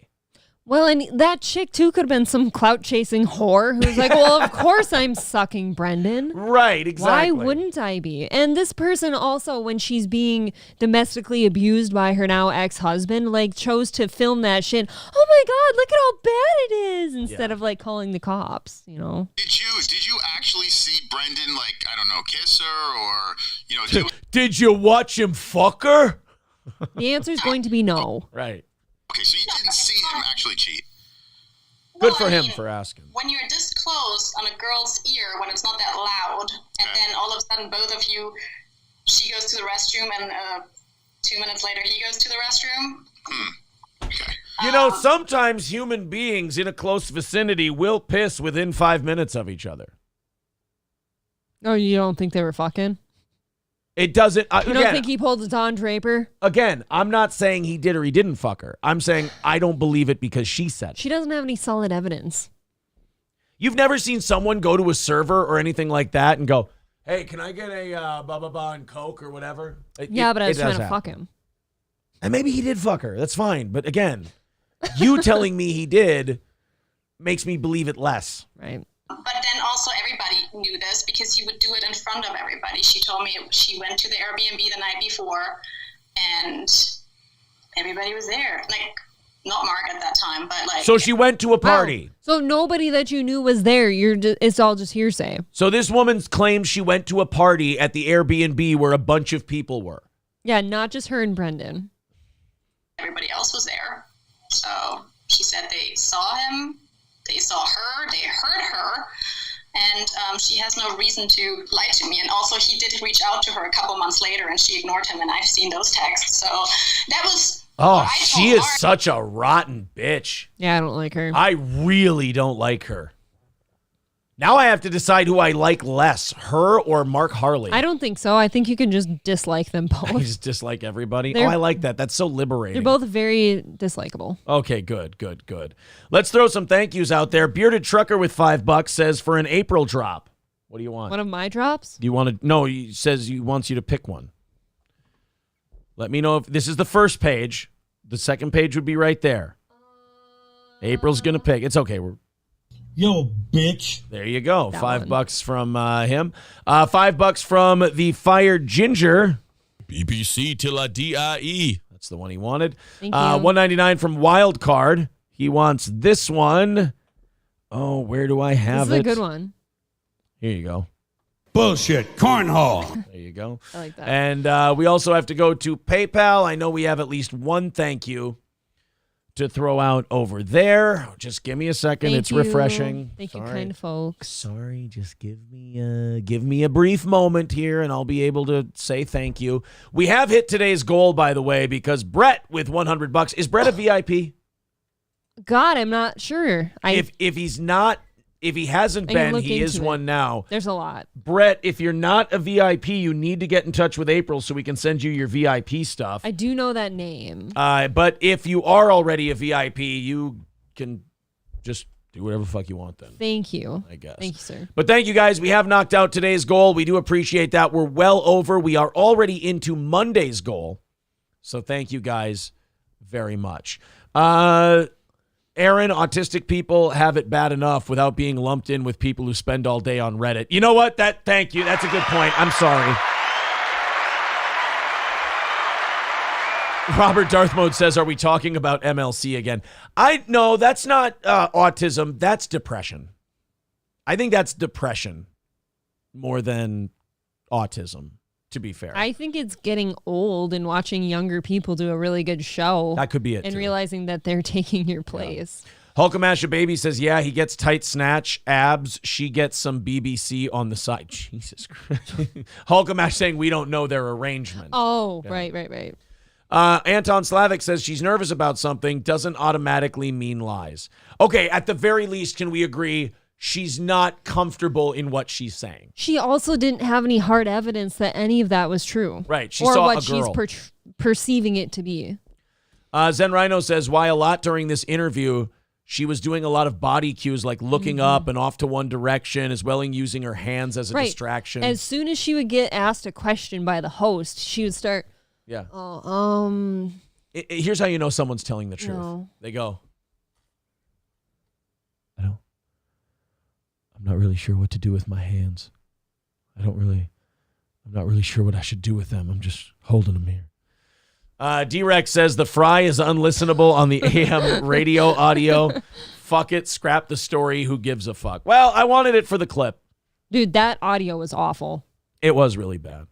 Buck Nideen says, I do want new merch though, please. All right. Oh. Write Buck Nideen down Well, and let's hook him up. Do please message me though, so I know. Yeah, Buck, just make sure, let us know what you need. Because if you're already a VIP, you're a VIP again, you're entitled to everything you want. We just want to know what you're looking for. Thank you. Different sizes, shit like that. Yeah, I need to make sure everything's still kosher. Optic Nerve says MLC is a rough listen. MLC is old men acting like teenage girls, says Bob's Fake Pool. MLC should just change the name to the Super Chat Show. That's about it. It's listening to people bitch. Today That's is it. $2 Friday on MLC, says Bob's Fake Pool. Go check it out. Fun. All right, guys. We have, what do we have, 10 minutes until Rich is here? Wow, that went quick. All right, we got 10 minutes until Rich. Cheeseburger Pie says, am I still VIP? Well, once a VIP. Yeah, of course. Always a VIP. Buck.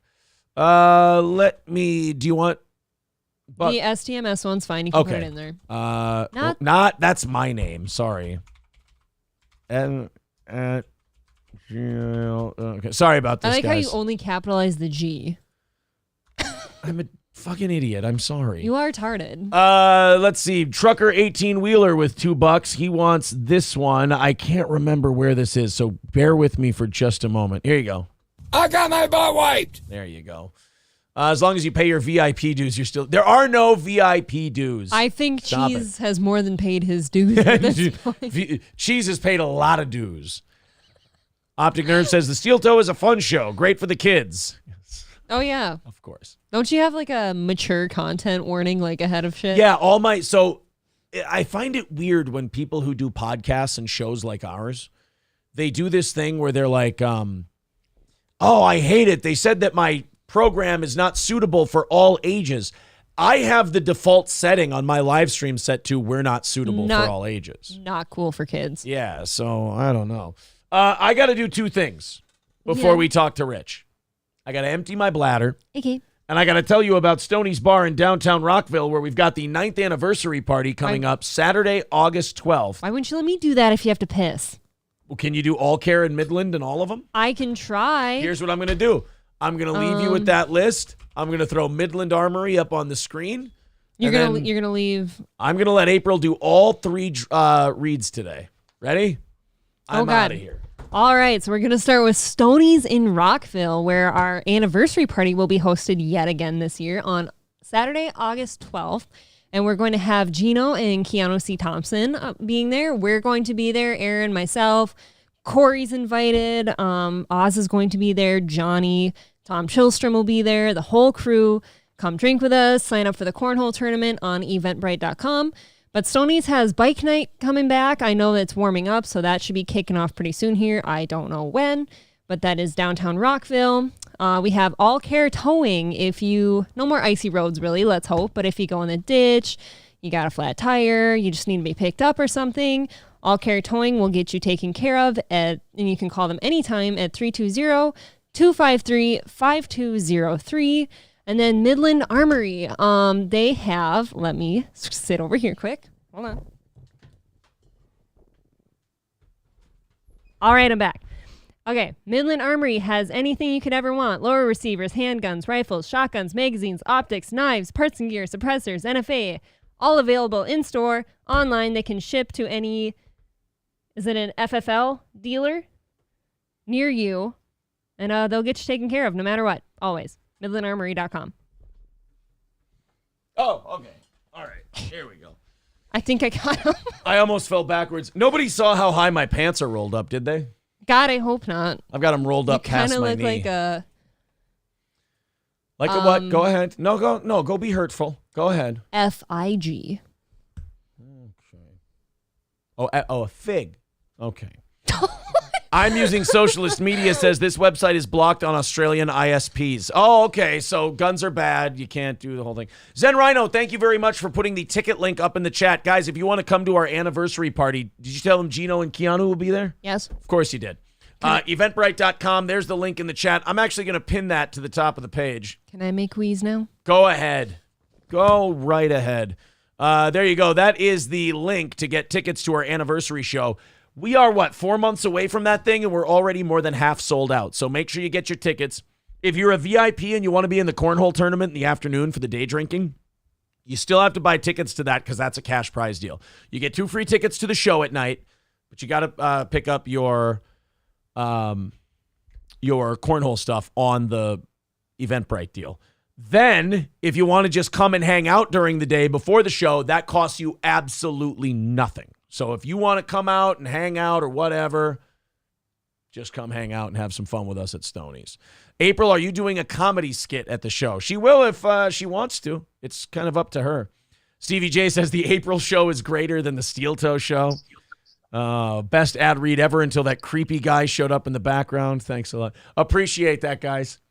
I feel the appreciation from here. All right, I know he's here, so let's just go ahead and bring him in. We've talked about this already today. We have a very special guest for you.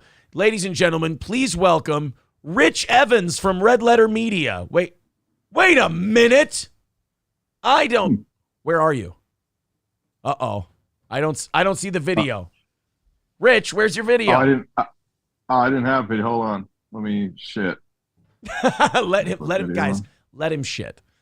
There we go. No, I already shit. There you can see you got the, what is that, the San Francisco Bridge behind me? Very nice. I'm actually doing this on my phone. I just literally walked in the door. That's all right, man. Rich from Review Tech USA. How are you, sir? I'm lovely. Aaron, how are you? How are you, April? Good. Good morning. Well, good to talk to you. Good morning. How are you? Good to talk to you again. You sir, definitely made a splash. I believe it was yesterday. You decided to challenge Jeremy from the Quartering, or as Revenge of the Sis calls him, Boring Jeremy, to a boxing match. Well, the thing here is the thing. I'll go through with it. That's the thing. Now it's interesting because I started it as a joke because I don't know what happened with like the creator clash crap. Like I think it's stupid. It's like, why are YouTubers boxing? Okay. Mm-hmm. So as a joke, I put up a poll because I just shitpost on Twitter like a 41-year-old man-child. I'll admit it. I don't care. Twitter is a shit show. Right. I'll always put up stupid shit every day. So I put up a poll joking that, hey, who would watch me box the Quartering or whatever? It's still there. I'm probably paraphrasing slightly, but it doesn't matter. So Jeremy apparently overnight took it seriously, and he's like, yeah, let's go. Let's do this. 8-1-23. I'm like, ooh, okay, whatever. And then it was weird. I'm like, all right, I did it as a joke, but I'm already like today, I got to walk in yesterday. I worked out. Like, let's go. Let's do this. And Jeremy's like, yeah, I'm going to start training on May 1st. And I'm like, so right. why would you wait 3 weeks? Right. Like you're starting now. this. You're in arguably worse shape than me. You're going to wait 3 weeks if you're the one making a challenge out of something that was a joke? Okay. Well, I mean, so he's going to have to cut out his coffee brand coffee, so it's going to take 3 weeks to, to kind of wean off of it, I suppose. I don't know. But no, I like that the challenge was out there, and then it got accepted. You always have to wonder, though, with shit like this, like how much are people talking shit and how much are they actually serious? Because there's a chance he says, let's do it 8-1-23, and now you say, let's go, and then you start training and shit, and he might go, oh, well, everyone knows I was joking. Well, the thing is, too, look, I'm a fat fuck, so I'll still work out anyway. I shouldn't have had to use Jeremy as a motivation to get back to the gym. Sure. But, he already kind of hinted, like, he's like, well, I'm taller than you and have a longer reach, so it may not work. And what else did he say? He's like, in the end, maybe we'll just do, like, a boxing match over a video game. I'm like, what?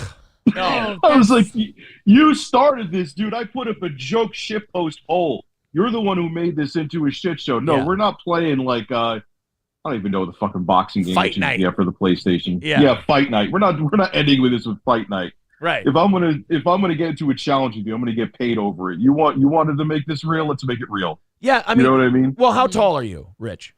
I'm 5'10". He's 6'5". I don't know anything about boxing. He's saying that because his reach it would be unfair. I'm like, bro, neither of us are Muhammad Ali. Right. Yeah. Like, You know what I'm saying? He has this idea that, and I do have a boxing background, and like I just, last night was sparring night, and like I train guys, and then I box also. I do a little bit of both, and I can tell you right now that there's only one way that reach matters, and that's if you know how to use it. And I don't see Jeremy as a guy who has a Larry Holmes-like snapping jab. Yeah, that's what I'm saying. Like, it's not like he's a trained professional fighter. Now, apparently Sam Hyde, if he goes through with this, which, like I said, Jeremy's already hinting that he's not, is going to train him. Okay, that's fine. But why are you still waiting till almost 3 weeks from now? Right. Why wouldn't you start now? Like, it just doesn't make any sense. I saw your challenge. I saw Sam Hyde offering to train the Quartering, and I went, well... I go, if Sam's got a little boxing experience, I've got boxing experience. If he's going to train the Quartering, let me get in on this shit show. I'll train Rich. So I threw it out there, kind of like you did as a shit post. I went, hey, if Sam Hyde's going to train the Quartering, I offer to train Rich. Come on out to Minnesota. We'll bring you to the gym. We'll get you all trained up for the fight.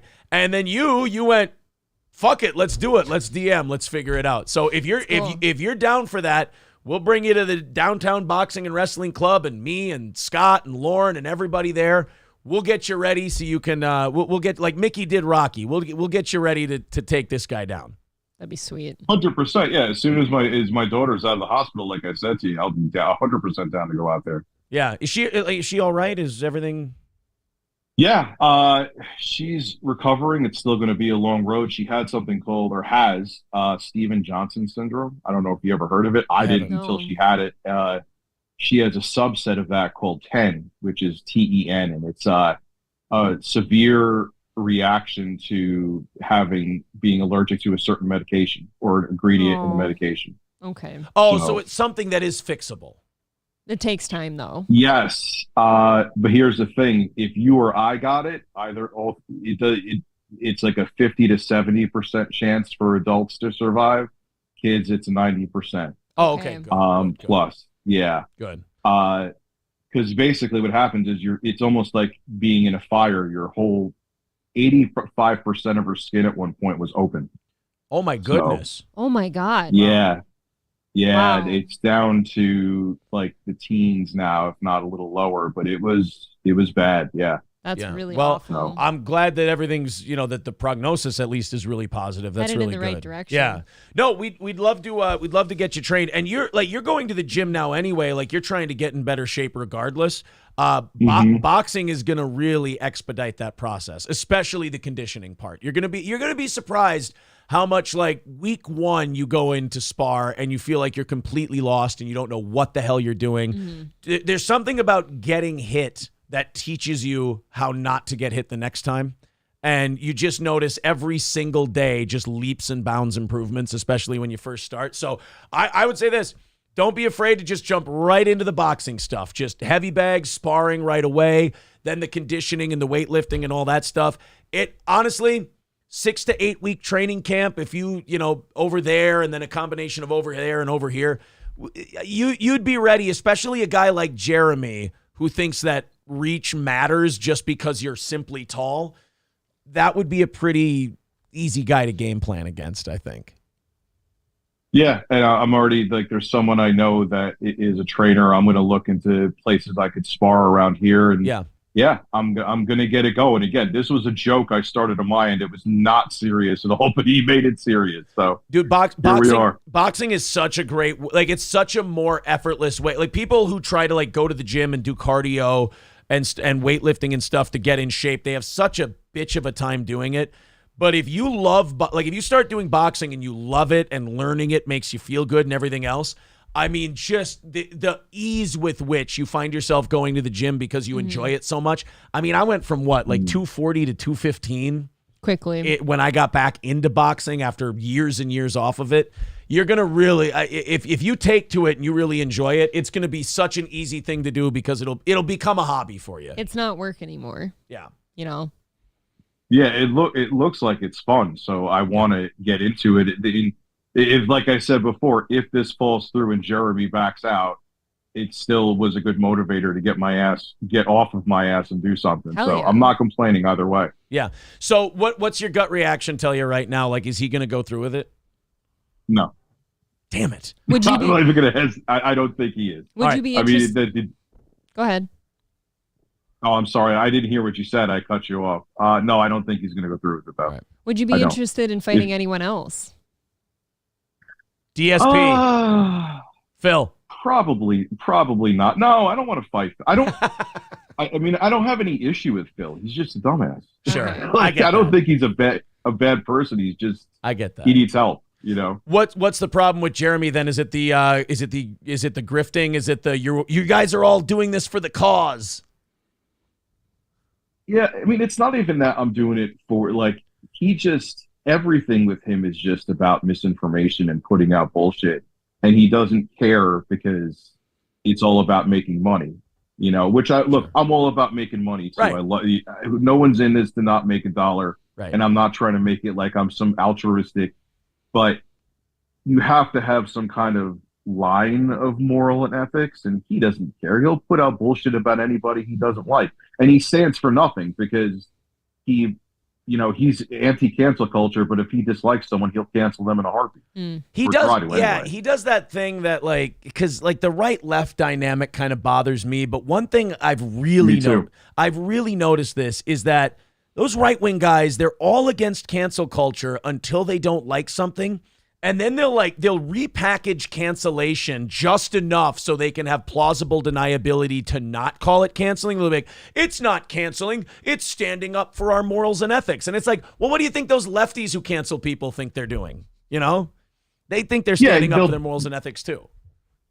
110%. They'll be like, oh, like if it's someone that they don't want canceled, why did you dig through their past? We've all said things, but if they want you canceled, they'll have no problem going through your, oh, you said this 20 years ago. Like, really?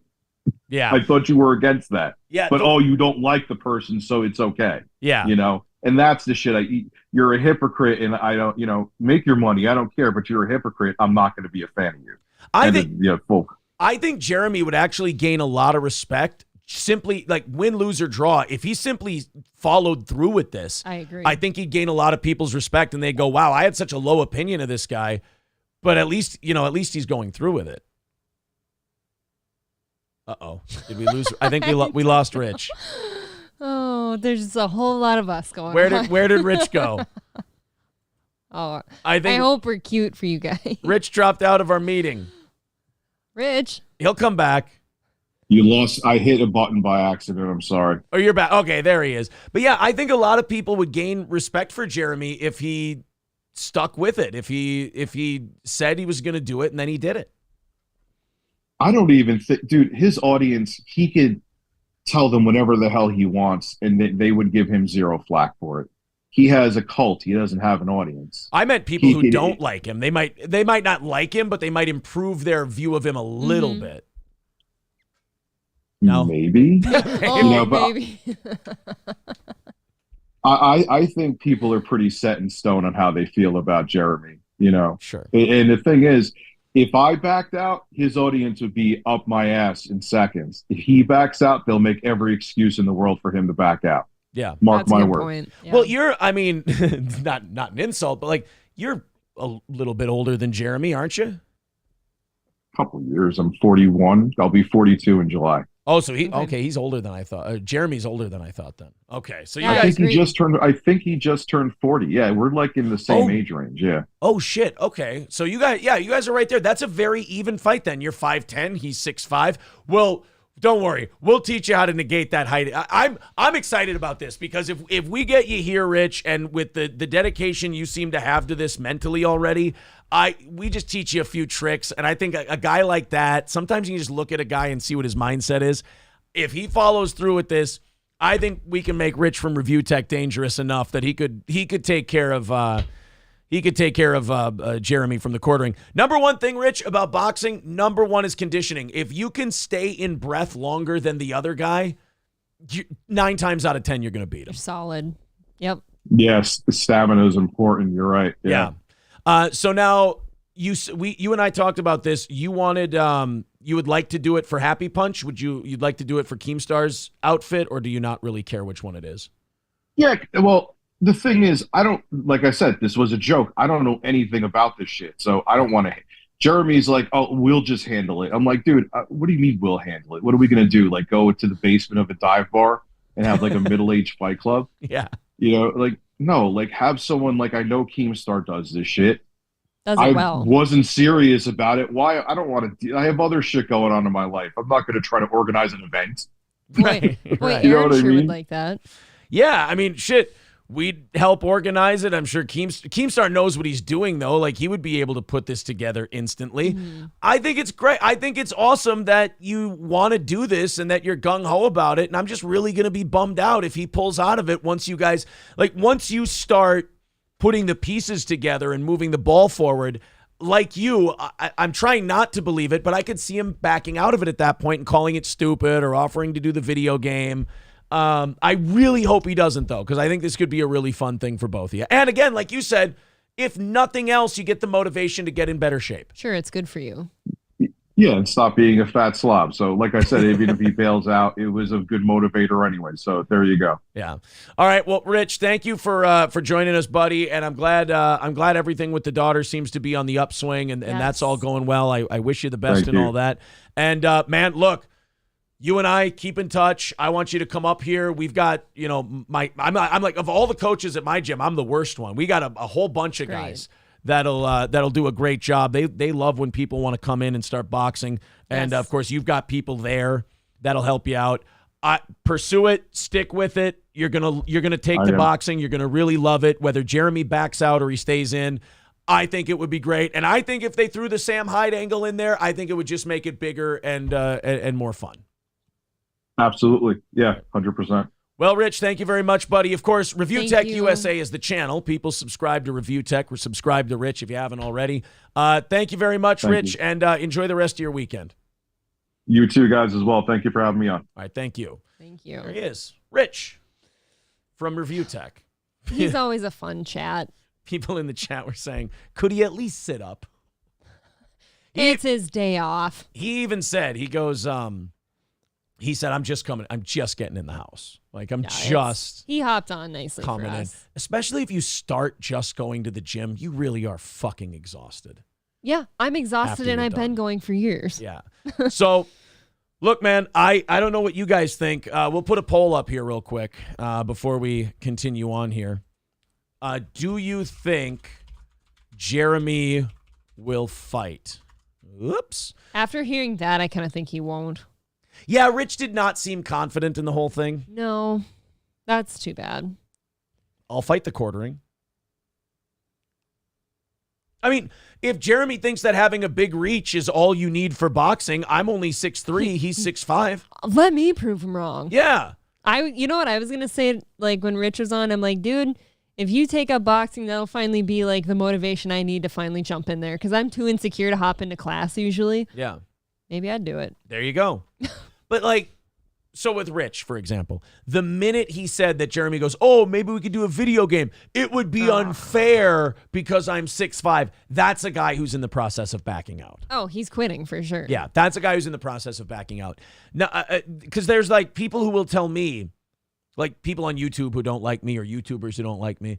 They're like, oh, yeah, you box, think you're so good. I'll box you. I don't sit there and go, well, I have experience. That's not fair. If they throw that at me, I'll go, let's fucking do it. Right. Put on the gloves. Let's give it a shot. Sure, why not? Anyone who does a thing where they're making excuses as to why they'd kick your ass so bad is trying to back out. Yeah. Like if somebody challenges you to a fight and you tell them no because you kicked their ass so bad, you're a phony, lying sack of shit who's scared to fight that person. I also think that's like a lot of those people have like that shitty Street Fighter mentality where they don't give a shit about anything. They just go for it. Those guys are always fun to box. That's always an easy morning. They don't know anything. Matthew Jenkins says boring Jeremy will back out. Union Jack says a tall guy will always have the advantage, wouldn't he, Aaron? A natural physical advantage, yes. It has nothing to do with a skill advantage. There is no way in hell that 6'5" versus 5'10" on its own is an advantage for anyone in terms of boxing skill. Mike Tyson fought a lot of guys who were 6'5" and shorter, and he was 5'9". Well, you fought a guy who was 6'7" and you're almost 6'4". And I beat him. Too, and you should have you beat the guy. It was home cooked. But I won. I didn't get the decision. Or no, I beat him, but I didn't win the decision. like technical skills and like, so technically the guy wasn't better than you. You know what I mean? Right. He wasn't any better than you. Technically, I was a better fighter than he was. Yeah. I got off to a slow start. What do? Still beat him in the second round, dropped him in the third. Fucking judges. But anyway, that's all. You know what? Can't really complain about the judges, though, because that much like umpires in baseball is a part of the game. You got to let these be your judges next time. 0% chance that the bordering will box, says Yosemite Sambo. Aaron versus Jeremy is a way more interesting fight. Let's go, Aaron. I would do it. I'll be honest, one of the reasons I wanted to get involved in the training aspect of it is I wanted to see if Sam Hyde and I could put something together. You know, Sam Hyde's 50 pounds bigger than me, but you know what? I watched his last fight. If I can survive a round and a half, I got a much better chance. The conditioning is there. Wind.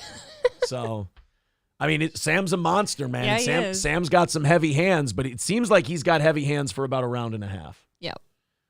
I mean, when I watched him go anytime you see a guy go like this in the ring, That's what you I'm jump. saying. You Yeah. jump. You get in there.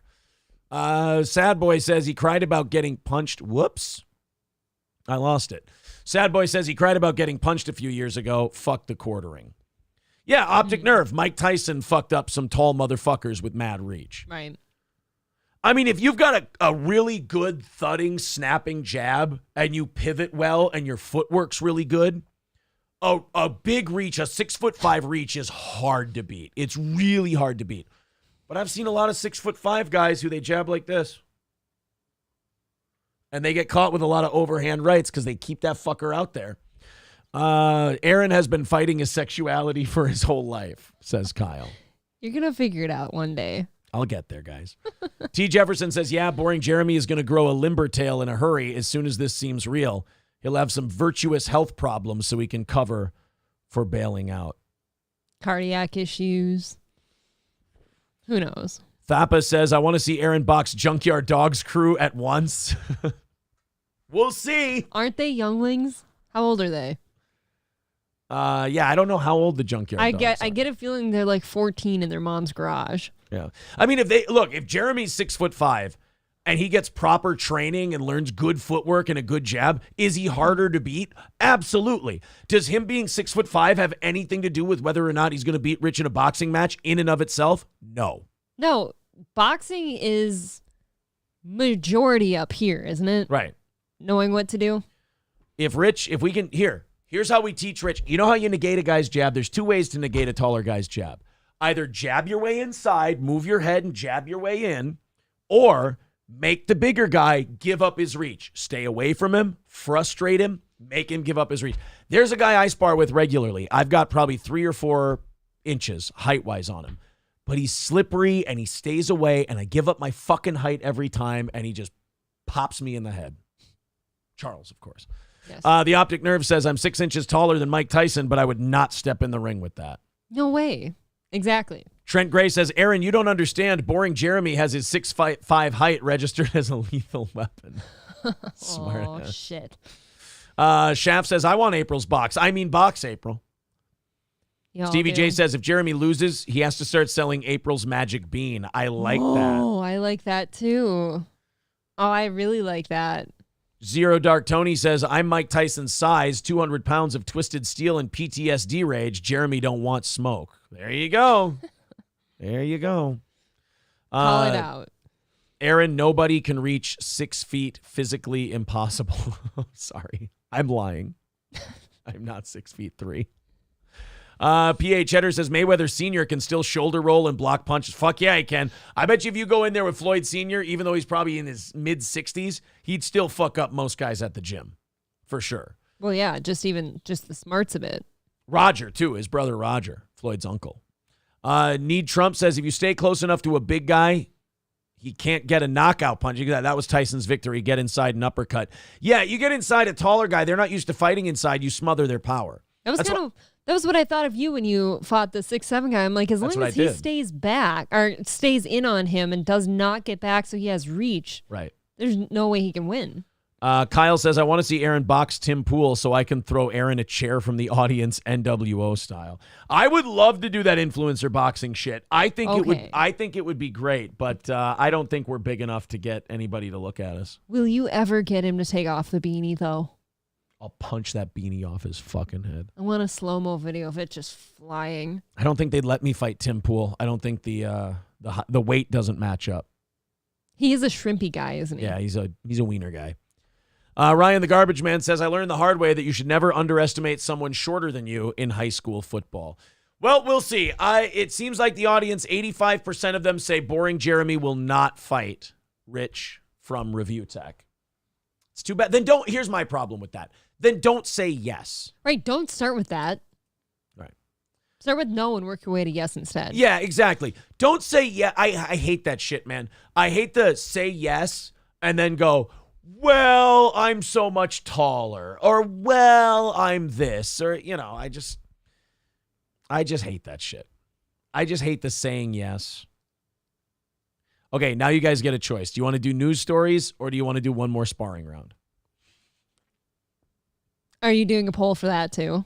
Do you guys want to do one? No, I'm just going to let the chat decide. We got time for one more story or one more sparring round. Okay, I have tips for all these people. Since I filmed them, I will say that the other two gentlemen that he sparred with, he did allow a couple of them to really beat up on him a little bit. I did let one of the guys hit me a lot. So if you would like to see Aaron hit on quite a lot by another man, a black man at that. Oh yeah, there is that. You could watch the sparring video. Yeah, I did rope a dope one guy quite a bit. We're watching a hate crime. Sparring news, booze stories. So there's 3-1. Spar 3-2, 4-2, 5-2, 5-3, 6-3, 6-4, 747576. All right, so it's kind of even here. All right. As far as stories or sparring. Should we let them watch me get hit? Oh, no, they're saying news. Oh, then there's another spar. Spories? Okay, that's both. Spories? That's just mold. All right. Both. Oh, they want to do both. Okay, let's do that. Let's make it happen. A quick one. Okay, so all the sparring videos are 3 minutes long because it's a 3-minute round. So do we have time for one video? We have time and one for a story. What do you want to do first? I want to do this Dave Ramsey one. Okay. This guy called into Dave Ramsey's show. I don't know how many of you know who Dave Ramsey is. He's like a debt management radio guy. Like he helps people get out of debt. What a bitch. What a bitch. And this person called into his show they said like such a bad debt story. Because people tell Dave Ramsey how fucked up their situation is. Mm-hmm. And then he tells them like, look, here's exactly how you get out of that. And here's where you fucked up. I used to listen to a guy like this. I like Dave Ramsey a lot. I think he does a good job. He's kind of boomery in that he's a big believer in like cash on hand. Like he doesn't believe that any debt is good. Like there are some people who need to invest money in something and they want to see a return on that investment. And sometimes you do need to take on debt to do that. I get that part. But for the most part, like in general, the shit he says is a lot smarter than any shit I could come up with. So this is somebody who called into Dave Ramsey's show with $1 million in debt. Wow. We have probably just under $1 million in debt, and we want to know how to get debt-free without filing bankruptcy. Fake your death and make an insurance claim. Boom!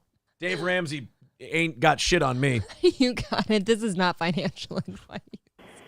Just kidding. Okay, how much of that is a mortgage? The mortgage, about $210,000. Oh, my God! I would have thought the mortgage was maybe like $750,000. That's most of your $1 million debt. I was expecting closer to $5. Oh, so $800,000 another. What do you drive to work every day? A jet? Well, it could be like loans to like starting a business or something. Okay. I don't know. So you have $600,000 in what? $335,000 is about in student loans. Stop going to college. It never pays off. Please. Did you go to Yale and Harvard at the same time? Stop going to college if whatever profession you're going into will not pay that off. We both have advanced degrees, and then the rest is really credit cards and personal loans. So you have $300,000 of credit cards and personal loans? Oh, my God. We have about $335,000 student loans and about $136,000 in credit cards, $44,000 personal loans, and $35,000 car loans. That's the most reasonable one out of any of them I've ever heard. Like if you have two cars. $35,000 for 2 cars and car loans is if you're in the pretty middle of the respectable. loan, yeah, I mean. That's pretty good. Okay. How old are you all? I'm 29. Okay. So what in the world? They're my age. Yeah. I mean, are you both on this, or is this just one of you that's completely lost your mind? Well, I have the majority of the student loans, and he has the majority of the credit cards. My credit card debt is not great. Okay, it's so why does he at 29 years old run up $100,000 in credit card debt? Jesus. Well, he's 32, but I think it's one of those things where just making really poor financial decisions, thinking. No. $10,000 to $20,000 is really bad, terrible life decisions. $100,000 is being wildly irresponsible and doing cool, flashy rapper shit on borrowed money. This is sickening. I guarantee most of it's vacations. Stop taking vacations if you can't pay for them. Able to pay it down as you go, and then it doesn't happen. Yeah. And okay, so you both have. Okay, that's $5,000 to $10,000. You start going down that road, and you go, "Oh shit!" That's what I think. I thought at $5,000 I would start knocking this thing down. Holy shit! I'm at $10,000. I got to really get a hold of this. It's breeding like bunnies. I gotta stop. You know what number's in my head right now? I'm thinking to myself, what did you do at 50? I don't know, dude. I don't know. Advanced degrees. What are your degrees in? We do. So I have a degree, both of our advanced degrees. No, he has an MBA and I have an advanced degree in policy. I work in the government, and we actually both do now at this point. Well, now it makes sense why you can't do math and you can't figure out your fucking finances. You work for the government.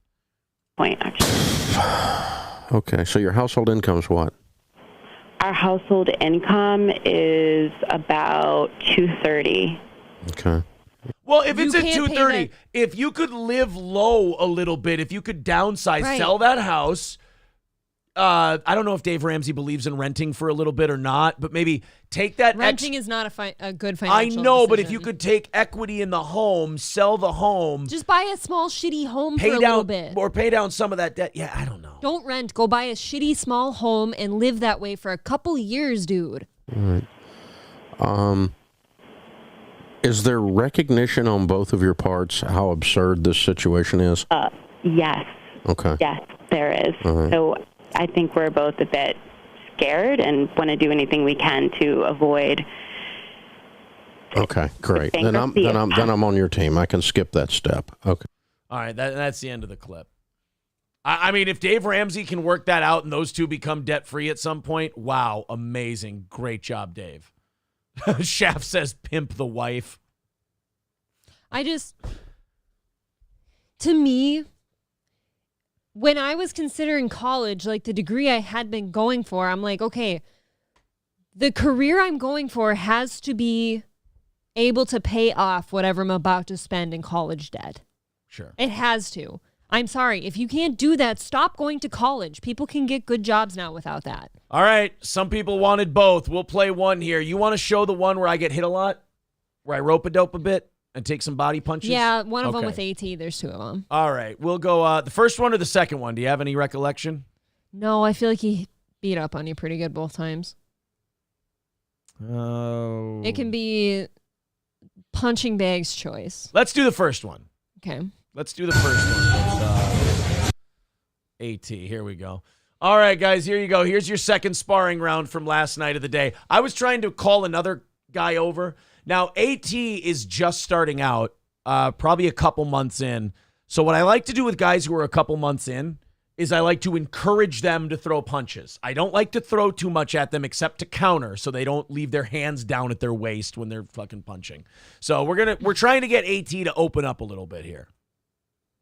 Whoops. Okay. Holy shit, that's the latest excuse I've ever heard. They're giving some guy shit. There you go. Throw AT. Throw some punches, baby. There you go. Throw some punches now. There you go.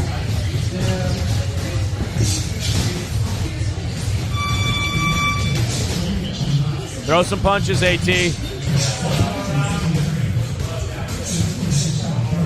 Nice and easy. I'm not going to hurt you. Throw some punches, buddy. There you go. I like that connection sound. Yeah. There you go. Want him to open up a little bit. See, the problem is they get so tired after they throw those rallies that they take some time off. See, we're just tapping them a little, just tapping them.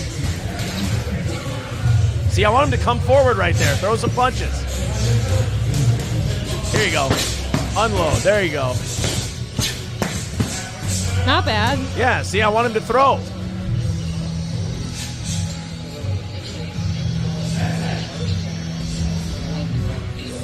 Come on, AT. Fire away. Now I know what to talk to him about next week. There you go.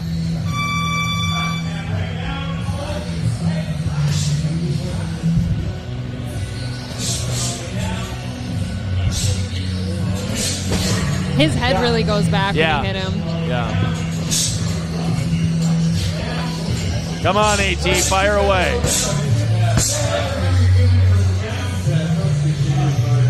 Throw some punches, buddy. We got to work on that conditioning a little bit. You really do cat hiss a lot.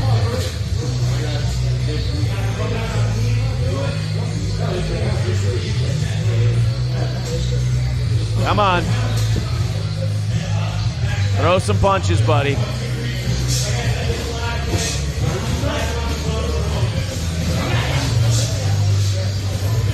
We're just trying to tap him a little so he counters. So there you go.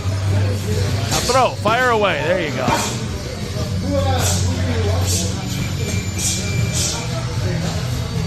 $30. 30, AT. 30.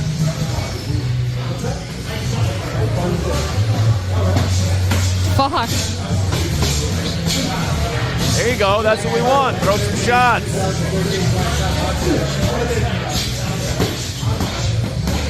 There you go. Oops.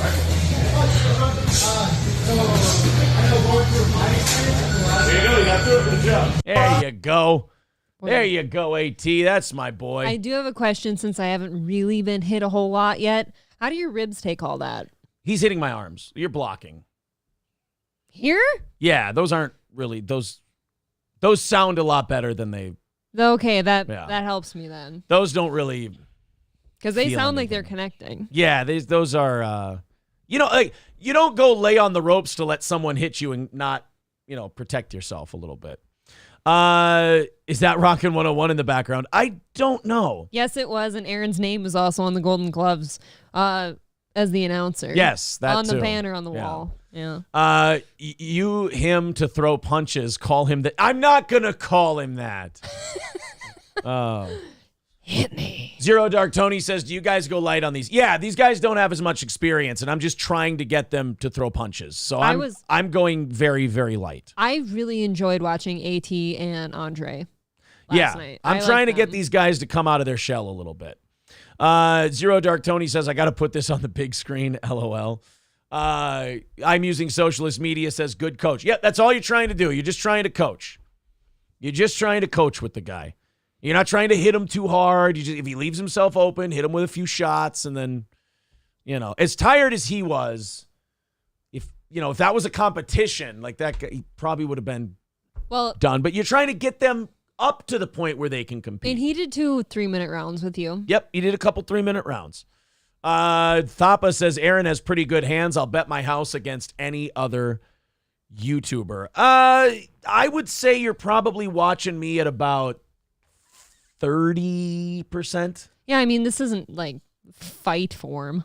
Yeah, it's just having good form. This is just trying to get guys to, to throw. Why isn't Let's Go guy in your corner? Sandy Squatch says, talk about his people like you do on here, then he'll hit you. Optic Nerd says, oh, didn't realize you were coaching. Sorry. Yeah, I'm coaching these guys. I'm not. The guys that I usually spar with, like to get better and competitively and shit like that, they're not there on Thursdays. They're usually there on Wednesday or Saturdays when we have the big sparring events on Saturdays. Which, isn't there one this weekend? No, 2 weeks. Oh. 2 weeks. And then there's 2 in a row. Oh, perfect. So you can still go to that. Yeah, I can still go to those. All right, guys, that's going to do it. Potato Head says, isn't Jake Paul a YouTuber? So he thinks Aaron could take Jake Paul. Or Logan. I don't think I could take Logan or Jake. They are both very, very good. But Happy Plague Doctor says, Jesus, just suck Aaron's cock already. Maybe Aaron should fight Logan Paul. Oh, man. We'll see. For the purse. Guys, thank you very much. I appreciate it. Wonderful week. Great week of Steel Toe. April, thank you very much. Thank you. And to the rest of you, we will talk to you again Sunday night at 7 o'clock. Talk to you then. Bye.